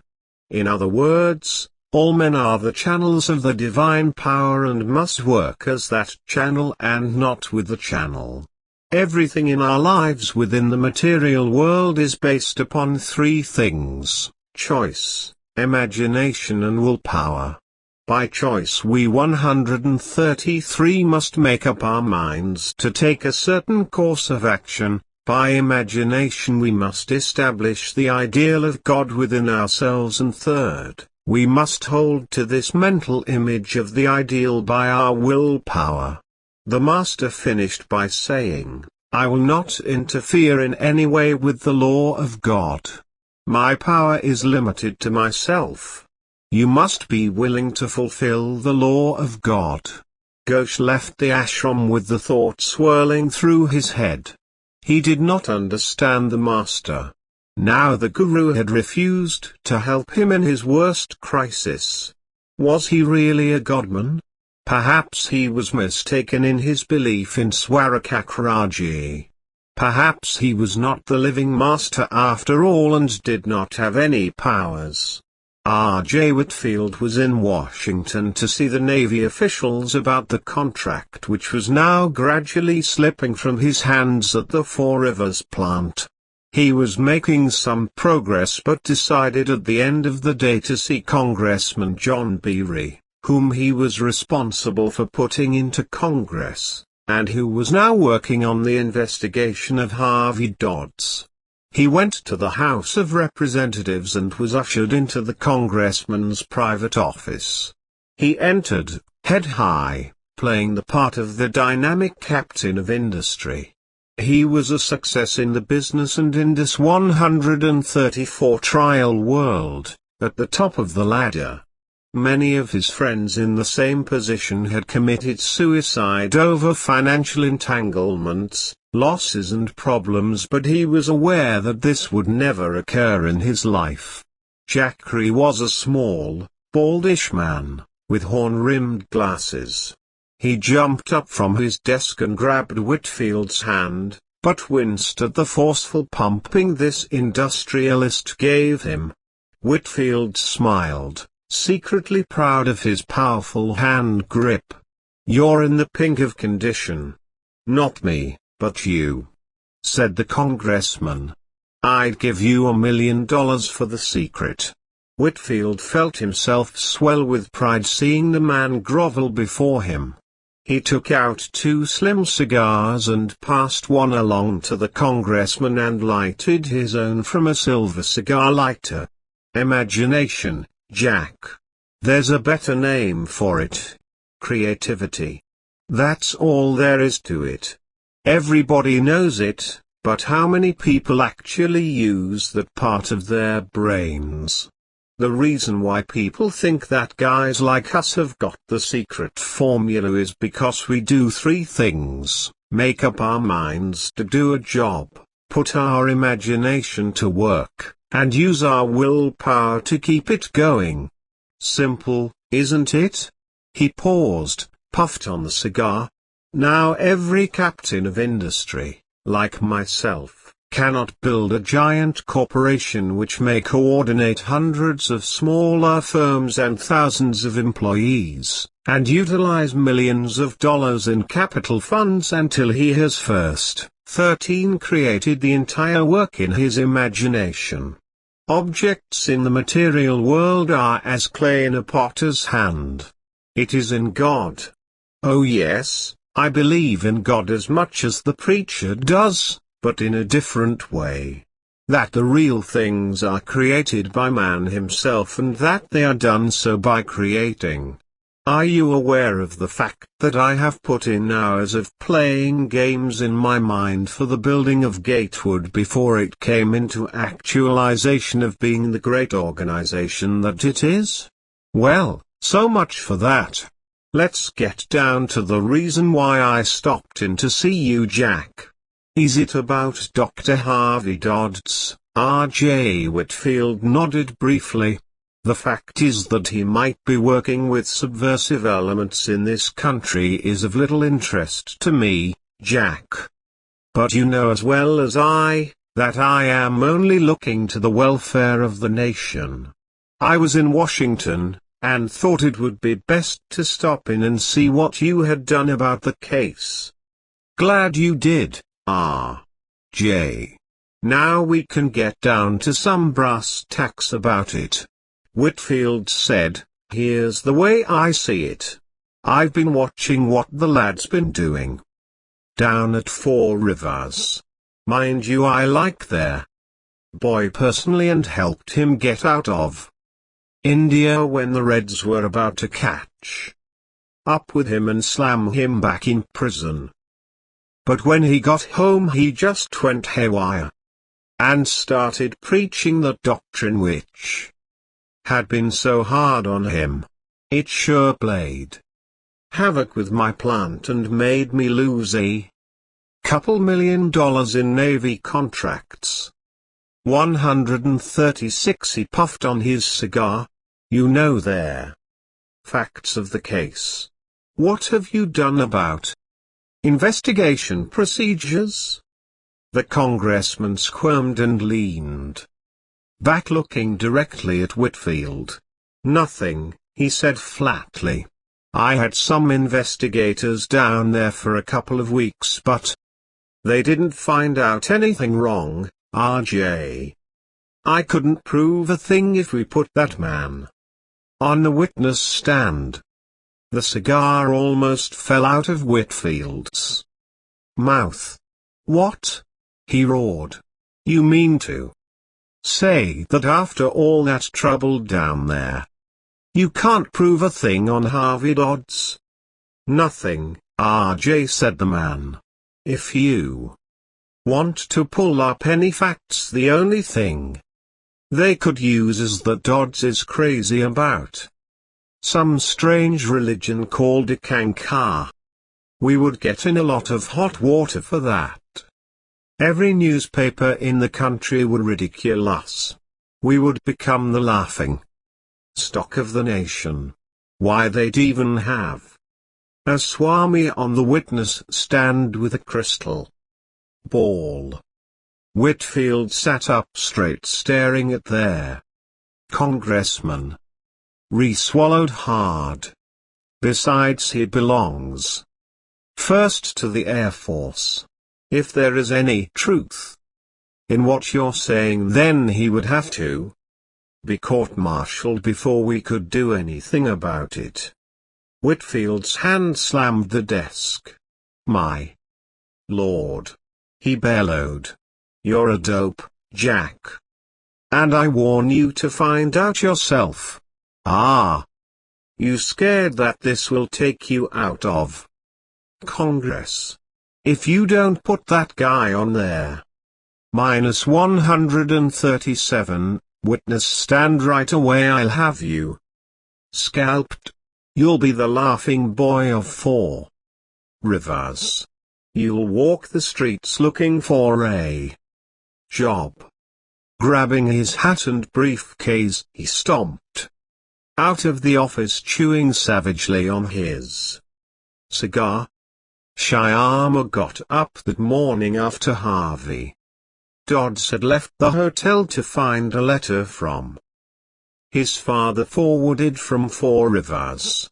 Before he touched it, his mind told him that something was wrong. It had an aura that seemed to vibrate trouble. He had known for a long time that something was wrong in his home in India. There was normally a rapport between him and his sister which was easy for attunement as a form of mental telepathy. However, since arriving in America there had been no inner communication with her. He was growing uneasy about matters at home, knowing that his father had not written at all. He tore open the envelope. His intuition proved to be right. There was Drub Berlin, Srinagar for his family, and Amir was missing. The letter told him everything. He put the letter aside and laid down on the bed, his face in the pillow. His mind was stunned. After a while he started sobbing quietly. His father had told him all, and asked that he come back home and bring the manuscript with him. The letter was in confidence, and told him that unless 138 Harvey Dodds could be persuaded to return to India, Amir would not be sent home by her kidnappers. He sat up wondering what explanation could be made to Harvey to get him back to India. If he told Dodds the truth, a serious problem might be created. The American might refuse flatly. If he tricked Dodds into doing it, the deed would be on his conscience forever. Filled with misery he pocketed the letter and left the hotel, going out on the street hoping the air would help him work out things in his mind.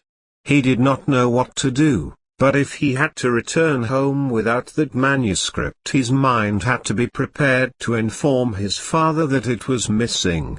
He loved the colorful crowds in the American cities, but this time he walked along Fifth Avenue in the masses of people feeling for the first time completely apart from them.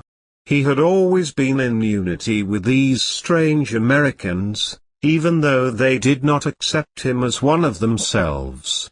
In this great cosmopolitan city there was an atmosphere of friendliness which was more to his nature than the little town of Four Rivers where most of the people seemed to resent him.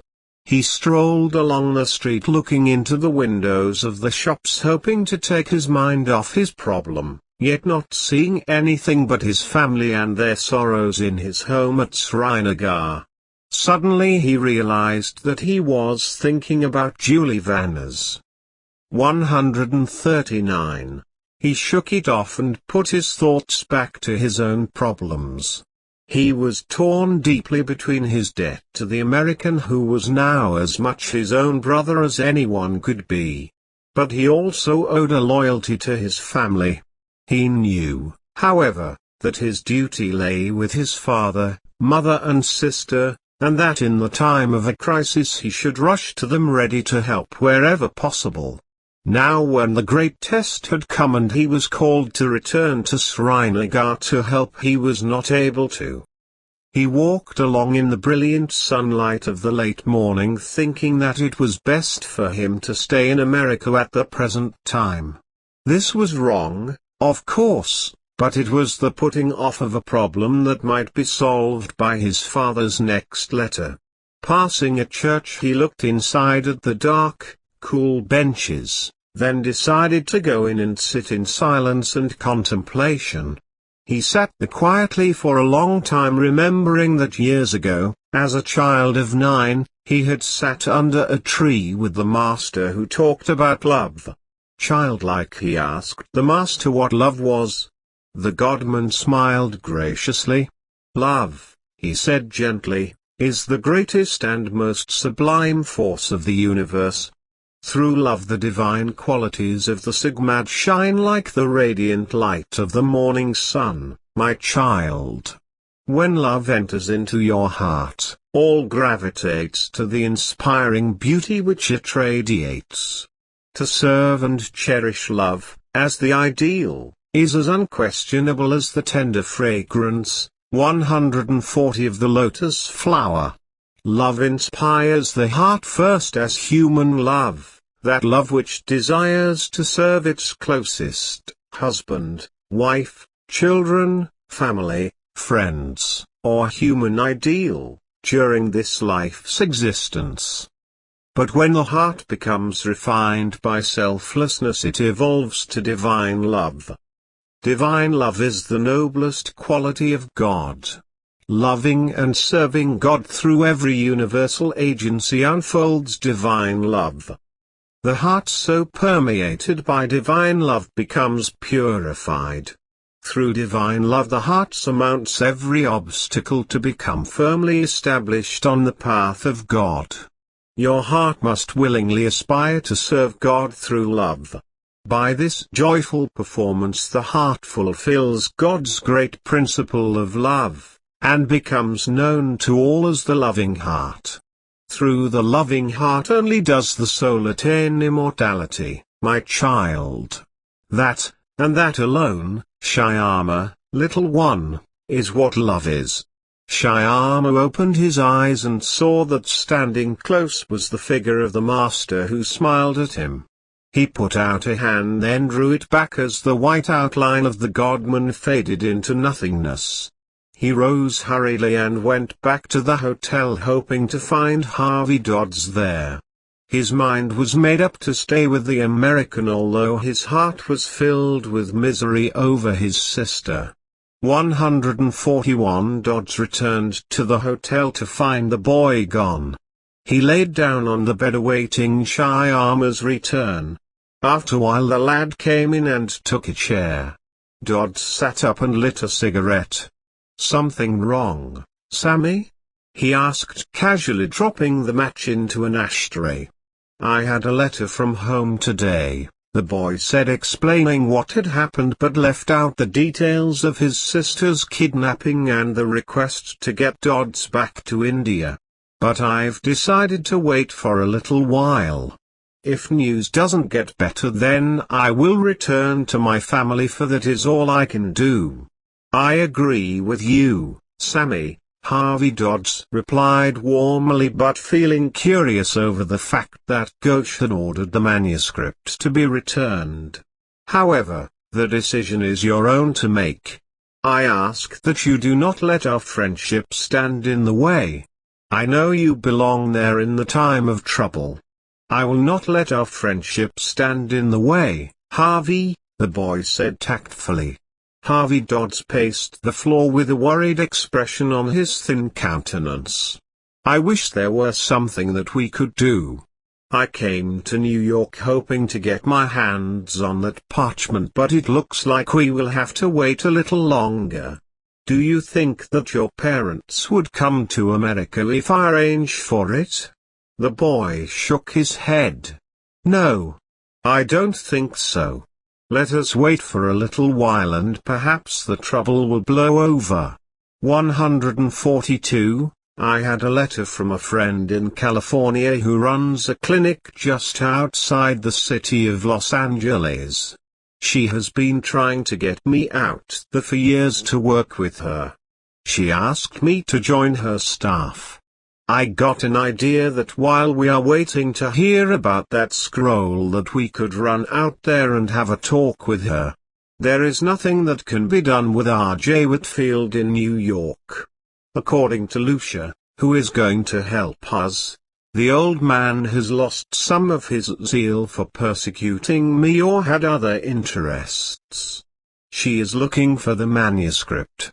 Meanwhile, we will look at that job, and if I want to take it, you can enter college out there and finish your education." The boy nodded. They boarded a plane the next day for California. Harvey Dodds settled back in his seat comfortably, thankful to be getting away from New York. After a while he turned to the boy and asked, "Sammy, tell me, what does the master do to spiritualize the body? I mean, how does he go about getting soul ready for entering into the cosmic consciousness?" Shyama was silent for a long time, then finally said, "You are speaking of the liberation of soul, Harvey. The best way I 143. Remember what the Master has said goes something like this. Within man are the worlds of God, and they are all under the control of the ECK power, which is also the individual expression for the enfoldment of the spiritual consciousness into the perfection of the soul, and the universal self. Many views have been given the heavens within man, which the spiritual founders of religions, and mystics, have reached in their journeys into the cosmic worlds. The Master's teachings show us how to enter into these cosmic worlds daily through meditation, with the radiant body, the Atmasarap of the Master. The first division, at the top of the worlds, is Satdesh. It consists of several planes grading downward. The first of these is the highest, where dwells God, the Supreme Being, who is pure spirit, unmixed with matter of any sort, and free from imperfection. Only pure spirit dwells here. The lowest of these divisions is Sakkhand, where dwells the first manifestation of God in body form. He is called Satnam. Next is the second grand division called Brahmand, the middle division. It is a very high order of creation, mostly spiritual, but mixed with mind and other very fine sorts of matter. This is the home of the universal mind, or prana. All souls in their descent from Sakkhand stop here to take on mental apparatus for the purpose of contact with the worlds below and vice versa. The heavens of all the worlds great tree, 144 legends are located here. This is the heaven of the Brahmans. Here dwells, as ruler, a deity called Mahakal, and the land is known as Brahmanda, and Parbrahm. It is vast in area when compared with the physical universe but small beside the first grand division. It is subdivided into many distinctive regions or planes. These subdivisions shade into one another so imperceptibly that it is not easy to say just where one ends and another begins. This accounts in part for the many descriptions of those regions, and the great variety of names assigned them by various religions. Andu is the lowest of the heavens. It lies nearest the physical earth, and its capital is called Sahasradulkanwell, meaning thousand-petaled lotus. Its name is taken from the great cluster of lights which is the actual powerhouse of the physical universe. Millions of the Earth's former great people of all ages of history are living a happy life here. This is the first station on the upward path of the Masters. It forms a port of entry for all the higher regions for those traveling to still higher planes. Although life here has great longevity, the region is not immortal, for after billions of years it is wiped out and there follows a period of darkness equal in duration to its life. Then a new creation is started and once more it lives as before. The souls who inhabit this world are drawn into the higher worlds, at the time of dissolution, in a comatose state, to be replaced again on those worlds when they, 145, are ready for habitation. The fourth grand division, beginning from above, is called Pinda, which is that including the physical world. Here coarse matter predominates, there being a small percentage of mind and still smaller amount of spirit. Our Earth is a small and insignificant part of this grand division. Pinda extends far out into space beyond the reach of any telescope. In this lowest of all divisions of creation there is but little light and sound, and very low-grade life, when compared with Brahmanda. This is the negative pole of light and spirit. As a rule the inhabitants of one plane are wholly unconscious of all other planes below or above.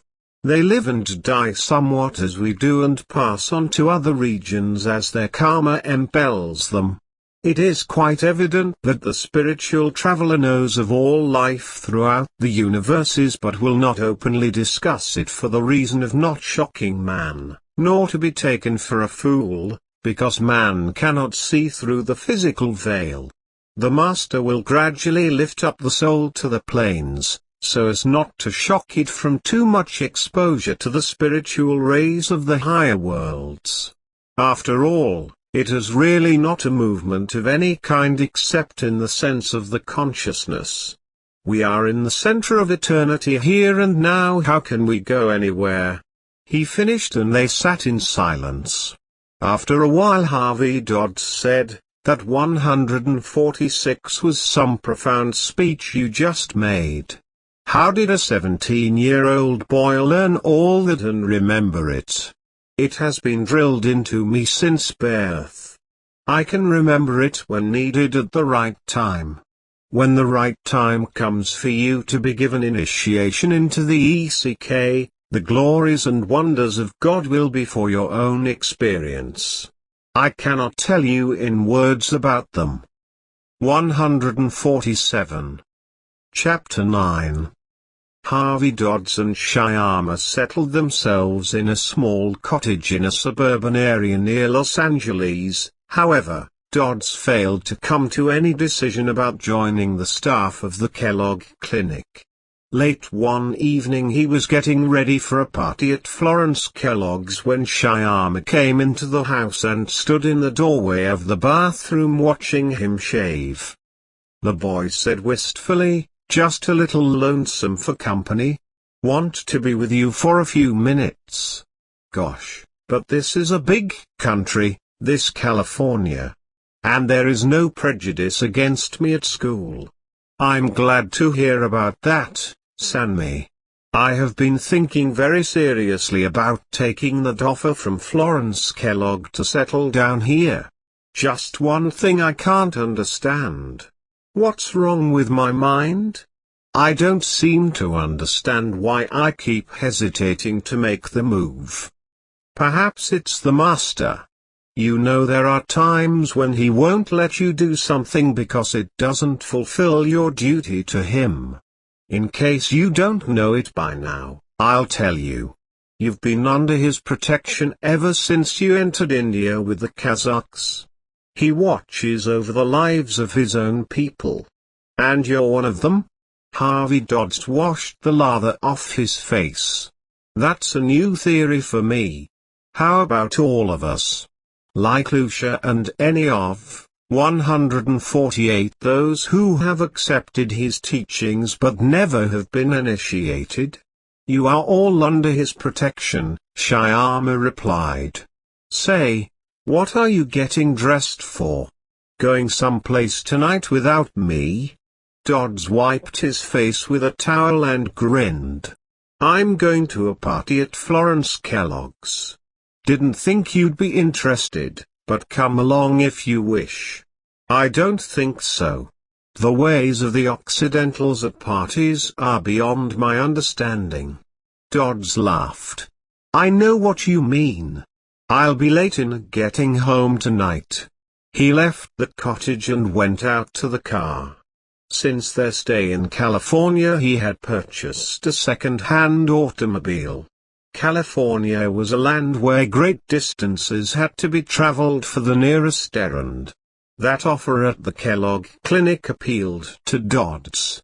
He had had several conferences with the woman about accepting a place on her staff. She had needed a skilled surgeon for a long time, and the trouble which Whitfield was trying to create for Dodds did not bother her. She laughed about it, and said the publicity would help her business. Everybody in Southern California was publicity conscious, and this was a place where he could talk Ikankar to his heart's content. All people there were in some cult or other. Yet he could not make up his mind. Something deep within him, far down from any point of contact, was pulling him away 149 from all that was formerly dear to his heart. He drove out to the home of Florence Kellogg, which was perched in the hills overlooking Hollywood. The drive took almost an hour, and this gave him a chance to do some thinking. His thoughts were mostly on what had happened to Lucia since they had quarreled in New York. She had disappeared from sight, and nobody knew where she was. She had promised to help recover the manuscript. The party was in full swing when he got there. A three-man string orchestra was playing sweet music. Quite a number of people greeted Dodds, although he was not sure he knew them. Florence Kellogg, a breezy Western girl about 35, who had been a nurse and had met Harvey at the New York Medical Center when he was doing his internship, came forward to greet him. She introduced him to the guests, then took him into a dining room where a buffet supper was being served and sat with him while he ate. A large number of guests had already eaten and were sitting on the broad veranda, in the rear of the house which overlooked Hollywood, Los Angeles and the suburban towns down to the sea. 150 Harvey Dodds and his hostess joined the group and watched the soft twilight settle over the landscape, and the twinkling lights of the valley below were almost the reflection of the stars in the blue bowl of heaven. In response to the general request of the group, Dodds told about his life in the Chinese prison and in India, then his escape from both locales, and of his desire to explore the teaching of soul travel, especially of his strong urge to return to India once again to see the living ECK master. The ECK mystical life is a strange one, he said. It is not at all comparable with the way of living in the West. While we, in the West, search for the manifested form in materials or the outer world, depending on these things for meaning, the success of our neighbor by his possessions, the devotee of the Master searches the worlds within himself for enlightenment. I've been told that in the initial states of God the devotee's consciousness merges with the cosmic spirit, and in this state he becomes a co-worker with the universal reality. This is so abstract that I am not sure whether it will work or not. However, I have become so fascinated by the procedure that it will not leave my mind alone. Florence Kellogg said, "What is the greatest feature of this teaching as you see it, Harvey?" "The sound current," Dodds replied. "It is the true science of the masters who have come to earth in all ages to teach this science to men. We are never without a true 151 living ECK master.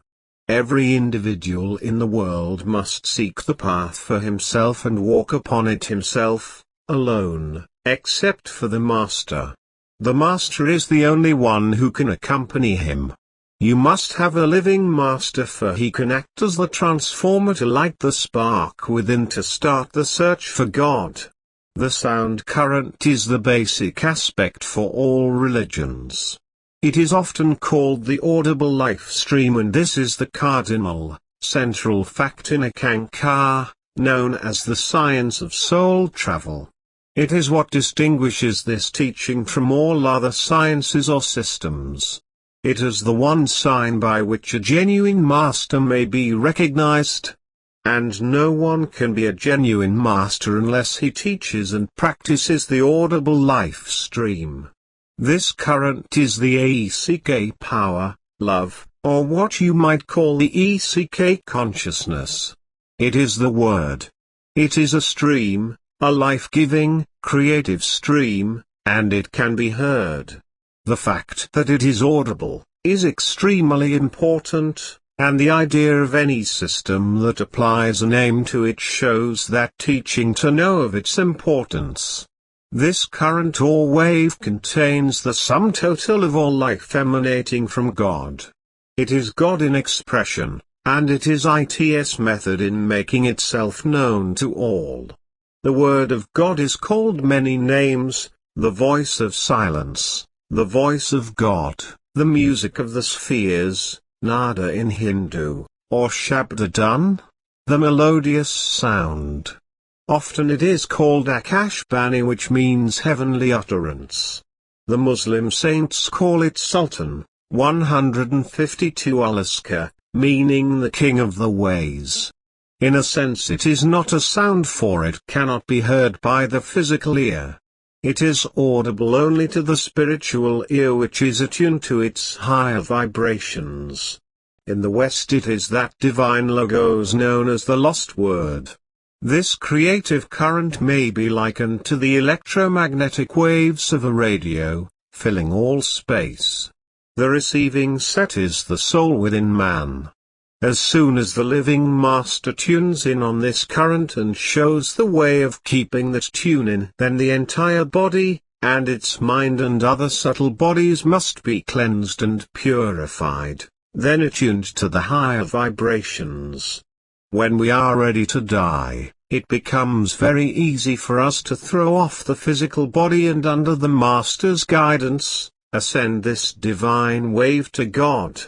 A woman asked, "If the tuning into the divine sound has got you nothing but misery since you have returned from India, then why do you spend all this time searching? For what purpose does it serve your life?" Dodd smiled. "I have not yet come to the techniques of practicing the sound current, for I have not yet been initiated by the Master. However, let me say this, after I've had the tune in by the Master, then I will let you know." They sat in silence for a little while.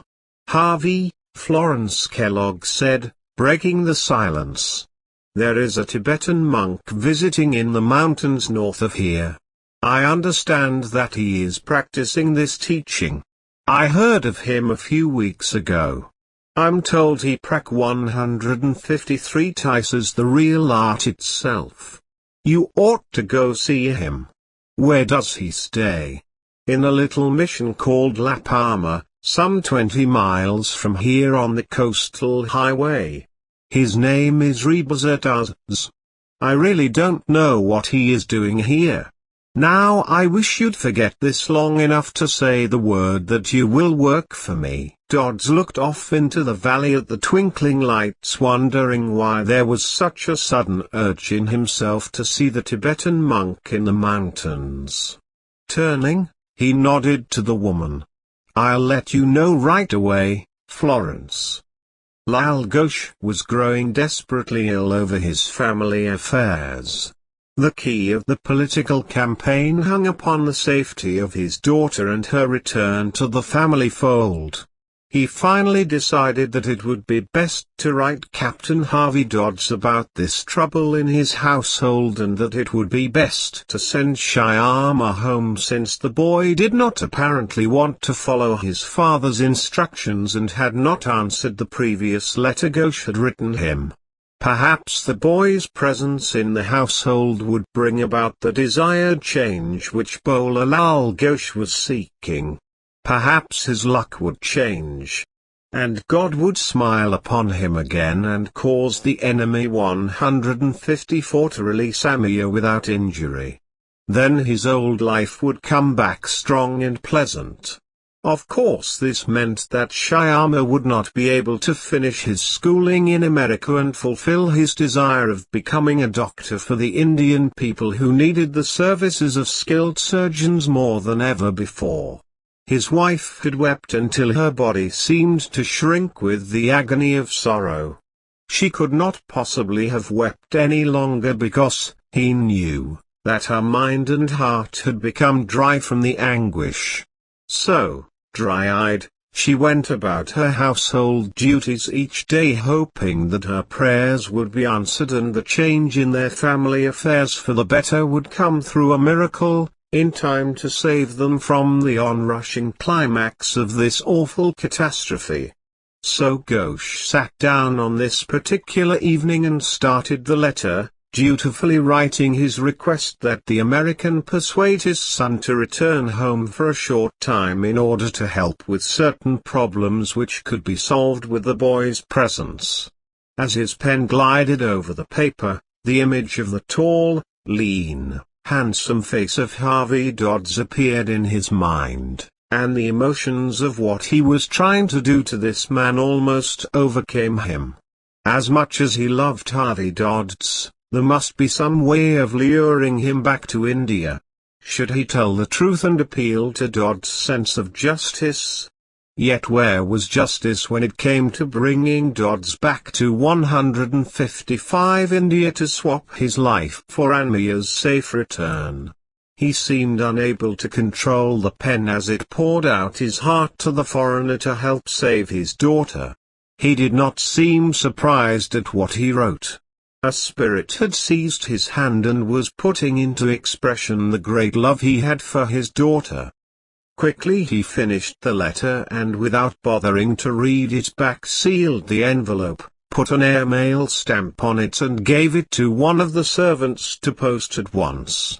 Then he felt sorely troubled in his heart over the contents of the letter in which he had somewhat misrepresented himself and the situation of the Ghosh family, and went into the room where the family altar sat and put himself into deep contemplation for an hour or so, his mind completely upon the Master, beseeching him with prayers to help.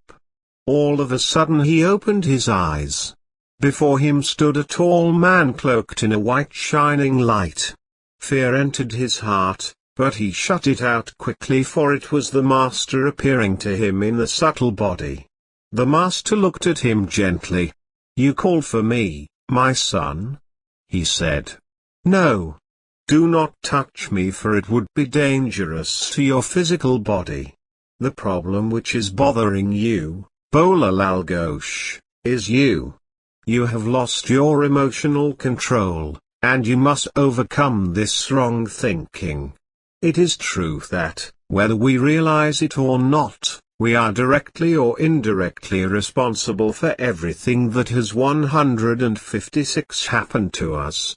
Instead of blaming others when things go wrong or feel ourselves to have been mistreated, we should first look for the cause in our own faulty thinking or actions. Out of this devastating experience for your family should come the realization which has forever protected the enlightened against troubles by others. No one can hurt you unless you let them hurt you. In this painful experience you are holding bitter feelings against the doer of the deed. Is this not true? You are blaming the American for your troubles. This is not true. You brought this problem upon yourself.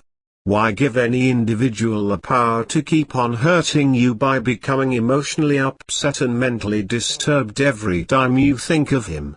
Regardless of your seeming justification for such resentment of mistreatment, let go of those destructive feelings.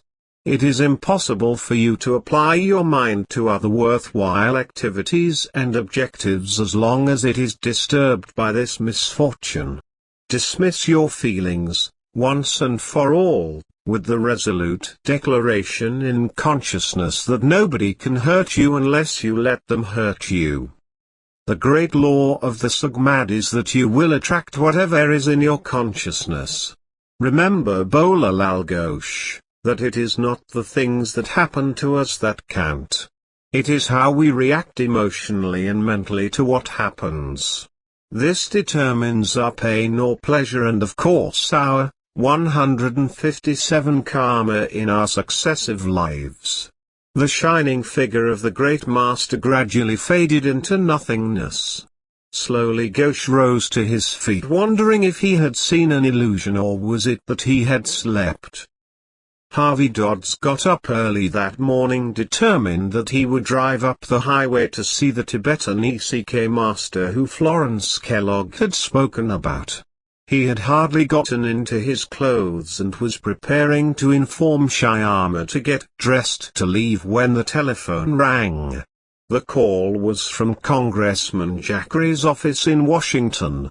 He waited for the call to come through, wondering why the congressman wanted him. "Hello out there, Harvey Dodds," the congressman's voice shouted over the wire. "Had a hard time getting you." There was a slight pause. I've been all night at a party here in Washington which R.J. Whitfield gave for his friends in order to get another fat government contract. You know R.J. He's the kind of guy who thinks everybody's got a price and he has the money to pay the price. Must have been some party, Jack. Dodd said, wondering about the call. Sure was. But I stayed sober enough to know what was going on. And something concerning you came up, Harvey. 158. Why me? How'd I get in such fast company? There was a humming of wires, then the congressman spoke up. You know that I'm chairman of the House Un-American Activities Committee? J.'s been after me to make an investigation on your activities which he thinks are un-American. What you been doing, Harvey? Nothing but talk about the religions of India in a public address to a bunch of dames in Four Rivers. That's the problem, all right. J.'s trying to make out like that it goes further than any religious idea. He says it's downright un-American for anyone to preach that stuff in this country, for according to him, it's the doctrine of the Iron Curtain countries. He says it's a cult of the unbelievers and it's dangerous to the American way of life. J.'s crazy.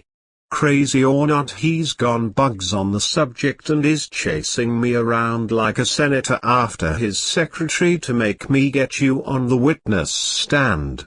Why is he out to get me? Dodds asked. Because my father made a bad mistake and killed his wife.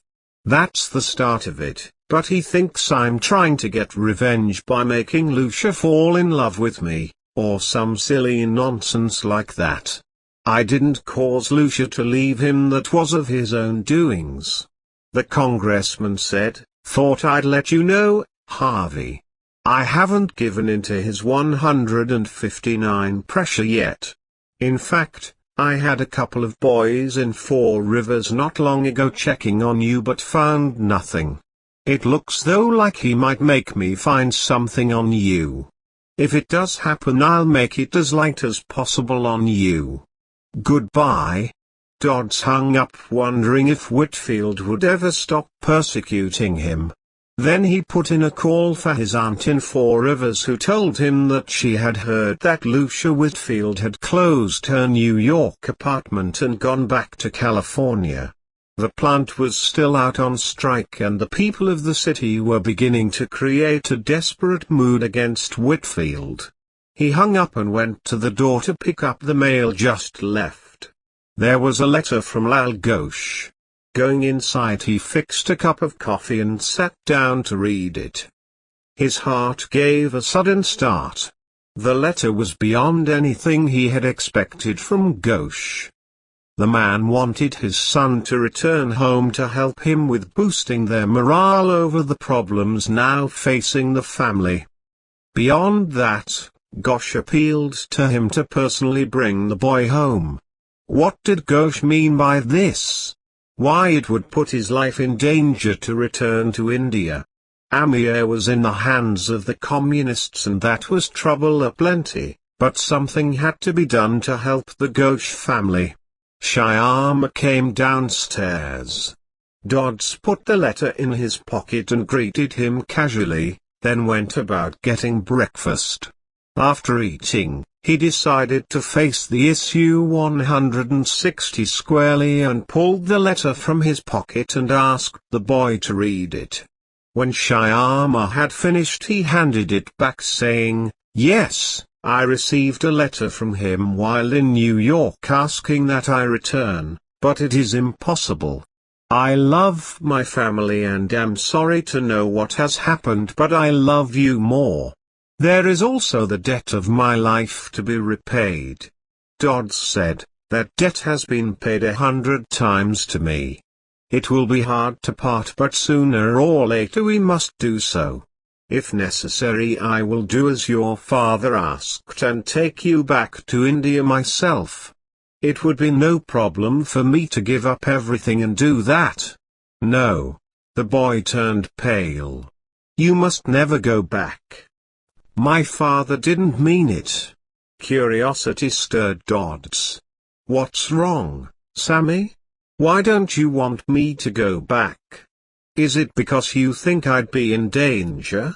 My father will do anything possible to get you back, Shyama said sadly. He must have that manuscript and yourself to swap for Amiya's freedom.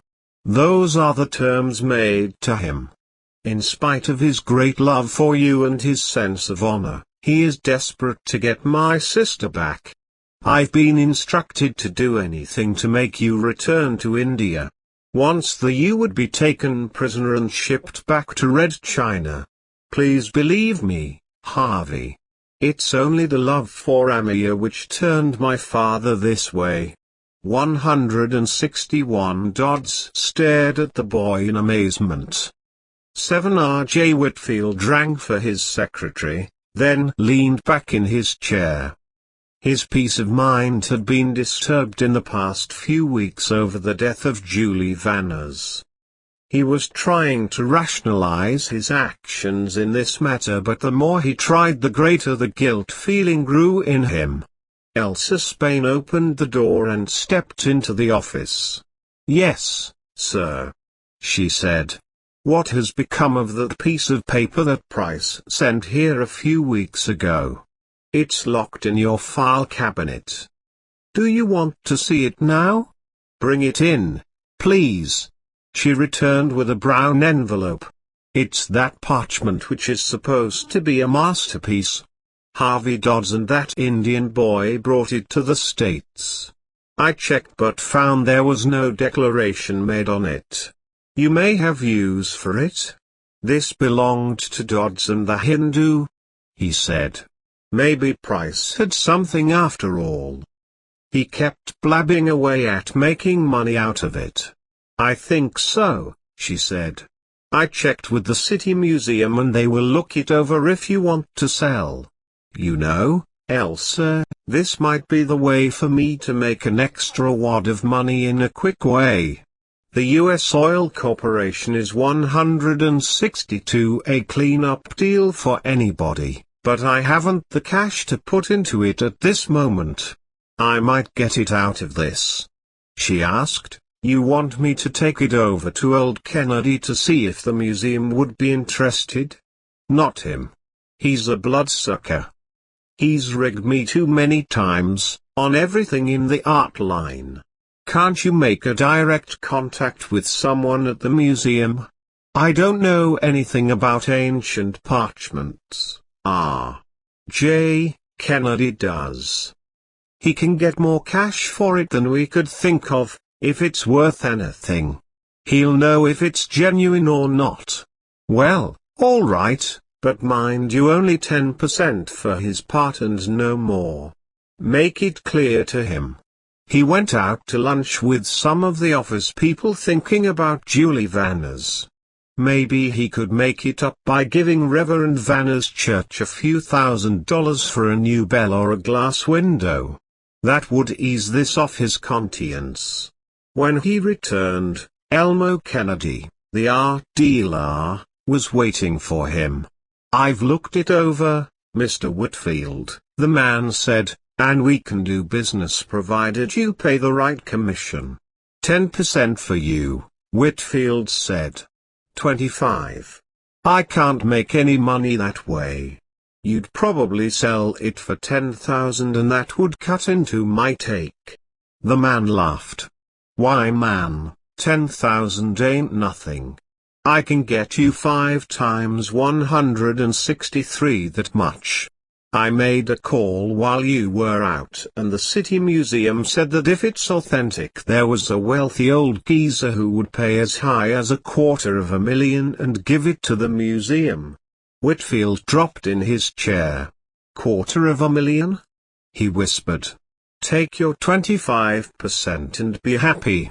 He wiped the perspiration off his brow and thought to himself that this was a way to send some money to Reverend Vanna's church as a gift which would help clear himself to God.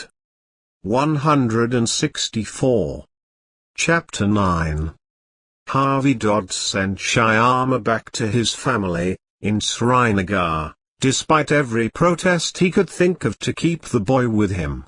It almost broke Dodd's heart to do this, yet he was fully aware that it was imperative. Bhola Lal Ghosh needed his son, and the decision caused a break in the friendship between Shyama and Dodds. The house on the shady lane in the foothills of Hollywood became exceedingly empty to Harvey Dodds. For days he could not get used to the fact that he was alone and was regretful of his decision and action. The presence of the Hindu boy was missed so badly that for a long time Dodds could not even stay in the house. He spent time in the movies, on long drives through the countryside, and at the beach walking along the sandy shores listening to the beat of the surf, trying to be rid of that guilt feeling that he had made a terrible mistake in sending the boy back to India. What he did might mean the death of Shyama. Harvey Dodds was sorely afraid.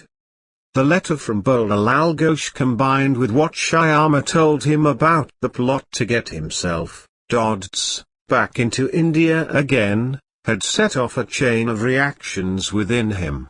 If the communists wanted him back in India and were working upon Bhola Lal Ghosh to get him there, they might become desperate and even murder the Ghosh children. 165. A feeling of helplessness overcame him whenever he thought of this. What could he do? Shyama left Los Angeles in frustration and tears.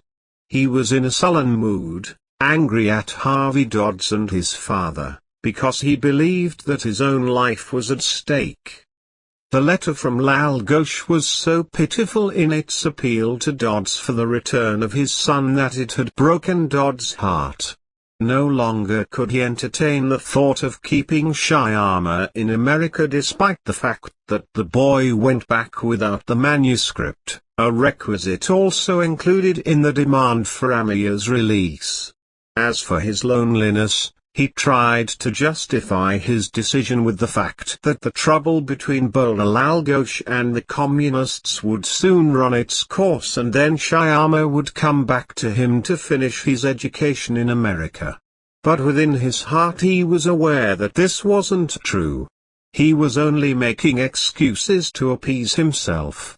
His own troubles were pestering him, for he was conscious of what the telephone call from Congressman Jackery meant. If R.J. Whitfield could force a congressional investigation of Harvey Dodd's behavior while in the Chinese prison, it was logical that the Air Force would be compelled by public opinion instigated by the newspapers to make a complete sweep of its own. There could be little telling what would come out of an action of this kind. There were plenty of soreheads still left, 166 in the service with whom he had spent time in a Chinese compound, and if any one of them should decide to make charges against him that he cooperated with the enemy, then there would be a real hard time given him. He could really be framed into something of which he was entirely innocent. This seemed to be what R.J. Whitfield was doing. The industrialist was trying to put him in a bad light so the military department would take up the case and make an issue of it. If R.J. Whitfield did not let up on him and pushed this matter too forcefully, who would know what could happen? Look at what occurred to those unfortunate Americans who had returned to this country after imprisonment by the Chinese Reds. Many of them on trial were accused by their fellow prisoners of cooperating with the Reds against the Americans. In most cases it amounted to prejudice and hatred developed between those who had been captured and confined during the Korean War. Many times there were enough witnesses to make the charge stick and another prison term was given in an American cell. Who knew but what he, Harvey Dodds, might not be put in the same situation if R.J.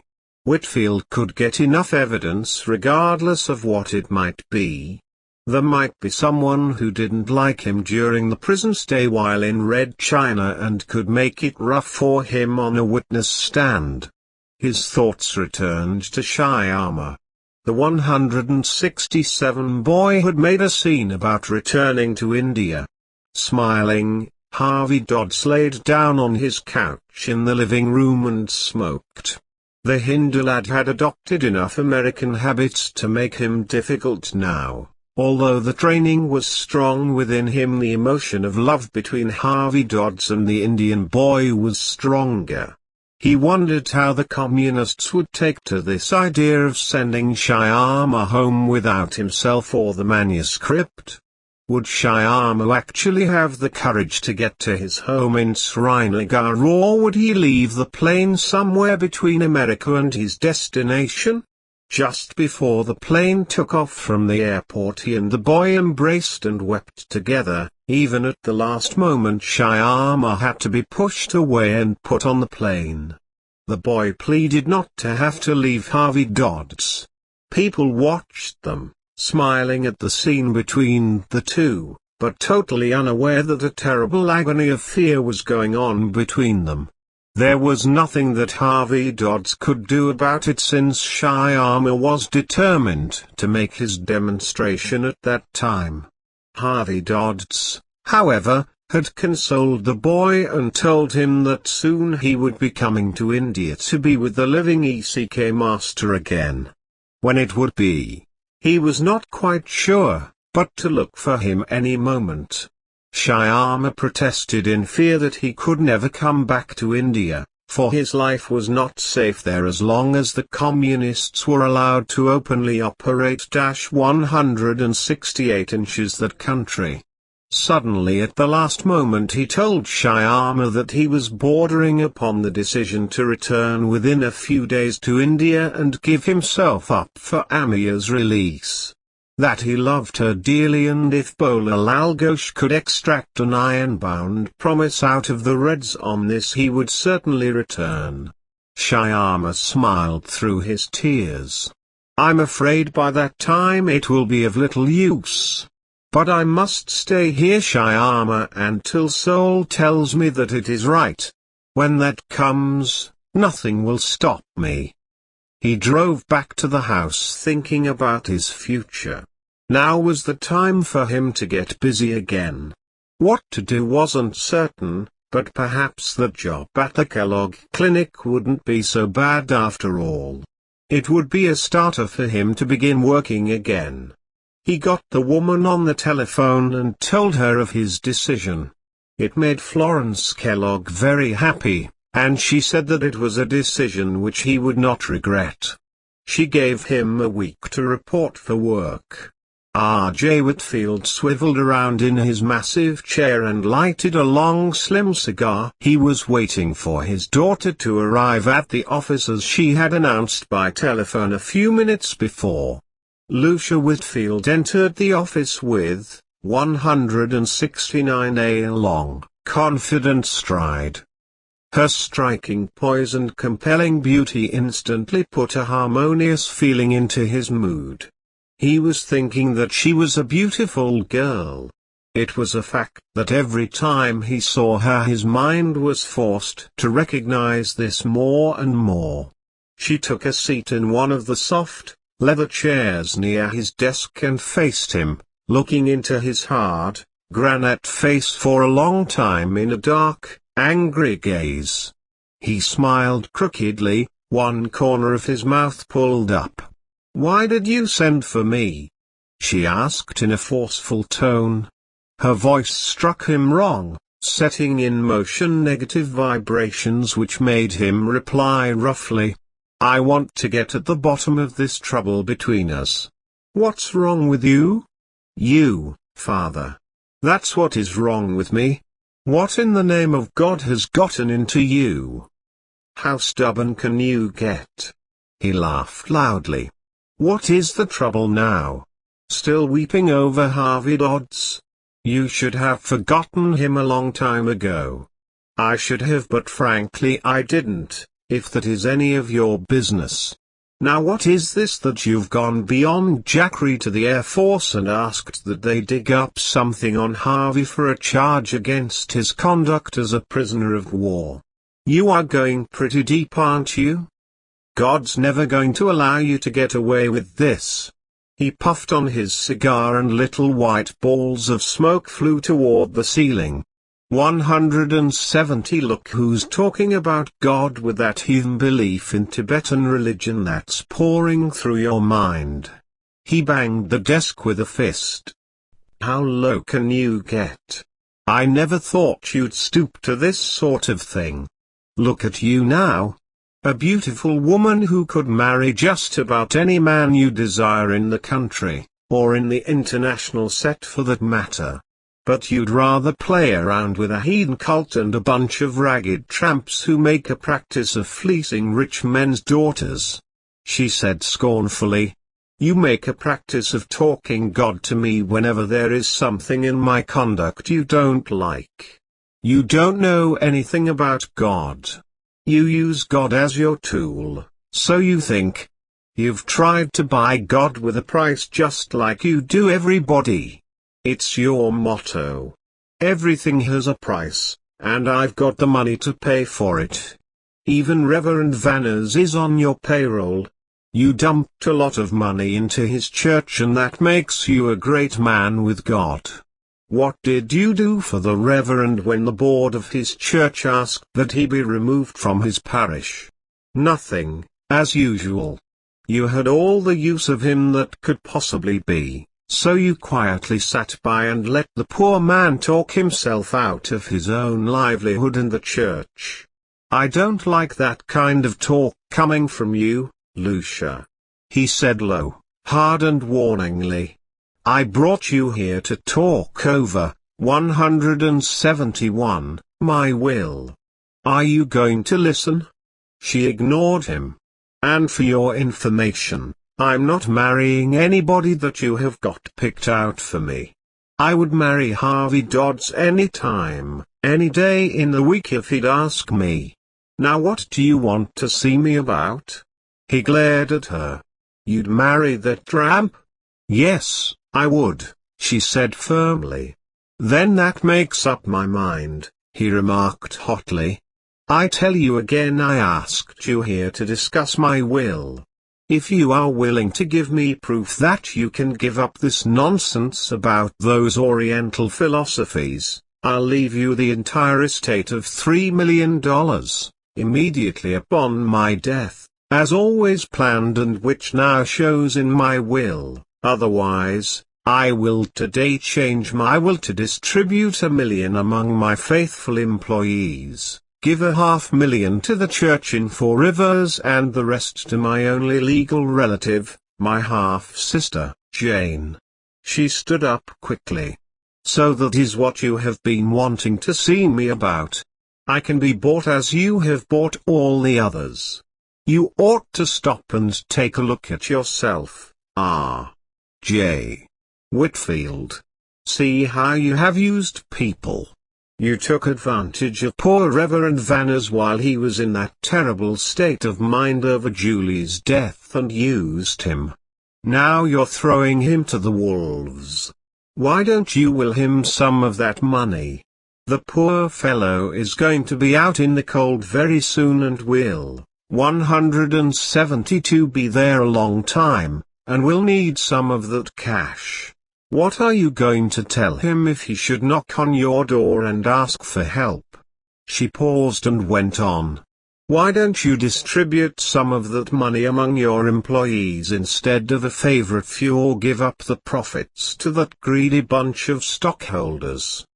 God only knows that they deserve a lot of it from you for all the treatment you've been giving them during the years you've been president. Again she said, frankly, I don't want any of your money. I'm not for sale today nor any other day. Lucia. He shouted. You can't talk to me like that. I'll fix it so that you won't get anything. I can even have your mother's money taken from you. She was walking toward the door, then stopped and turned. "I guess you could, Father. That is if you tried hard enough. One thing you forget is that it was Mother's money that gave you a start in this business. You never loved her. It was because of her inheritance of $1 million that you married her. You loved that and you finally got your hands on most of it, but you didn't get her property, which is my source of income. But if you want that, go ahead and take it. I can go to work." "My daughter," he said scornfully. "Maybe I have raised a serpent instead of a daughter." "Don't say that," she said as her face, 173, paled. "If you want to call names, let me call you one. Murderer. A cheap murderer. You are responsible for Julie Vanner's death. Don't you feel proud about that?" She slammed the door. Her heels were heard tapping fast on the floor as she ran down the hall. He glared at the glass door, his mind working like a fast locomotive coming down the track. Suddenly he remembered old Jesse Block, who was a famous baseball player when R.J. was a boy. During the winter Jesse worked on the river as a steamboat engineer. He had foresight and knowledge about R.J.'s future. He had told R.J. that unless he learned to control himself and that awful desire for money that they would get him into serious trouble someday. Now Jesse's prophecy had come true. However, it was not the money nor the knowledge that Lucian knew his deepest secret, but his own self-control. He did not like people to flaunt his opinions and desires in his face. His anger flared. The telephone buzzed. Mrs. Spain said that Congressman Rhee was on the line. The man's voice came through clear, telling Whitfield that the planned attack on Dodds had gone flat. Neither his investigation nor the Air Force could find any evidence to make a charge against the Four Rivers physician. R.J. Whitfield roared his defiance and hung up trembling with rage. Suddenly a searing pain struck his chest. It came again and again as great fear rose in his mind. 174 This was curtains for him, he thought. Darkness mercifully cut it off and he fell across the desk unconsciously pulling at the intercom box on his desk. Elsa Spain heard him and ran into the office. She saw what had happened and called for a doctor, but he arrived too late. R.J. Whitfield was dead. When Harvey Dodds heard about the news of Whitfield's death he was extremely sorry for Lucia, knowing that in spite of her difference with R.J., the girl loved him. Neither did it seem to solve any of the inner turmoil in his heart. He had made up his mind to see the Tibetan master visiting in the mountains, north of Los Angeles, before the week was out and he would have to report for work at the clinic. After getting the directions from Florence Kellogg by telephone he got into his car and drove northward through the range of misty, sunlit hills to the mission, where he stopped for a drink of water and asked the direction to Ribazataz's hut.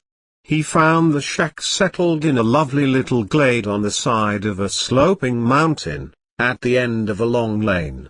He drove up within a few yards of the little but and stopped the car. Here he got out and looked around, but seeing nobody around walked toward the shack. 175 The place seemed to be, apparently, deserted. No life was anywhere that he could see. However, something about the place attracted Harvey Dodd's attention, but he could not understand what it was at the moment. He stopped approximately 10 yards away from the but feeling very nervous and looking about with anxiety for somebody. All of a sudden he discovered what that strange feeling was in the atmosphere. It was an aura of peace and contentment moving toward him like a wave striking a beach. Puzzled, he stepped back and found that it came in a circle from around the hut. However, it stopped at a certain line. Stepping forward again for a few feet, he found himself again within the circle. He stood there puzzled, not knowing what to do. This feeling of love seemed to touch his heart, and to make him cry for some unknown reason. Perhaps it was just out of pure joy of finding happiness again. The wave seemed to be coming out of that little shack. He did not feel like doing the ordinary thing, going up to the door and knocking or calling out to the ACK master to tell him that he was there. Something stopped him. Instead, he sat down in the grass looking at the butt and hoping that the master would make his appearance right away. He must have sat there for a good half hour or more watching the door of the butt before it opened. The feeling of peace was 176 upon him, and he could have stayed and rested there throughout eternity. Looking up, he saw the strong figure of a man in a maroon robe walking toward him. At first a feeling of awe swept through him like fire from a dry timber forest. Could it be true? Perhaps it was someone else, not the great Rebazataz, who was reputed to be over 500 years old. Then his heart took a sudden turn, for he realized that he was gazing upon the very features of the master whom he and Shyama had met upon the road to Punjab. During his flight from the Reds in India, the square-faced man smiled warmly. "I am Rebazataz." He spoke perfect English in a deep voice. "I have waited for you a long time." "It is you," Harvey Dodds whispered in awe. "We have met before. Who are you? Why are you here?" Still smiling, the man motioned, beckoning for him to follow. They walked to a shady spot where the grass was thickest. Under a cluster of laurels, a small mountain brook rushed down the side of the mountain. In a singing, melodious voice, they seated themselves cross-legged upon the ground. "I cannot answer your questions," Rebazataz said, his coal-black eyes bent upon Dodd's. "I am here to tell you something of your future. All that you wish to know will be given in good time, but by the Godman at the proper time and place." He stirred. "You have been searching for a long time for the peace that your heart 177 longs for. You can find that peace only through ECK. The audible life current is the way and method to God. Many seek God through this method, and many will succeed. It is not the path that all will find at their same time, but eventually all will come to it, each to his own channel until the time comes for him here on earth. You are seeking the Sigmad through the art of the audible life stream. You must be given the tests to see if you can succeed. Until you know and succeed, the struggle for God will go on within you throughout your earthly existence. If you are seeking it through the wrong path, then you will be told and your feet be put upon the right path for you. Harvey Dodd said, "But how will I know about the right path? How am I to know that TCK is the right way to God?" You will know by your heart when their Godman desires. Then the heart will recognize through its communication with their Godman. Do not believe the mind, for it is always false to you. You must and will be absolutely certain, completely sure in your decision, for once you set upon the path. It is like it is stated in Christian teachings. When you put your hands upon the plow handle, there is no turning back. The decision is not made by the outer self, but by soul which knows God, for it is a path of God. Tell me more about the philosophy of E.C.K. Dodd said. To tell you the way is not so easy. It 178 cannot be given in words. We just simply run out of words when it comes to defining this. I have never known anyone who can put into words the great music of the universe. To be simple about our definition, we say that the audible life stream is the sigmad itself vibrating through space. It is the wave of spiritual life going forth from the Creator to every living thing in the universe. By that current he makes his creations of all life forms, and by it he sustains them. In it they all live and move and have their lives. And by this same stream they will ultimately return to their source of being. The higher we go into the upper regions, the more beautiful this music becomes. If you pass above the third world into their regions of nothingness, where begins their planes of pure spirit, you find that this music is your life, joy and spiritual food. There is not a place in the worlds, any of them, where this heavenly music does not dwell. The current, or word, is the only religion, and the only philosophy. Study any philosophy or follow any religion which does not have this teaching as its central teaching, and you will ultimately find your life going off to the side, with obstacles mounting up. It is only the word that gives all in life as one needs. Without it nothing could live for a single moment or even exist. That which the Orientals call prana, a physical energy, is only a manifestation of -179. This life stream, or word, stepped down to meet material conditions. The stream is the fountain of God. It is omnipresent, omnipotent, and omniscient. All energies, either latent or dynamic, are within it. We are all one with this stream. Everything is blessed with the word. We are like the dewdrops falling into the shining sea, for we slip into this sea of light and sound by the essence of our knowledge of their divine soul. He paused.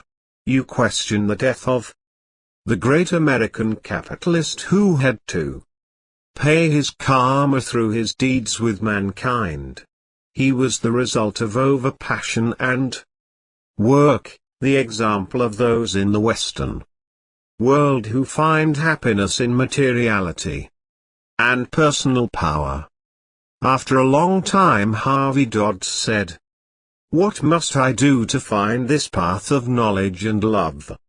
I can tell you this: the deep voice of the ECK Master lifted above the rushing sounds of the brook.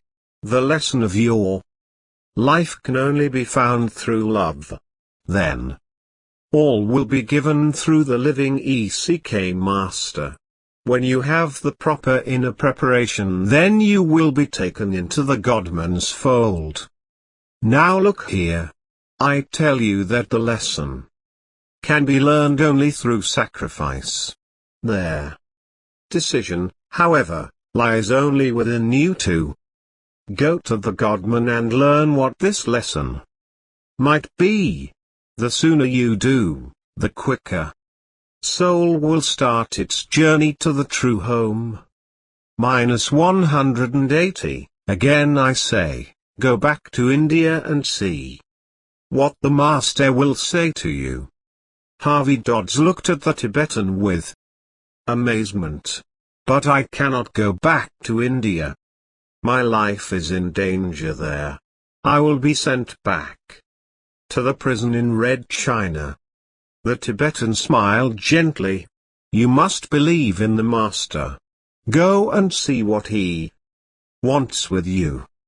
Harvey Dodds drove back to the city, again filled with tormenting doubts. If their path was so hard to follow, why should he try it? Why was this mysterious Master always showing up in his life? He was sure that Rebazadaz was the same one whom he and Shyama had met on the road to the Punjab. Could he take a chance on getting back into India without the communists knowing it?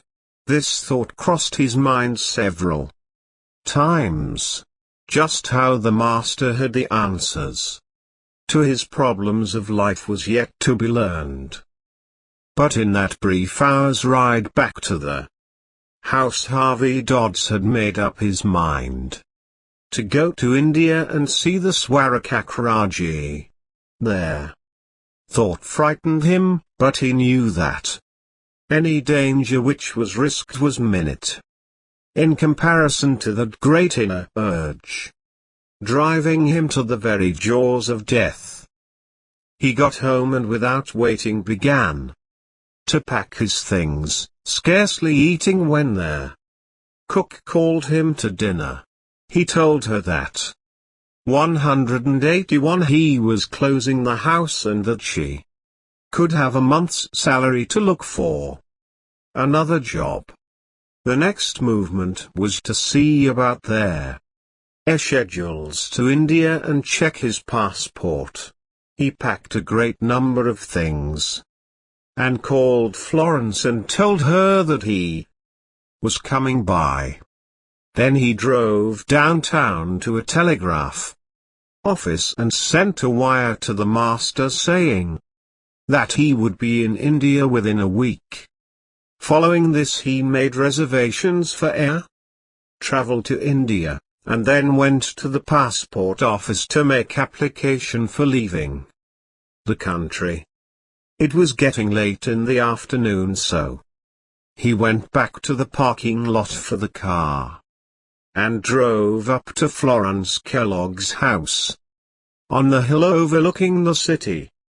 She was alone, so Dodd started in without hesitation, saying it was impossible for him to take her job, as the Tibetan had told him to go back to India to see the Master. She registered disappointment but was sympathetic in her understanding and told him that it was well, for she could make contact with another surgeon who wanted to come into her clinic. However, if he got back from India within the next few months, she could try to fit him into a place on their staff. A cab drove up outside and someone came to the door. The woman went to their door and opened it. To the surprise of all, including Dodds, Lucia Whitfield walked into the room. -182. She stopped quickly and looked at Dodds. You? She exclaimed. I should have telephoned first. I've been in town a few days and thought about running out to see you. The clinic told me you were home for their evening. She went up to Dodds and shook hands. Hello, Half, she said with a deep light glowing in her eyes. Hello, Lucia, he said, feeling stuffy with speaking such words. They talked for a few minutes, then Florence Kellogg got up and said, I'll go put on a pot of coffee and get some cake for you. Dodd sensed the woman knew that he and Lucia wanted to be alone for a few minutes, and was grateful. Lucia said thanks for that nice letter about Father's death. It was the least I could do, he said, orc equals. Wardley looking at his hands and thinking of the day in New York when she kissed him.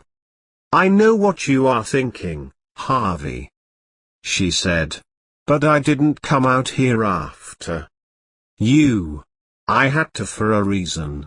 Father had a piece of property in Santa Monica and I'm here to make a deal with a realty company who wants it for commercial property.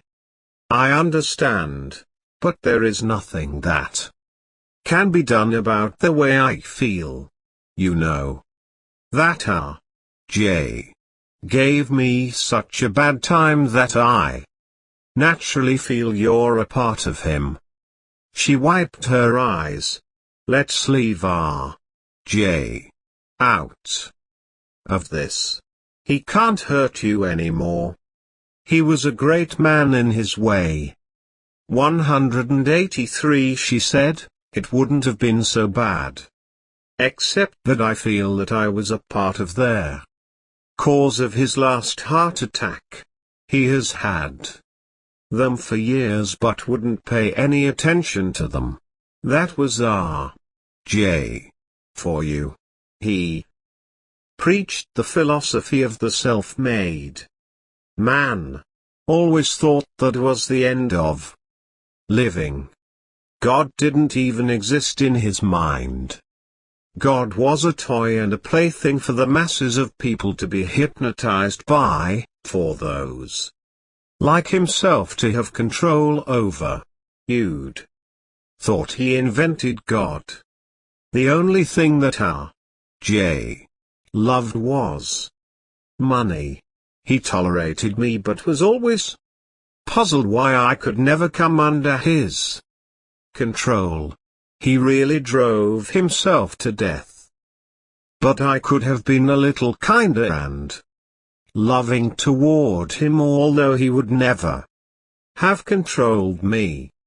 Harvey Dodd said, I've had a deep concern about you since hearing the news about his death, but knowing you, I thought there would be every reason that you would get over his death quickly. You inherited the whole estate, didn't you? She nodded. That was what killed him. He had called me to the office to discuss changing it, if I didn't give up my search for God. I'm having the attorney get a job for Reverend Vanners somewhere in the corporation. Since he got kicked out of his church, the poor fellow has almost starved to death. I've persuaded him to become a consultant for our plants in the Midwest. 184, I am also trying to get the Gatewood directors to cut down on the profits sharing plan with its stockholders and divide the melon each year with the employees and give the old-timers some good stock. And I am trying to get money for the employees at the Four Rivers plant, and a hospital of some sort built there in memory of Julie Vanners. She stopped and took a deep breath.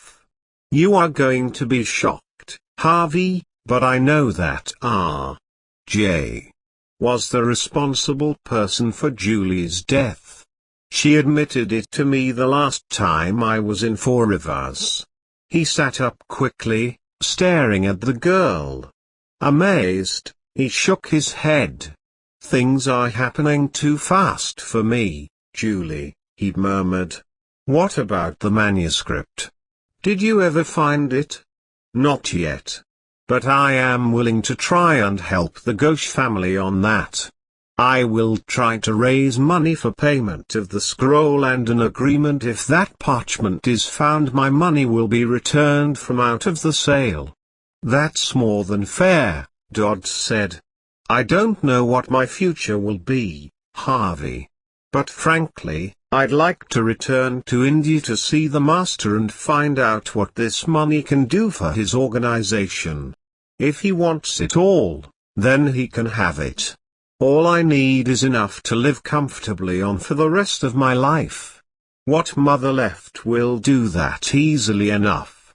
Dodd said slowly, I'm leaving next week for India to go back to the master, but do, 185, not tell anyone. My life is in danger while there.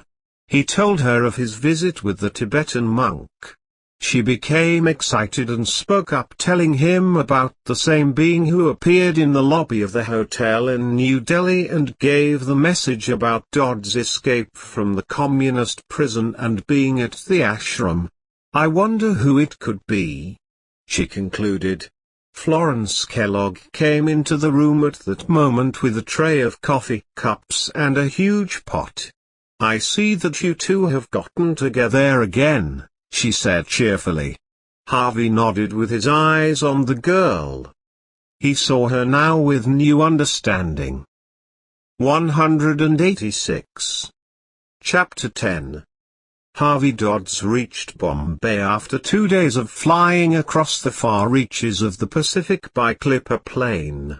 When he stepped from the plane, the very atmosphere seemed to be so much different from that which he had felt before. There was a familiarity of feeling about this broad, old land where millions of feet trod the highways that led to the great shrines of the Indian gods in the heights of old mountains to the north of this vast land. The broad blue sky was deeper in its color than he had ever seen a morning sky.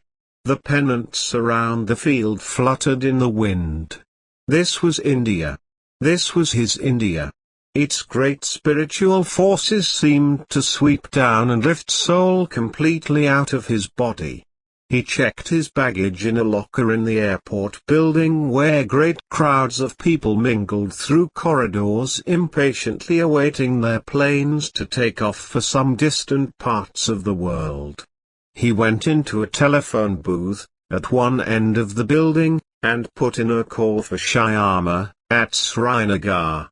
While awaiting the call to be put through, he thought of this life into which he had been unexpectedly thrust by his decision to return to see the living ECK master. There had been no answer to his wire, so he wondered if the godman wanted to see him. After a while the phone rang and he, 187, talked with the operator. She said the connection between Bombay and Srinagar seemed to be having difficulty. He might have to wait 4 hours before getting through, for there had been a storm which had torn down the wires. He got his baggage and left the airport for a hotel, planning to take a night plane for Srinagar.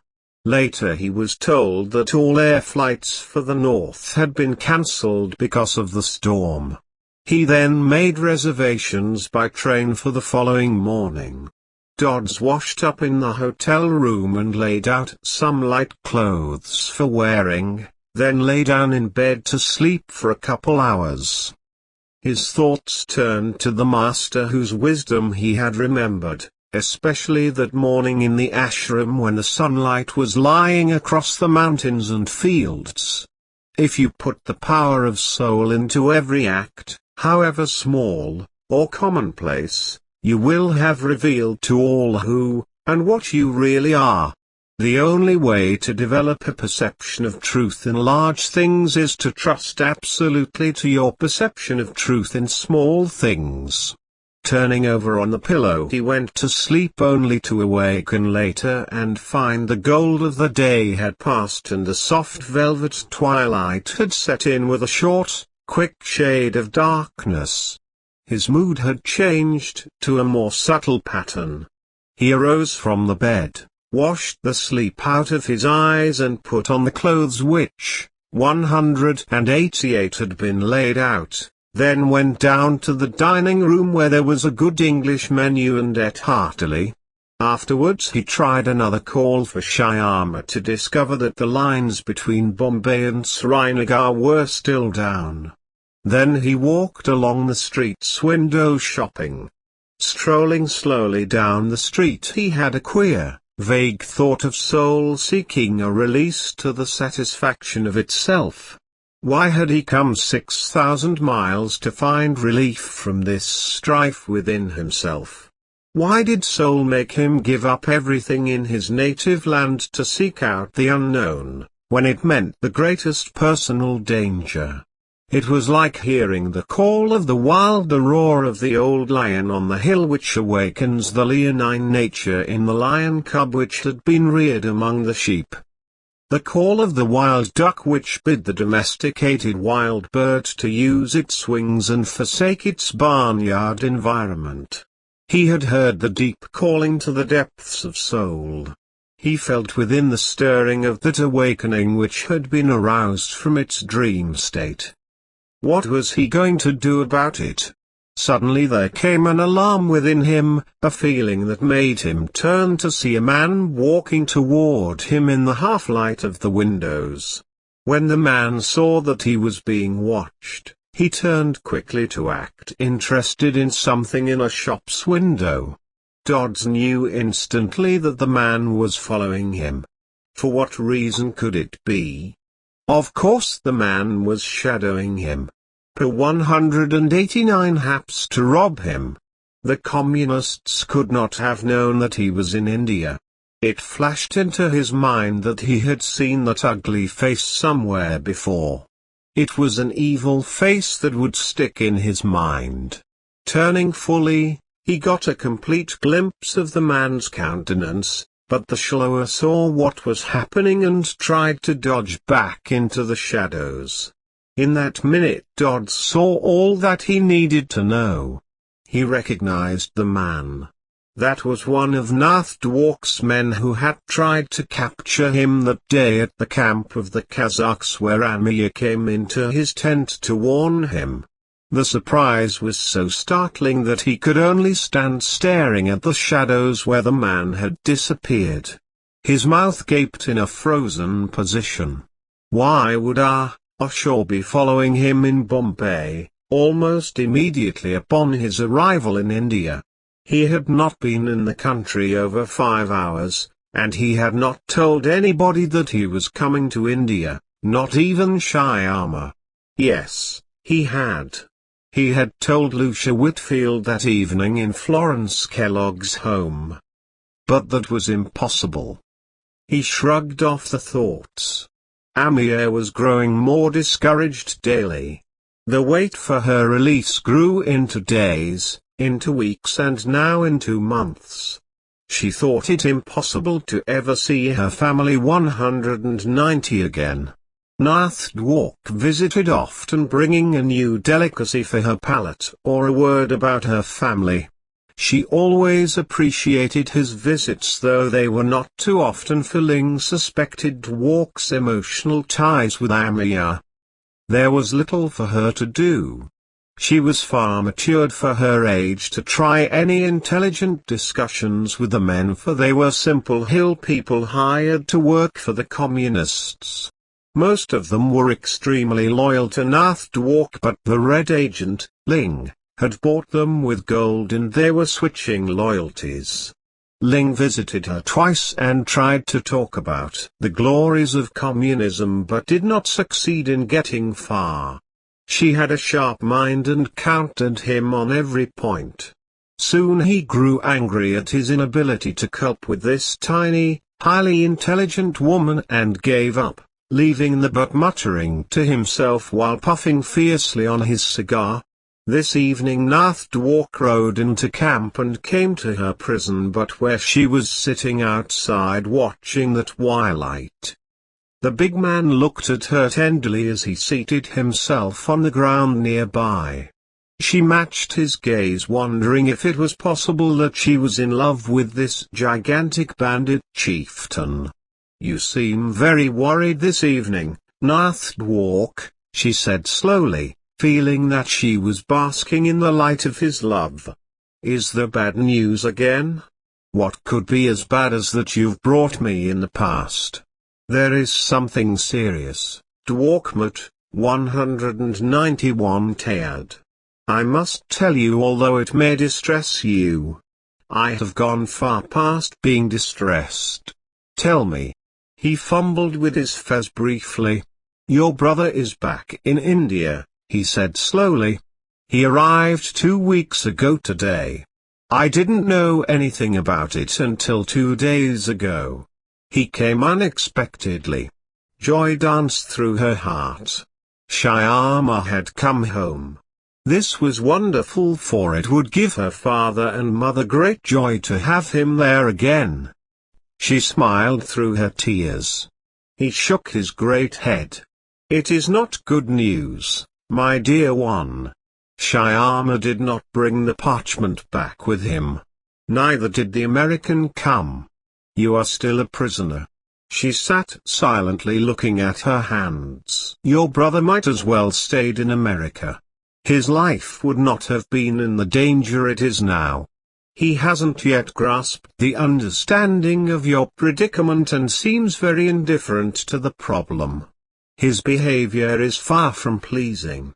He treats the girls in a frivolous manner so much different than during the old days when he was a virtuous lad of many lovable qualities." She frowned with pain. "Your mother scolds him for the way he is acting. But I am told that it has made little impression upon the boy. Instead, he seems to have grown very sullen toward 192 everybody in the household. I wonder if he could be lonely for the American? What can I do, Nath?" She murmured tearfully. "If they take Shyama and bring him here, then I will certainly die. And it would kill my parents." He said gruffly, "Why don't you write the American and get him back? Then Ling will be satisfied with making an even trade with you?" "That isn't fair, Nath. The American cannot be tricked like that. Tell him everything and appeal to him to come to help." "Is that trickery?" "No. It is the only way I will do it. When can you pick up my letter?"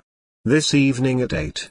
Take your regular walk past the guard up the path to the forked tree, turn and start back. There is a clump of brush on your right as you return to the cabin. I will be there waiting to take your letter. Just drop it on the ground." She looked into his face. "I will not forget this if we get out alive. If this plan fails, I will try to carry you off by force." He left her. She went into the bed and wrote the letter to Harvey Dodds, explaining all and asked that he come to India to help her. Before ending, she felt compelled to express a strong admiration for him. Then she went for the walk to meet Dwark. The sentry hardly noticed her pass. The mountains were a rugged landscape 193 against the great world, snows gleaming in the light of a great rising moon. The trees stood straight and tall in the forest, and her thoughts were upon the master. The man standing at the bend of the road was dressed in a maroon robe, his eyes were like burning coals. He said in a deep voice, "I have a message for you, Amiya Ghosh." She stopped quickly. Sudden intuition flashed into her mind. "Are you the master, Rebazatazaz?" she said, hopes arising. He nodded briefly. "There is little need to give that letter in your pocket to Nath Dwark. Your plan will not work, for the tall American is in India. He will soon be at your parents' home. And your father must not betray him to the communists but send him on to the master. And he must take your brother with him." "How can I tell my father?" she asked softly. "Ask Nath Dwark to take the message to your father. Tell him that it is the will of God." The master strode off into the moonlight and disappeared in the forest. She moved quickly toward the clump of brush to tell Nath Dwark the news. Nath Dwark reached home late that night, wondering at the news which the girl had 194 given him. He was sitting in his bedroom wondering at the girl, for it seemed that her mind had snapped under the strain. ECK Masters telling her that the American was in India. Bah! What a story! He was crying in his heart over her condition. One of the servants rapped on the door and told him that Roshaw, who was acting as a Bombay agent, was waiting outside to see him. Dwark was surprised, but went out to see the man. No doubt the scoundrel was there to get money. Roshaw was standing by the door in the living room. Dwark said roughly, "You've come for money. I should cut your throat." "No!" Roshaw cried. "I'm not here for money. I had to come for there was no way of sending you a message. The storm blew down the wireless poles. What is so important that you left your post in Bombay to risk me cutting your throat?" Roshaw cried, "The American is here. I saw him step off the plane in Bombay." "What's this?" Dwark seized the man by his blouse. "The American, Dodd's, has returned. I followed him in Bombay. I determined his identification." "You're a fool. The American wouldn't come back." "But it's true. It's the same man. I can prove it. Here. I stole some of his papers. There is his name on them. What would I be doing with his papers if he isn't in India?" 195 Dwark took the papers and examined them. Sure enough, they were letters addressed to Harvey Dodds and the date on them was recent. Roshaw had found something of great importance to him. This could be trickery. Of course it was a trick. Only a trap to catch him in something, and Roshaw was in the hire of the Indian secret police. He half raised his fist, then dropped it. Suppose that Roshaw was telling the truth. Didn't Amaya say the ECK master told her the same thing? But suppose that Dodds was cooperating with the Indian police to trap Dwark and his red agents. It was possible. His hesitation gave him doubt. He said quietly, "You go back and watch the American. Let me know his movements. I will fix it so he will never return to America." Roshaw said tremblingly, "I had to hire somebody to watch for me while I came here. He has to be paid." "How much?" 20 rupees. "You're a thief." Dwark cried roughly. "I could have hired 10 men for that amount. Tell me, how much profit are you going to make on this?" "None. The thief robbed me. He knew how important this work was, so he took advantage of my generosity. Take it." Dwark threw the money to the man. "But be sure to earn it. If you don't, I'll kill you. Hear me?" He went back into his bedroom wondering if he should prepare to rescue Amaya. 196, 7. By now, Harvey Dodds was confident that the man who had been shadowing him was the follower of the red agent Nath Dwark, who was known as Roshaw. He became apprehensive of his decision to have returned to India. Perhaps he could catch the plane back to America that night. Fear began to creep into his heart. When he returned to the hotel that evening to pick up his baggage, he discovered that somebody had rifled his luggage and stolen some letters. They were unimportant letters, and it made him wonder why they were the only things taken. They were just personal notes from friends that he desired to keep in contact with. This was proof that something was wrong. How had they discovered his return to India so soon? Was it by coincidence as he stepped off the plane? Or was it that somebody in America, maybe Lucia, had tipped off the Indian Reds? Who in America besides the passport office, the airlines, and Lucia knew anything about this trip? Every time he looked out the window of the hotel there was a shadow standing near the lamp post, watching. Cold shivers raced down his spine. Just how was he to get out of that hotel without them knowing that he was gone? Looking at his watch, he saw 197. There was only an hour left before train time. Cutting off the light, he stood in the darkness watching the man in the street. The shadow saw that the light was out and moved away from the lamp post, threw away his cigarette, pulling his hat low over his face, and walked toward the hotel entrance. Harvey Dodds picked up his luggage and left the room. He caught the elevator down to the lobby, paid his bill, and purposely told the cashier that he was going to Calcutta that evening, hoping the shadower would hear and pass the word along. No doubt by now Dwark was in Bombay. Going outside, he caught a cab for the station but watched through the rear window to see if anyone was following. Only once did he see a car which could have been that of somebody following. He got to the station and went inside to pick up his railroad tickets to Calcutta, knowing that he would get off at Lucknow and catch a plane to Srinagar to find Shyama. For some reason he knew the boy was in danger and perhaps he could help. He went to the gate and entered the rail platform to the sleeping car where his compartment was and got ready for bed.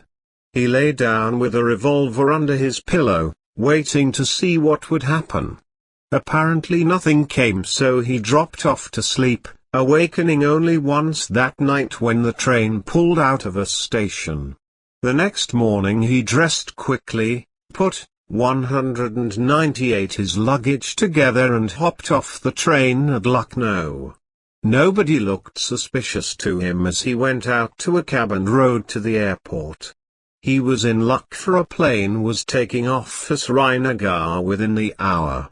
He went into the dining room to eat, and there his heart took a tumble. The shadower was sitting at the counter eating breakfast. Without giving any attention to the man, Dodds took a table in one corner and ordered. At this point he didn't care what happened to himself. Strangely, the man did not get on the plane. But Dodds knew the answer, or thought he did. He had wired ahead about the movements which the American was making. Nath Dwark would be waiting for him at the airport in Srinagar. That was simple. He would get off at the first stop and take a train into the city. This he did, and completely missed seeing anyone who looked dangerous to him. He arrived at the Ghosh household at 7 in the evening. The place looked about the same as it had since that day Amir had brought him there from the camp of the Kazakhs to that broad, flat-topped white residence. Chickens clucked about the yard, and a pond down in a far corner was filled with honking geese. Twilight had begun to drop over the earth. A pattern of powdered rice on the threshold from the early morning ritual was still there. It was the Hindu worship of the spirits that guarded the entrance of the home. 199. This was the evening hour, the hour of union between darkness and light. The hour when the Hindus said that soul most easily found itself one with the infinite soul. They called it the cow dust hour because this was the time the cows returned to their homes and blessed the one who took the dust off their feet with reverence. The women of the house had gone to the rooftops for meditation. Bells in temples and homes were calling men to evening worship. Harvey Dodds could hear the ancient prayer going on around him, as he stood there watching the beautiful sight of darkness creeping in along the willow trees. Harvey. A voice which he had heard many times in the last few months. Is that you? You're not a spirit, are you? Let me touch you. The boy was hugging him tightly. It is you again, Harvey, he whispered. You've come for me. Thank God. I'm here, Sammy. I've come back to India. I never want to be separated from you again. You're in danger and I had to come. The boy pulled back with tears in his eyes. Do I act like a child? I can't help it. Others discovered him and poured out of the house to greet him. Bhola Lal Ghosh came toward him beaming, with his hands out in greeting. They went into the library where Harvey Dodd sat in one of the leather chairs and lighted a cigarette. He told them about the events in America that led up to his return to India, then about the Shadhoer in Bombay, 200, and Lucknow whom he believed to be one of Dwark's agents. Turning to Ghosh, he told of his desire to return to see the living ECK master and why he had come to Shyama. He believed that Shyama was in danger. Ghosh repeated his story of Amiya's abduction and the situation in his household. He was desperate to get Dodds to India again to solve his problem and asked the real reason why the American was back. Dodds looked at Shyama, who seemed to read his mind, and nodded. Then he told about the ECK master whom they had met on the road to Punjab and of his experience in the mountains of California. He concluded, "I don't understand who he might be." Bhola Lal Ghosh smiled. "He was Rebazataz, who is the greatest ECK master in this whole world. You are fortunate, for he is guiding your life. If this is true, why does he want to keep his hand in my affairs?" Dodds asked. "He may have a great mission for you," the householder said seriously, for the first time in weeks showing interest in anything. "One can never tell what he is doing.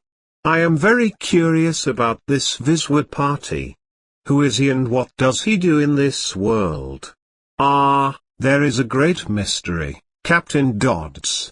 Viswat Party is a person or being of great mystery. He is a great TCK master. Many legends say that he is our living master in another form, or vice versa. 201, but let us not talk about it now. Dodds said, "Why? There is a matter of personal concern," said Ghosh. "Now since you are here of your own free will, then I know that it is the will of God to help get my daughter back. For that reason I will not help Dwark in his plan to recapture you. You want to get to the ashram right away?" Dodds nodded. "It is dangerous for me to stay here. Dwark might make new threats against your family and involve Sanmi. Can I take the lad with me to the ashram?" "Of course. It will be safer for him there. But I warn you that unless we have some results in getting my daughter back within a few days, your presence will be reported to the communist secret agents here to swap you for release. I will let nothing stand in my way to get her back again." 202. Chapter 11. Lucia Whitfield returned to New York City from Los Angeles in a very discouraged mood. She was certain that any relationship between herself and Harvey Dodds was at an end. Nothing that either could possibly do would ever be able to put back together that old feeling that they both once possessed. She was aware that by now Harvey Dodds was on his way across the wide Pacific to India. That very soon he would be sitting on the veranda of the cottage in the ashram, at Kuma, drinking in the wisdom of the great TCK master, Swarakakraji. How she envied him and wished that she had the opportunity to leave the States immediately for India. Only the business of settling some of the affairs of her father's estate with the attorneys kept her in New York City. Already the relatives of the family, even those who were so remote that there was only the slightest speaking terms between them, had begun to clamor at her door for claims on the great estate left by R.J. Whitfield. This only served to make her more disgusted with the world of people of this kind. She had now come to the decision that the spiritual life was not possible for her, and with the relatives wanting to take to court their claims for the breaking of R. J's will bite, trying to prove that Lucia was not competent because of her interest in the strange Eastern religion. She was thinking, 203, it was best to marry one of the eligible young bachelors who was serving as a vice president in the corporation. She should settle down as R.J. had begged her for years to do and raise a family. 3 brilliant young executives had been eyeing after her for a long time, and it would only be a matter of picking out the most suited to her temperament and saying yes. Still, she just couldn't get interested. She telephoned her attorney that morning and asked, "How long do you think it will take you to get things in order?" "That depends upon what you mean by things in order," the attorney replied. "I might want to leave the country for several months. In fact, if I should go, it's impossible to say how long I would be gone. If it is necessary that I would have to stay here, please let me know right away. Or should I be overseas and you would need me here fast, would it be possible to contact me at once?" "Where are you going? On a safari through the Congo?" he asked. She laughed. "No, I'm going to India, if possible. Maybe there for months. I really do not know, but if it is not possible for me to leave at this time, the idea of the trip can be given up at once. I do not see why you couldn't go, Miss Whitfield. If somebody wants to take the case to court to break the will, it would be months before the machinery of the law could get into action. With an estate being as this one, the 204 would be a lot of legal paperwork to be done. However, I can fully assure you that unless your father made another will, at an earlier date, which has not yet shown up, there is nothing to prevent you from receiving the entire estate. His will, as filed in the state of New York, clearly states that you are the sole heir to his property." She said, "I will authorize you to establish a trust fund for my Aunt Jane Whitfield at Four Rivers to provide an income to her for the rest of her life." D.J. was providing her with the usual comforts, "but I want to double the amount so that it will take care of any extra expenses that she might have. Will you make those provisions and send the papers over to me for my signature?" "Yes, I will do it at once," he replied. "I will draw up the necessary papers for your signature. However, there is another complication which has arisen. A check came to the office this morning for R.J. Whitfield. Quite a tidy sum of money. It amounts to $250,000. "What?" she exclaimed. "Where did it come from?" "From the City Museum. It is in payment for an ancient scroll that your father sold them a few days ago. I don't know what to do with it." Astonishment struck her in hard waves, numbing her brain so thought would not come. What she had heard was true. R.J. did actually steal that manuscript from Shyama and sold it to the City Museum. 205. Goodness gracious, but this put her in a very bad situation. What could she do about it? Frankly, there was nothing except to pay that money to the Ghosh family. She made that decision in a moment. She now had to go to India and explain to Shyama's people what had happened and give them the check. She said quickly, "I've made up my mind. You hold that check for me until I can get down to the office. Don't give me any argument. Soon as my passport is ready, I will leave for India by air. Here is my address there, so if you need me, either call by international telephone or send a cablegram." She reached for a pad on her desk and read off the address and telephone numbers of both the Ghosh household in Srinagar and the ashram at Kuma. "Registered, of course. You can always get me through the American ambassador at New Delhi." "I don't know what to say, Miss Whitfield. But you will explain when you get here at the office? Can you see me this afternoon? I would like to get the matter of this check straightened out. $250,000 is a lot of money to be left lying around. She said, just one thing more. Suppose that I would want to give away my estate or part of it? Is that possible under the present status? Why, yes. I can see no reason why you cannot give away every penny of it, should you desire to do so. Are you thinking about that? 206 Just thinking. No decision. Goodbye. I will see you this afternoon at 3. She began packing her clothes and making ready to close her New York apartment. However, friends got the word by grapevine that she was leaving for India again, and started dropping in to give their advice against the trip. Most of them were girlfriends, and they were all interested in the fact that she was in the danger of losing a prospective husband among the corporation's young executives. All the prospects would be married and settled down by the time she got back.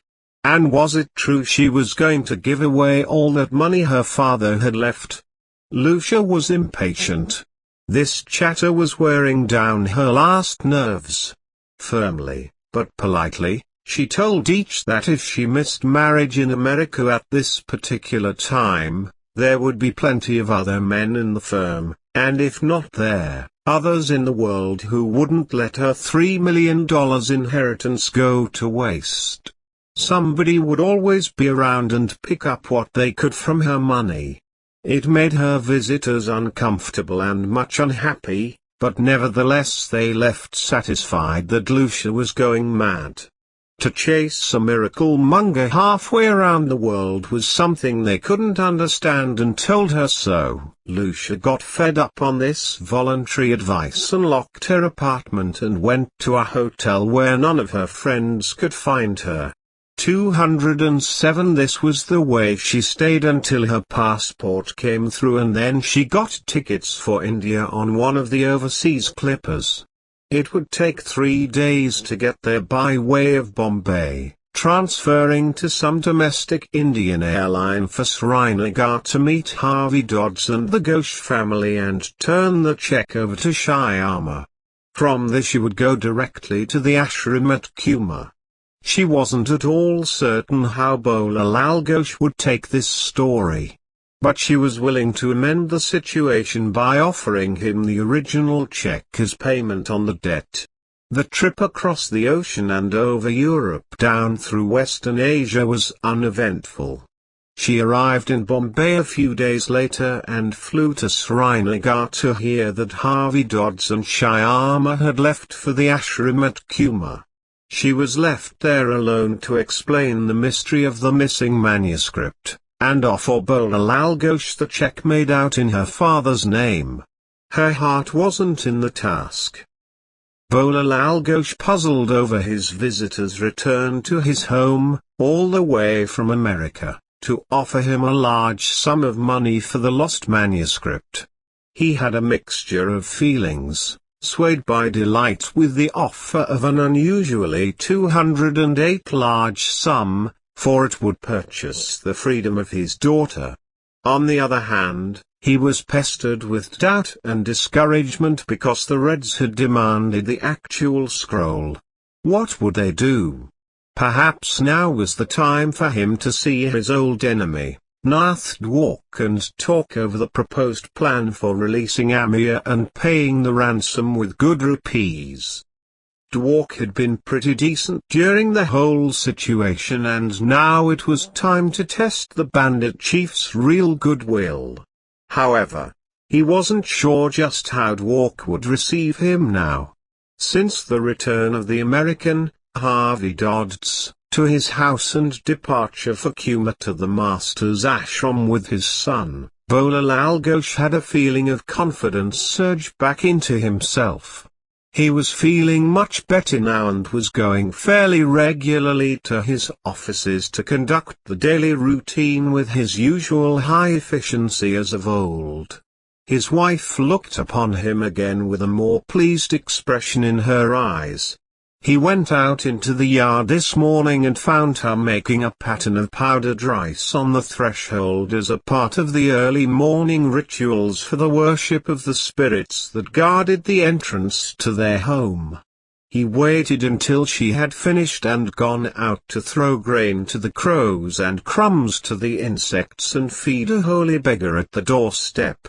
After this came breakfast, which she served him first, fasting until after he had eaten. He watched her finish her break, 20 fast, then spoke to her about the problem on his mind. "You are right, my husband," she spoke in a sing-song voice. "The woman has somewhat created a problem by bringing the money and not the scroll of the Ancient One. How will Chungling take this? It is my opinion that he will like the money and might take it, but hold our daughter longer for further use." Ghosh replied, "The American woman, Miss Whitfield, is a splendid person who believes in the Sigmad. She has done what she believes is right, and I agree with her. However, we did send the manuscript to America, by our son, to be sold. We wanted money, a large sum of it, for the purpose of helping ourselves. But things have changed, my wife. We are left with nothing at all, not even our daughter, for the money means nothing without her in our household again, safe and well. Perhaps we should not even tell the Red Agent Chungling that we have received the money for the scroll." "Why not, my husband?" she cried urgently. "Would you let your daughter die in that monster's hands? She has probably been sorely mistreated so badly now that it will take months for her to recover, and perhaps she will not recover at all. I will go immediately to Dwark and ask for contact with Chungling," he replied, quickly trying to escape her outburst.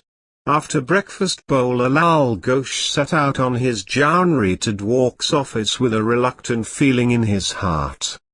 He was not sure 210 that this was the right thing to do. For if Chungling was going to be unfair again, as in the case of that agreement, then he was wasting his time and the money. But what else did he have to offer? He arrived at the office and was greeted by Nath Dwark, who took him into a narrow cubicle and seated him before the desk, then gave him a cup of wine.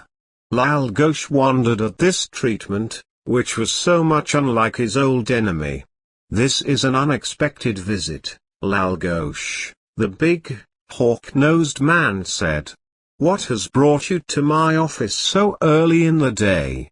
Are you planning something that will affect me in the coming election? If so, let me tell you that little do I care, except that Chungling will not like it." Lal Ghosh shook his head. "I've come to talk with you on a secret matter, Dwark.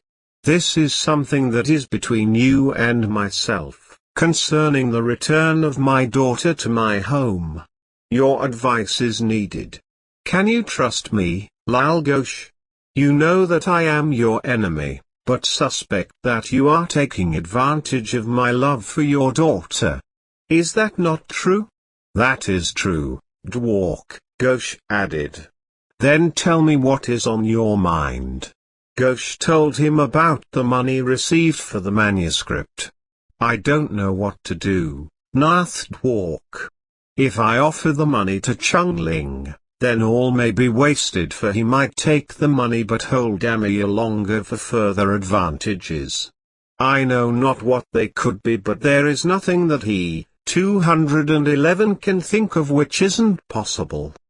Dwark tapped the desk with his fingers for a long time and then said, "I do not know what is the correct answer, Bola Lal Ghosh, but I believe that it is best to offer him the money since the scroll is no longer in your hands.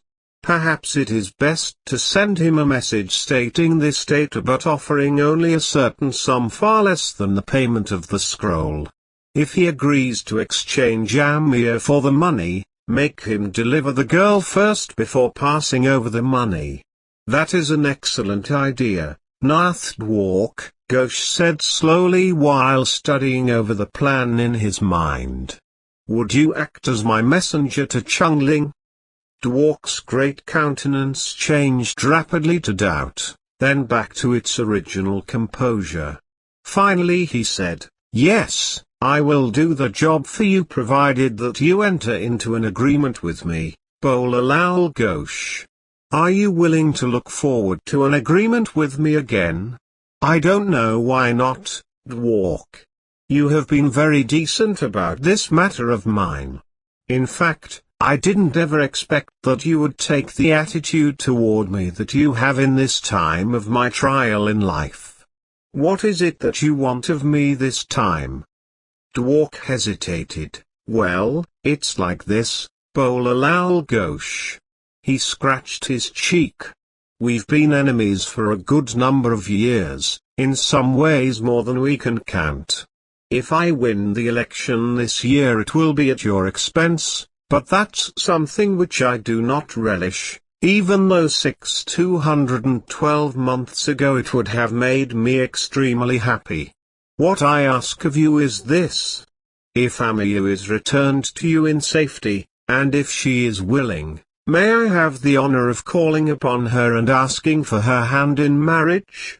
Lal Ghosh jumped to his feet as the words struck him with a giant force. Why? He exclaimed with perspiration running down his cheeks. Why, I don't know, Nath Dwark. But let's leave that to Amiya. She must make that decision herself. 7C Dwark learned early that day, after Lal Ghosh's visit, that Harvey Dodds had arrived in Srinagar and left again with Shyama for the ashram at Kuma. Everything was happening so quickly that he hardly had time to think about any of them.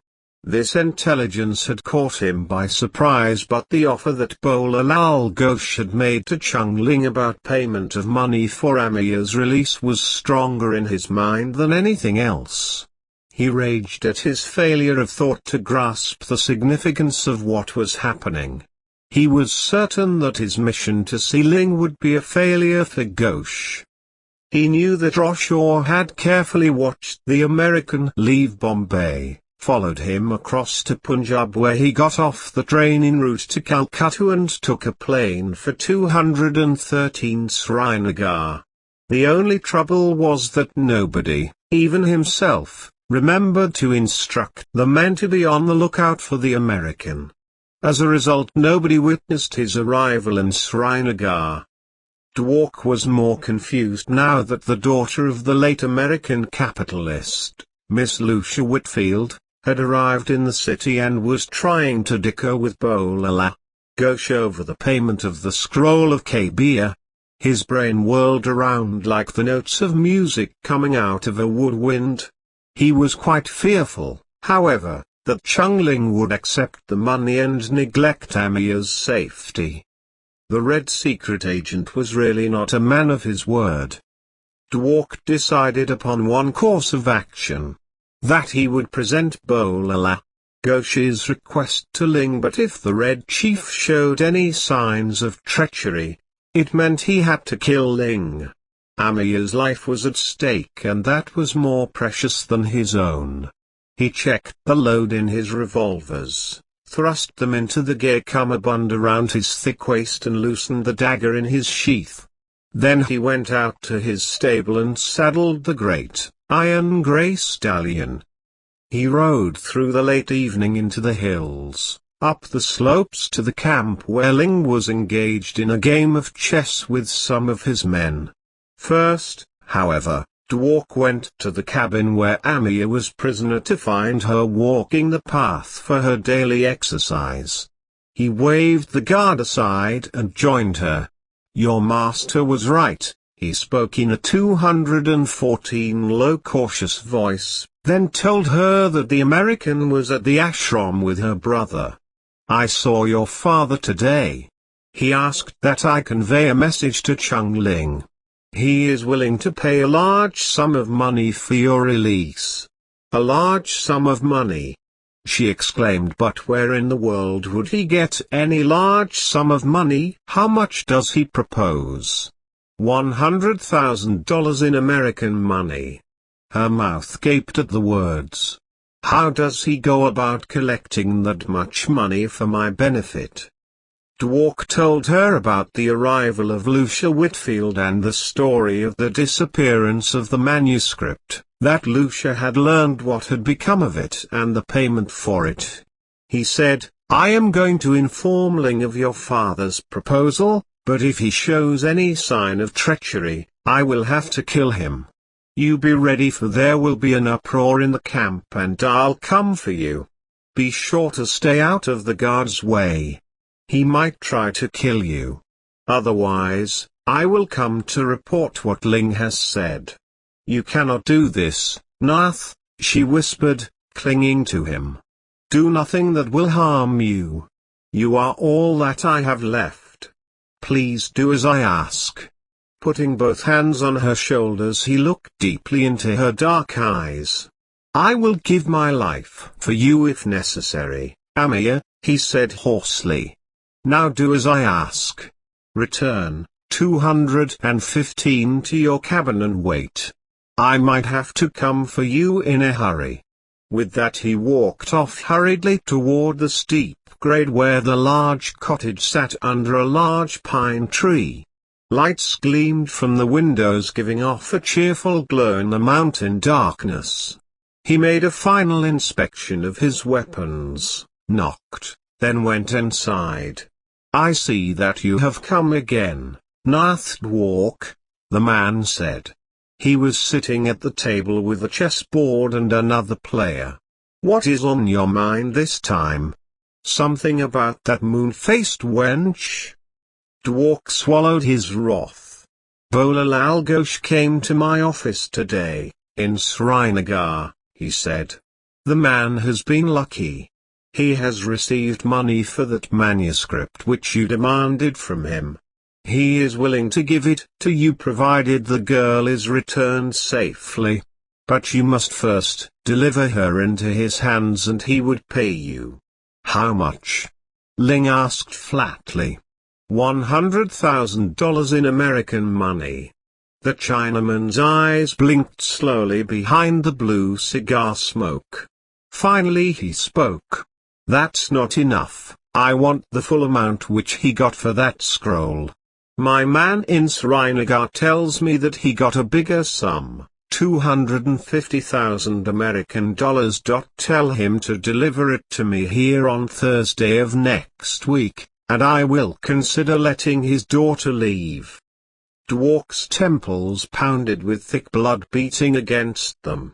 After a long 216 time he said, consider. You would have to send the girl first. No. Ling lashed out. I will give the girl back after I'm through with this job. The impact of his rage struck Dwork's brain so swiftly that his actions were mechanical. Jerking a revolver from his cummerbund he shot the red agent through the head, then wheeled and fired at those rushing through a side door. He tried to get out the front window but found it stuck. A bullet pierced his back and the pain jerked him upward out of his precarious position. He leapt out the door, down the steps and ran into the darkness, not aware of the gaping wound in his back. Shortly, he burst into the cabin where Amir stood pale and trembling. Come! He shouted, we've got to leave. My stallion's up the trail in the brush. You get there while I hold them off. He got her outside and up the trail, then stood back waiting for Ling's men. It was only a few minutes for they rushed him shooting their weapons wildly. A stinging pain burnt his great breast. His knees buckled and gave way as he went down firing his revolver. He remembered the hard ground and the sound of hoofs of his Ion-Ray stallion thudding into the night. His final thought was satisfaction, for Amir had escaped The little group of devotees seated themselves upon the grassy area of the ashram, in a half-circle. Harvey Dodds glanced at the face of Shyama, then his glance travelled onward to Lucia, who had arrived the evening before. She seemed very natural to be there in that soft sunlight. Lucia had come to India to repay the debt owed to the Ghosh family for the loss of the manuscript in America. She had turned over a large sum of money to Lal Ghosh from the City Museum of New York. The master came out of his hut, his benign countenance shining like a beaming light as he gazed upon his chelas, and touched his hands together in greeting. His devoted disciple, Jamnaji, came along behind the master, with his head humbly bowed. The godman seated himself upon the ground, his eyes twinkling as he looked around at his devotees. Then he opened his lips and began to speak. The aim of all religions and of all ancient seers has been to take the soul, by one means or another, and put its feet upon the path to God. Again, the successful seeker of God is he who, by practice and meditation, lifts his soul to the true kingdom, thus freeing it from all bonds, both internal and external, gross, subtle and causal, and thus separates his mind from the physical environment or the world. The perfect saints are those who have reached the last stage, or the true kingdom of God, that which Laitse speaks about in 218 the Shariat Kisagmad. Those who only talk of the perfect saints, or read their teachings to others, without practicing them, are only intellectually educated persons. All saints who have come in the past have taught that we must start toward the real center, or true kingdom of God, through the force of our meditations. Yet not all of us reach the final stage where God alone dwells, the one who is the ocean of love and mercy. Some of us stop at the first plane, others at the second. A few reach the third stage. Only the saints get to the fifth, and very few into the highest heaven of all heavens. This is the place of the original departure of the soul toward the lower regions. During its downward journey the soul appears to have descended from the intermediate states, and then to the world in which we are now living. The soul must make this journey through the lower creations in order to find itself and realize that it has all the godly attributes possible. God makes the soul take this journey for the reason that it will become the perfected atom and able to do its spiritual duties. Jesus' original teachings gave the sound current as its basic precept. He had studied in India, and it is well known that Jesus was in this country for approximately 19 years. Two of his cardinal principles are those taught by every ECK master who has come to this earth. They are, first, the vital importance of love, without which there can be neither wisdom nor religion. 219 Secondly, that the kingdom of heaven is truly a place of reality and that it can be found only within man himself. He taught that man should not look into the sky for the true kingdom, but within himself. But his message was poorly received, and meagly understood, even by his own disciples. None in his day was ready for the lofty ideals, such refined perceptions, and wonderful wisdom. The least of all was that none could understand the main point in Jesus' teachings. And it was that the kingdom of heaven was a present reality to be known and entered into in this life. Now. This moment. It has always been so. Even today among the most enlightened in the world, only a few can grasp this wonderful, beautiful, sublime ideal. They believe their death will take their souls to the heaven of their desire. When told you can pierce the dark veil and enter upon that kingdom now, while in full possession of your senses, You hesitate. Most of you have believed in the past that it was simply a theory due to an overwrought imagination. Yet this very thing was the heart and soul of the message of Jesus, as it has always been in the teachings of the saints. But here lies the great block of all religions. The followers cannot believe this. That is why it is emphasized so much about faith. If we have the faith of a mustard seed, verily I say unto you, whosoever shall say unto this mountain, Be thou removed. 220 But man cannot understand how we shall enter into the kingdom of God while in the body. Only the saints offered the definite methods, point to an exact path by which the kingdom may now be entered. It is no theory but a vital experience that you are given. The ECK masters taught that the great kingdom was within. They taught the way, which is the same as the Chinese call the Tao, or what we call the way of Ekankar. No one could grasp it. Yet he insisted that the divine logos, the word, was the prime factor in all creation, but it did not register with them. And because he taught as one having authority, it only insulted the multitude and created anger against himself. I am teaching only what others have taught the world. Go read and study your holy books and come back tomorrow. Barakabashad, may the blessings be. They rose from the ground and left, but Harvey Dodds hesitated and the master turned to him, giving the American a keen glance from half-closed eyes. You wish to speak with me? He asked softly. Dodd said slowly, Yes, Master. Would it be possible for me to receive the initiation? A brilliant smile crossed the Master's bearded face. I will give you the initiation. Yes, but have patience. It must be at the proper time, he added. You have seen the great Tribazartars. I know this by the 221 beauty one radiates after meeting this great master. He turned and went into the hut. Dobbs rubbed the light perspiration from his cheek, wondering why he had asked that question. Looking up, he saw Lucia watching him with shining eyes. 222. Chapter 12. Harvey Dodds was somewhat bothered about Lucia's sudden appearance at the ashram. He kept fighting his attitude, well aware that the master knew perfectly well what was in his heart. It must have shown in his face, for that day the master talked about self-control.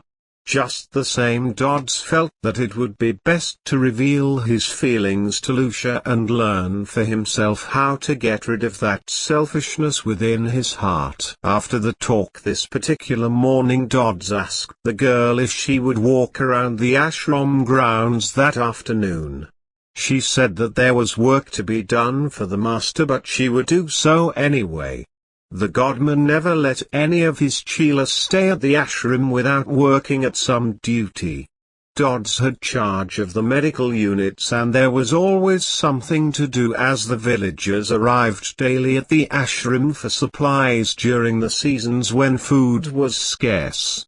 When they discovered that the ashram had a medical service, it wasn't long before they were swarming into the yard, the aged, wounded and the injured, old, young, middle-aged women, men and children. Harvey Dodds went to the women's quarters that afternoon and found Lucia scrubbing the floors. He helped her finish, and then they went for a walk along the edge of 223 of the steep cliff which ended near a river that gushed over the side in a long waterfall. Seems funny that we are doing this sort of thing, he said. My friends already think that I am crazy, Lucia replied. In fact, I think that if I'd go back to New York, they might try to lock me up. He faced her. Lucia, I have been thinking about this business of us both being here. It seems that I ought to leave. You still don't like me, Harvey? Is it because of R.J.'s treatment of you? He nodded. In spite of the fact that my father did make that mistake and kill your mother, it isn't easy for me to forget what R.J. did. He put my father out of business and tried to do the same to me. And then after learning the truth, it was hard to tell you. The whole thing is silly. It's in the past, so let's forget it. And I think it's alright if we both want to stay here.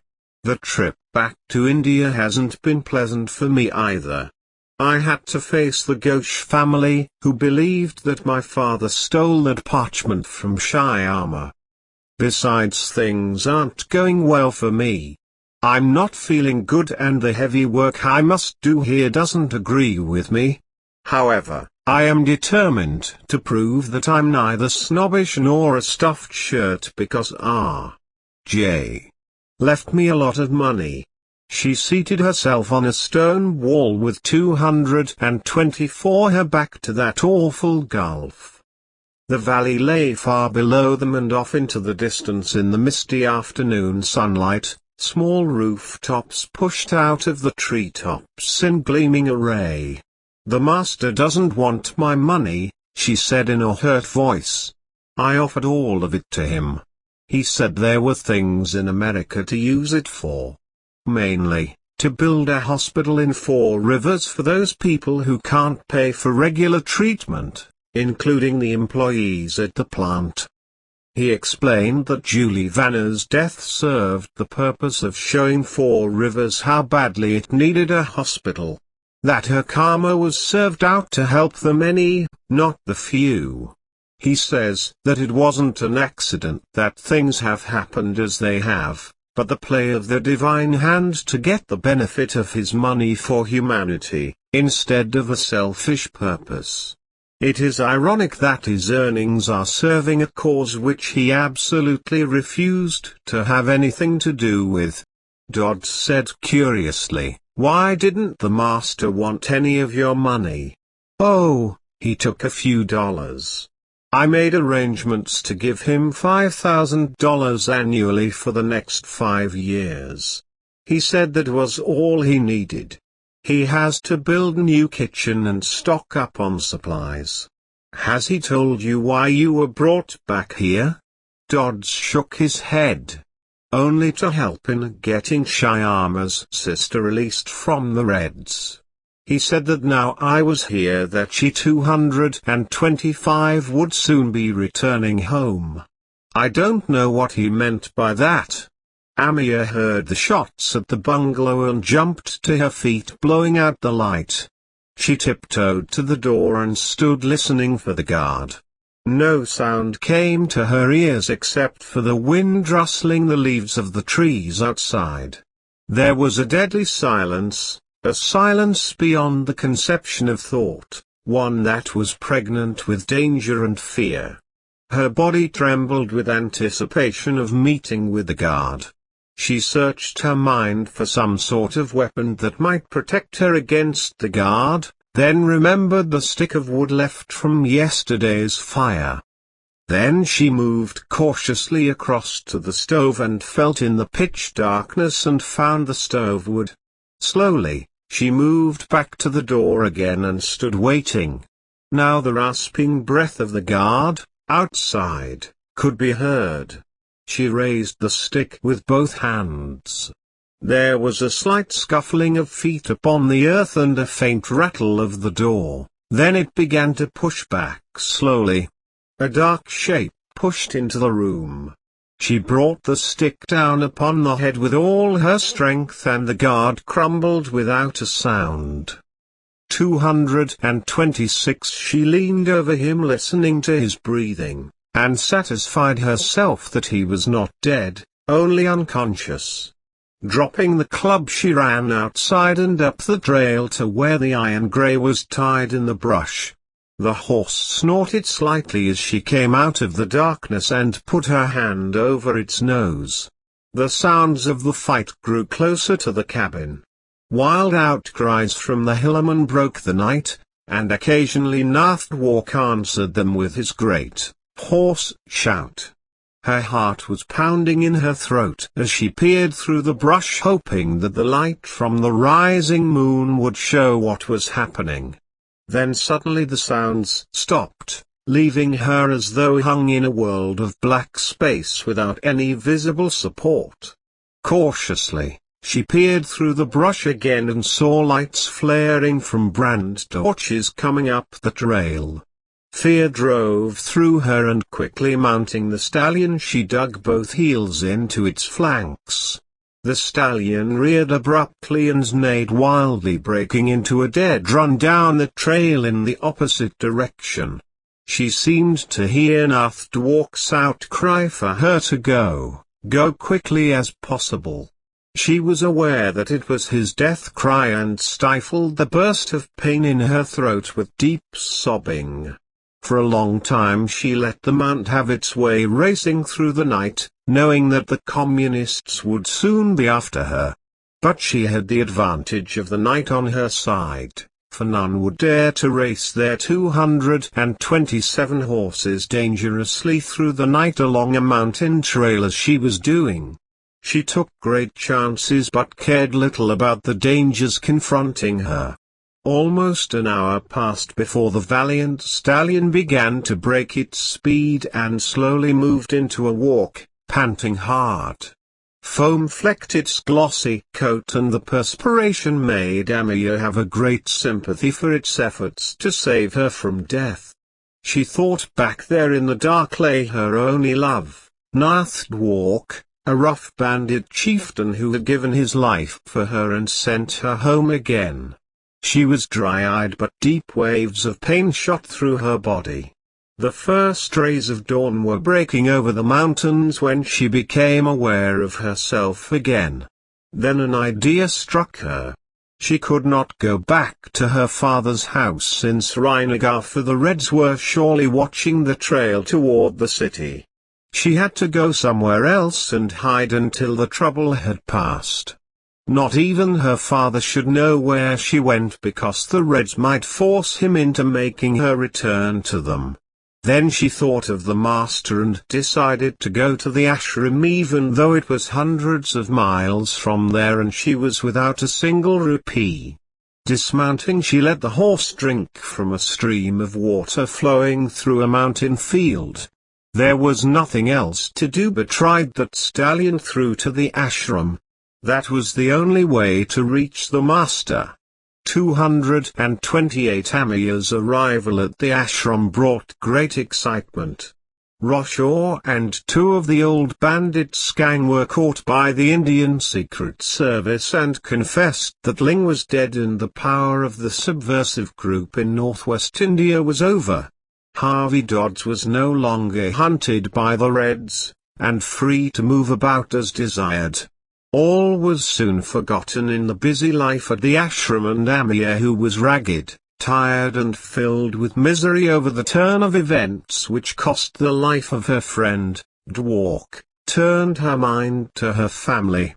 She had talked with Shyama and learned that her father was in absolute dejection because of her long absence, and now that she was safe was talking with neighbors about her childhood bestowal to a boy, her age, for marriage.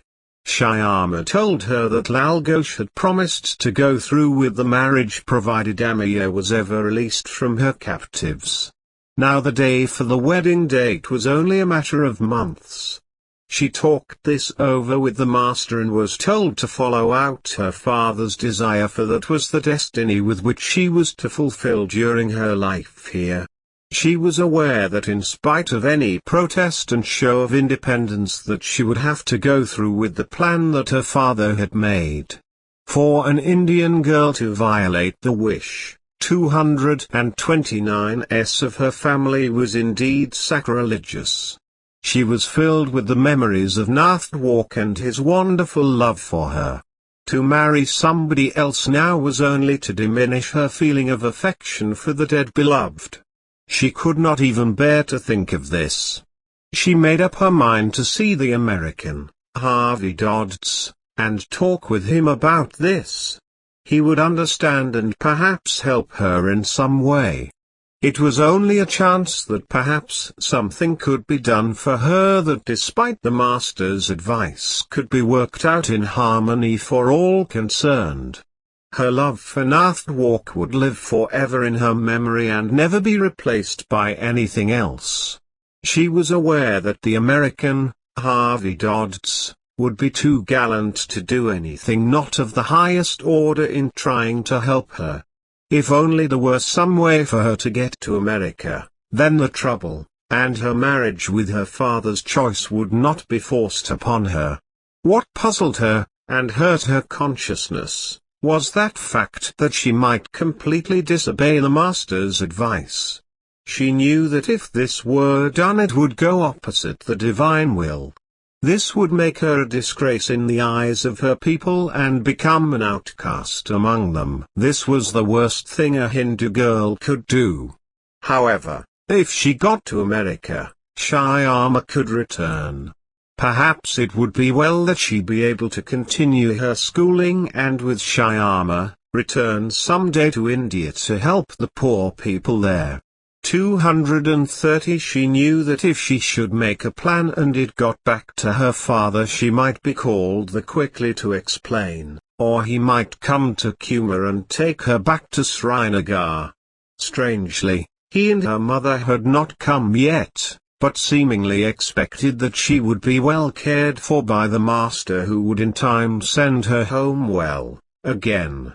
Late that afternoon she had the opportunity while alone with Harvey Dodds for a few minutes, to ask if she could see him. She started to ask him if she could have an interview with him late that afternoon or evening, but to her surprise the American proposed that he call upon her shortly and take her for a walk along the river path together. He told her that he had things to talk over with her. She promised to meet him by the far corner of the stone fence in the pathway, half the distance toward the river. With a pounding heart she slipped away from the women's quarters without seeing anybody and hurried toward the rendezvous. Shortly after dinner, Dodds arrived and greeted her with seeming joy and together they walked toward the river. She was half guessing what he had to say to her. It was his farewell to her. Within a few days she had to go home to Srinagar to make preparations for the wedding. He would see the godman who would give him the answer to his question, which he had come to India to learn, and where this would lead him, nobody but the master knew. 231 They reached the edge of the water and sat down on the grass listening to the gentle murmuring of the river which flowed down the mountains to the holy Ganges and then into the sea. Finally he spoke. I have heard about what happened to you while you were a prisoner in the mountains. It was God's hand that Nath Dwark did what he did for you. I loved him, she murmured. But now he is gone, I have nobody to turn to. He was really the first man I have ever loved. I have also heard about your wedding plans, Amir. I hope that it will be successful and help you get over this memory of Nath Dwark. She turned her black eyes upon him. They were filled with a sad light and burned so fiercely that he knew what was behind that wonderful glow. She said, I wish it were so. My father made the arrangements when I was a child. I must respect his wishes completely. But I want to change my plans and come to America with you and Shyama. You would disobey and come to America with me? He asked, smiling at her seriousness, trying to turn it off as a jest. Yes, she said sadly. It is in complete disagreement with father's wishes and the master's advice. My duty, says the master, is that of obeying God, and secondly of following out my responsibility to my family and their wishes. She continued, I know that father needs 232 me badly and that it will hurt him for me to do this. I am not asking that you marry me, or even hinting at such a thing. You must marry Miss Whitfield. She loves you dearly. However, I do not think it is right to marry the man of my father's choice, but could put this off by going to America to study in one of the colleges there and returning. By that time I would have my freedom to make my own choice in life. He said, I do not know what is right. If the master will accept me as one of his chelas, I will have to stay here and live in the ashram. You cannot do that, Harvey. It is not good for you. You Americans need activity and movement. You are too restless. You would die in an ashram. He shook his head. Perhaps, but I do not believe that it is true.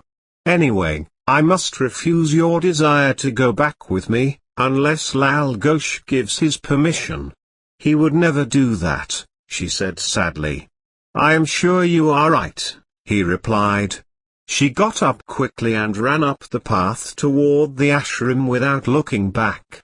Tears flowed down her cheeks in humiliation, for the rejection she had received brought only shame.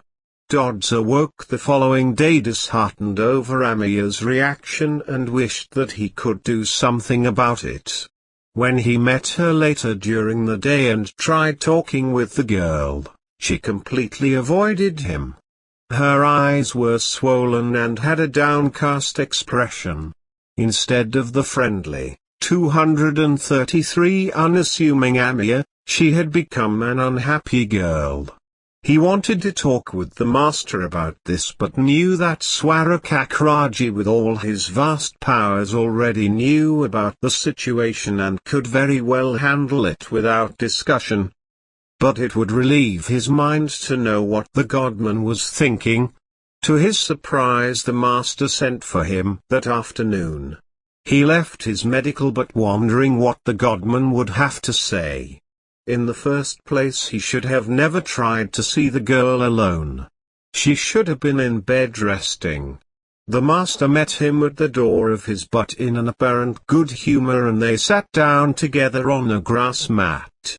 The master started talking at once.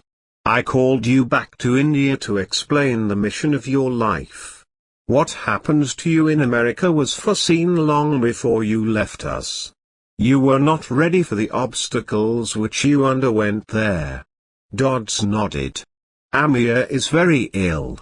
She needs medical care badly, and I am sending her to the nearest hospital, which is in Allahabad. Do not worry about her, for this is her karma in life and she must bear it, even to the extent of following out her father's desires to marry the man of his choice. I know what happened between you and Amiya last evening. I know about everything that goes on between my disciples anywhere in the world.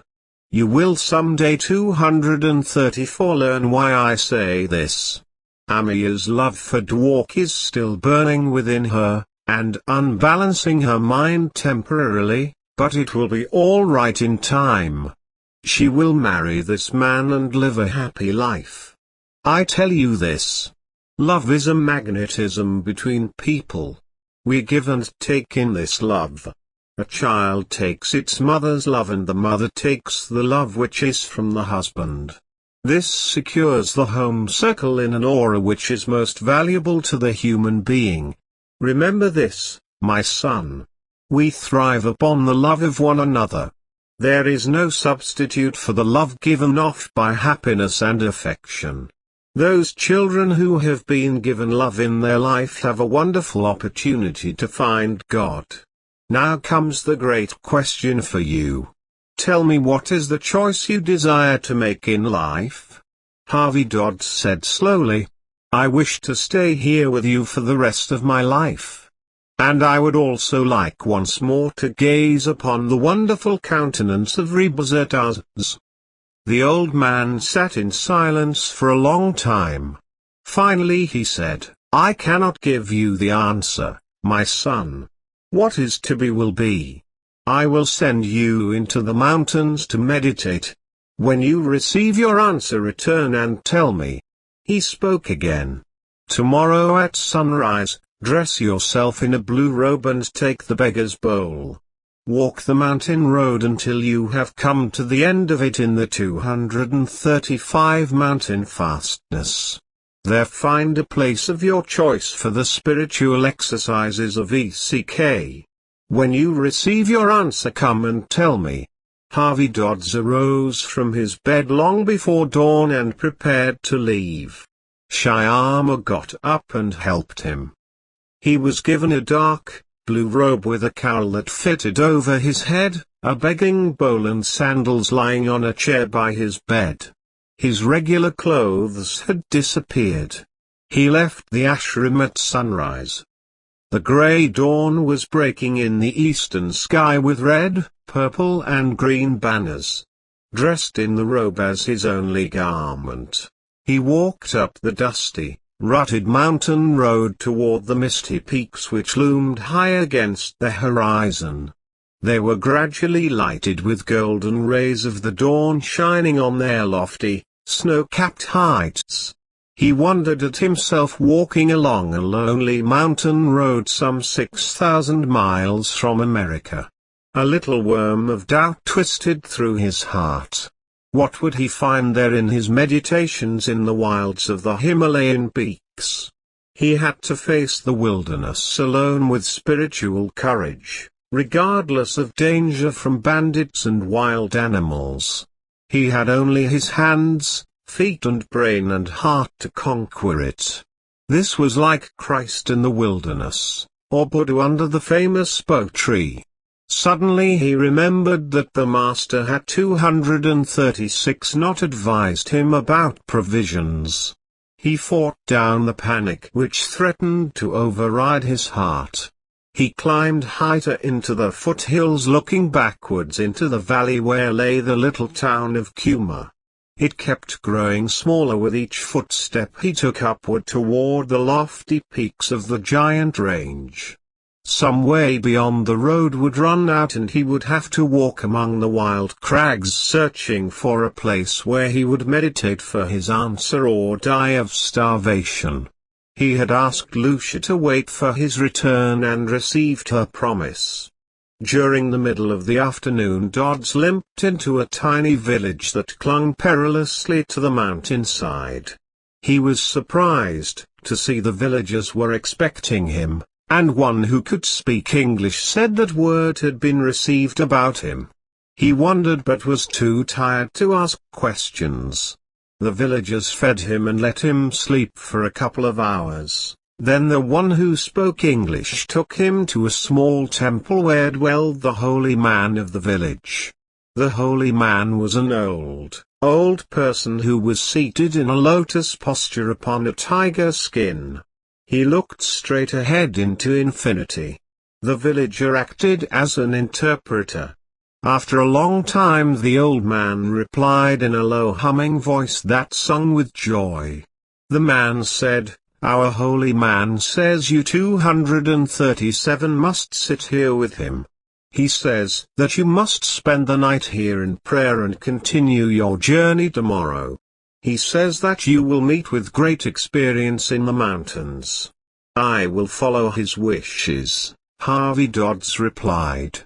They sat together, the three of them, nothing said, and the strange humming sound in the air about them made Dodds curious. After what seemed to be eternity to Dodds, the old man spoke again to the villager. The man got up and motioned for Dodds to follow. They went outside in the darkness. The villager said, "Stay here tonight under the tree and listen for God's voice. You will leave again at sunrise." Dodd stayed all night under the tree but did not experience anything. The next morning he ate and took up his journey again toward the high peaks. The wild range seemed to stand up straight, sparkling clean and white in the sunlight. The day passed and the sun became a great ball of orange fire in the west when he came to the end of the little road. It ran out into a trail lost in the grey, ugly landscape fit only for the grazing of sheep. The slope worked out flat from the trail and before him were several large rocks. A lone cedar tree stood nearby in the desolated area. He decided it needed him as much as he needed its company, and went over to take a seat cross-legged under its sparse branches. He closed his eyes and let his thoughts 238 dwell upon the light within himself. He did not know how long he sat in silence, but gradually became aware that time was passing. The night moved by and his body became weary, but stubbornly he held to his task. Something began to happen within him, and then a quietness stole over his mind. Some far-off music, the strange sound of a high-rising wind becoming stronger, was moving into his consciousness. He opened his eyes. At first he thought the shining grey light was from the dawn. Then realized it was too early for daybreak. Then he perceived it was a bright nothingness, increasing until it grew into a blinding yellow light beyond all conception. All at once its brightness took on every hue of the rainbow, and he realized that he was observing and experiencing something beyond his wildest imagination. He was drowning in a sea of roaring sounds. The light suddenly cleared, and before him stood a shining figure of a youth with the most beautiful eyes that Dodd's had ever seen in anyone. On the forehead was painted the grilled insignia of the Lord of the world. A melodious voice seemed to speak from everywhere. "I am Viswapati, Lord of the universe. I am here because you have called for me to give you the enlightenment of yourself, O man of the earth realm. You come to the mountains seeking me. Only I can give you the true answer to all life. 239 The answer to all things is within you. You must find me within your heart, and every answer to life's obstacles will be realized. This night you have looked into your heart and found me there.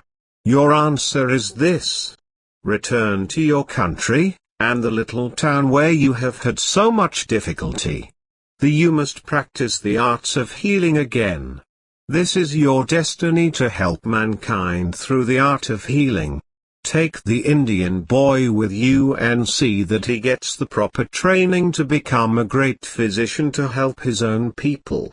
Take the American girl in marriage. It is the destiny of your life, for you both, and you have been together before throughout the centuries in other incarnations. Your path will be made easier once you have taken the initiation through the Master. Lord, Dodd said, have I the strength to carry out this mission? A beautiful smile lighted the being's countenance. Fear not, for strength for my presence will be with you always. I have been with you through the centuries. I was with you in Korea, during the months of your imprisonment. And while you marched over the mountains into Kashmir, I was the man on the road to Kuma. I stood at your side when you addressed the group of Americans on the art of ECK. I was Rebazataz in the Californian mountains. I was the one who appeared to those who came to help you escape from India. I am Swarakakraji, the wheel of heaven. And I am Soul in 240U, the Mahunter, the living ECK Master. As you work to help mankind, you must also teach and practice the art of divine love for all. You will become my missionary in America. Thousands will flock to you to learn the secret of this ancient art. I am everywhere. I am in everything. I know all things. You cannot live without me, and above all love me completely, for I am the Lord of the worlds. Worship me with a flower, a leaf, a fruit, or a stone, but worship me. I am every avatar and saint in the world. I come whenever man needs me. When the world becomes filled with strife and no longer can man control the elements of trouble, I appear again as the Godman to show him the way to peace and happiness. Be of pure heart when you worship me, for I am the inspiration and the ideal of the life of your soul. I am the supreme, eternal reality of all the ever-changing worlds, and the friend of all things. If you know me thus, you shall attain peace. I will say goodbye but not farewell, for we shall meet again, many times. Repeat my name often, for he who does so receives a spiritual blessing each time. When you need me, call and I will come. The shining figure faded gently away into the grey of dawn, leaving Dodds breathlessly rooted to the earth. 241 long afterwards, when the sunlight first filled the mountain tops, Harvey Dodds arose from his position under the lonely cedar and walked light over the earth as if he expected it to open and swallow him. He reached the village, passed through and got to the ashram late that afternoon, and fell on his face at the master's door. He was put on a cot in the medical quarters and Shyama left with him. He was given a sleeping drug by the doctor and slept soundly. When he awoke, the sunlight was filling the little hut. He realized that he had slept through the night into the following morning. Shyama was seated at the foot of the bed, half asleep, from his long night's vigil. He opened his eyes and looked at Harvey Dodds. "You have rested well, my elder brother," he said quietly. "She is here to see you." Turning his head, he found Lucia standing by the bed looking like a lovely angel, her hair shining in the light. Smiling, she said, "You cannot do anything about this now. You're helpless." "I'm glad," he whispered, reaching for her hand. He looked at her with his eyes shining in tears. "I've been a fool, Lucia. We could have been happy a long time ago if I'd known the truth." She put a finger on his lips. "We will talk later," she murmured. She stood back as the master entered 242 the door with a wonderful smile. Dodds instantly realized how much the old man looked like the youth in the mountains. Could it be possible they were the same person? The master said, "I am happy over your decision to return to America.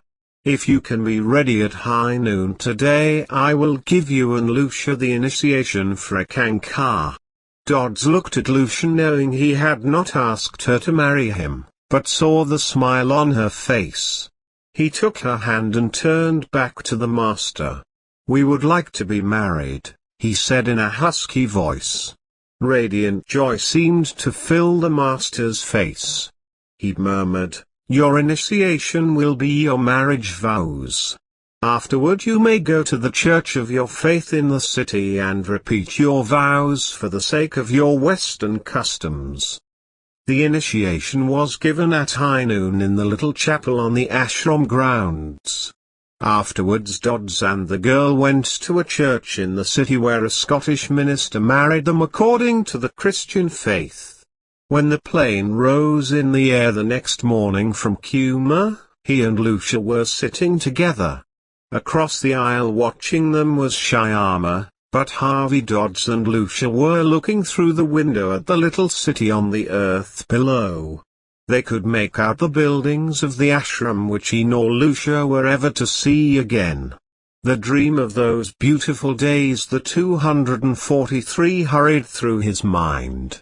He thought of Amir and her father, the flight across India to escape the Reds, of his escape from China and the old Kazakh's chief, Batir, now dead, and his followers scattered in the mountains of Kashmir.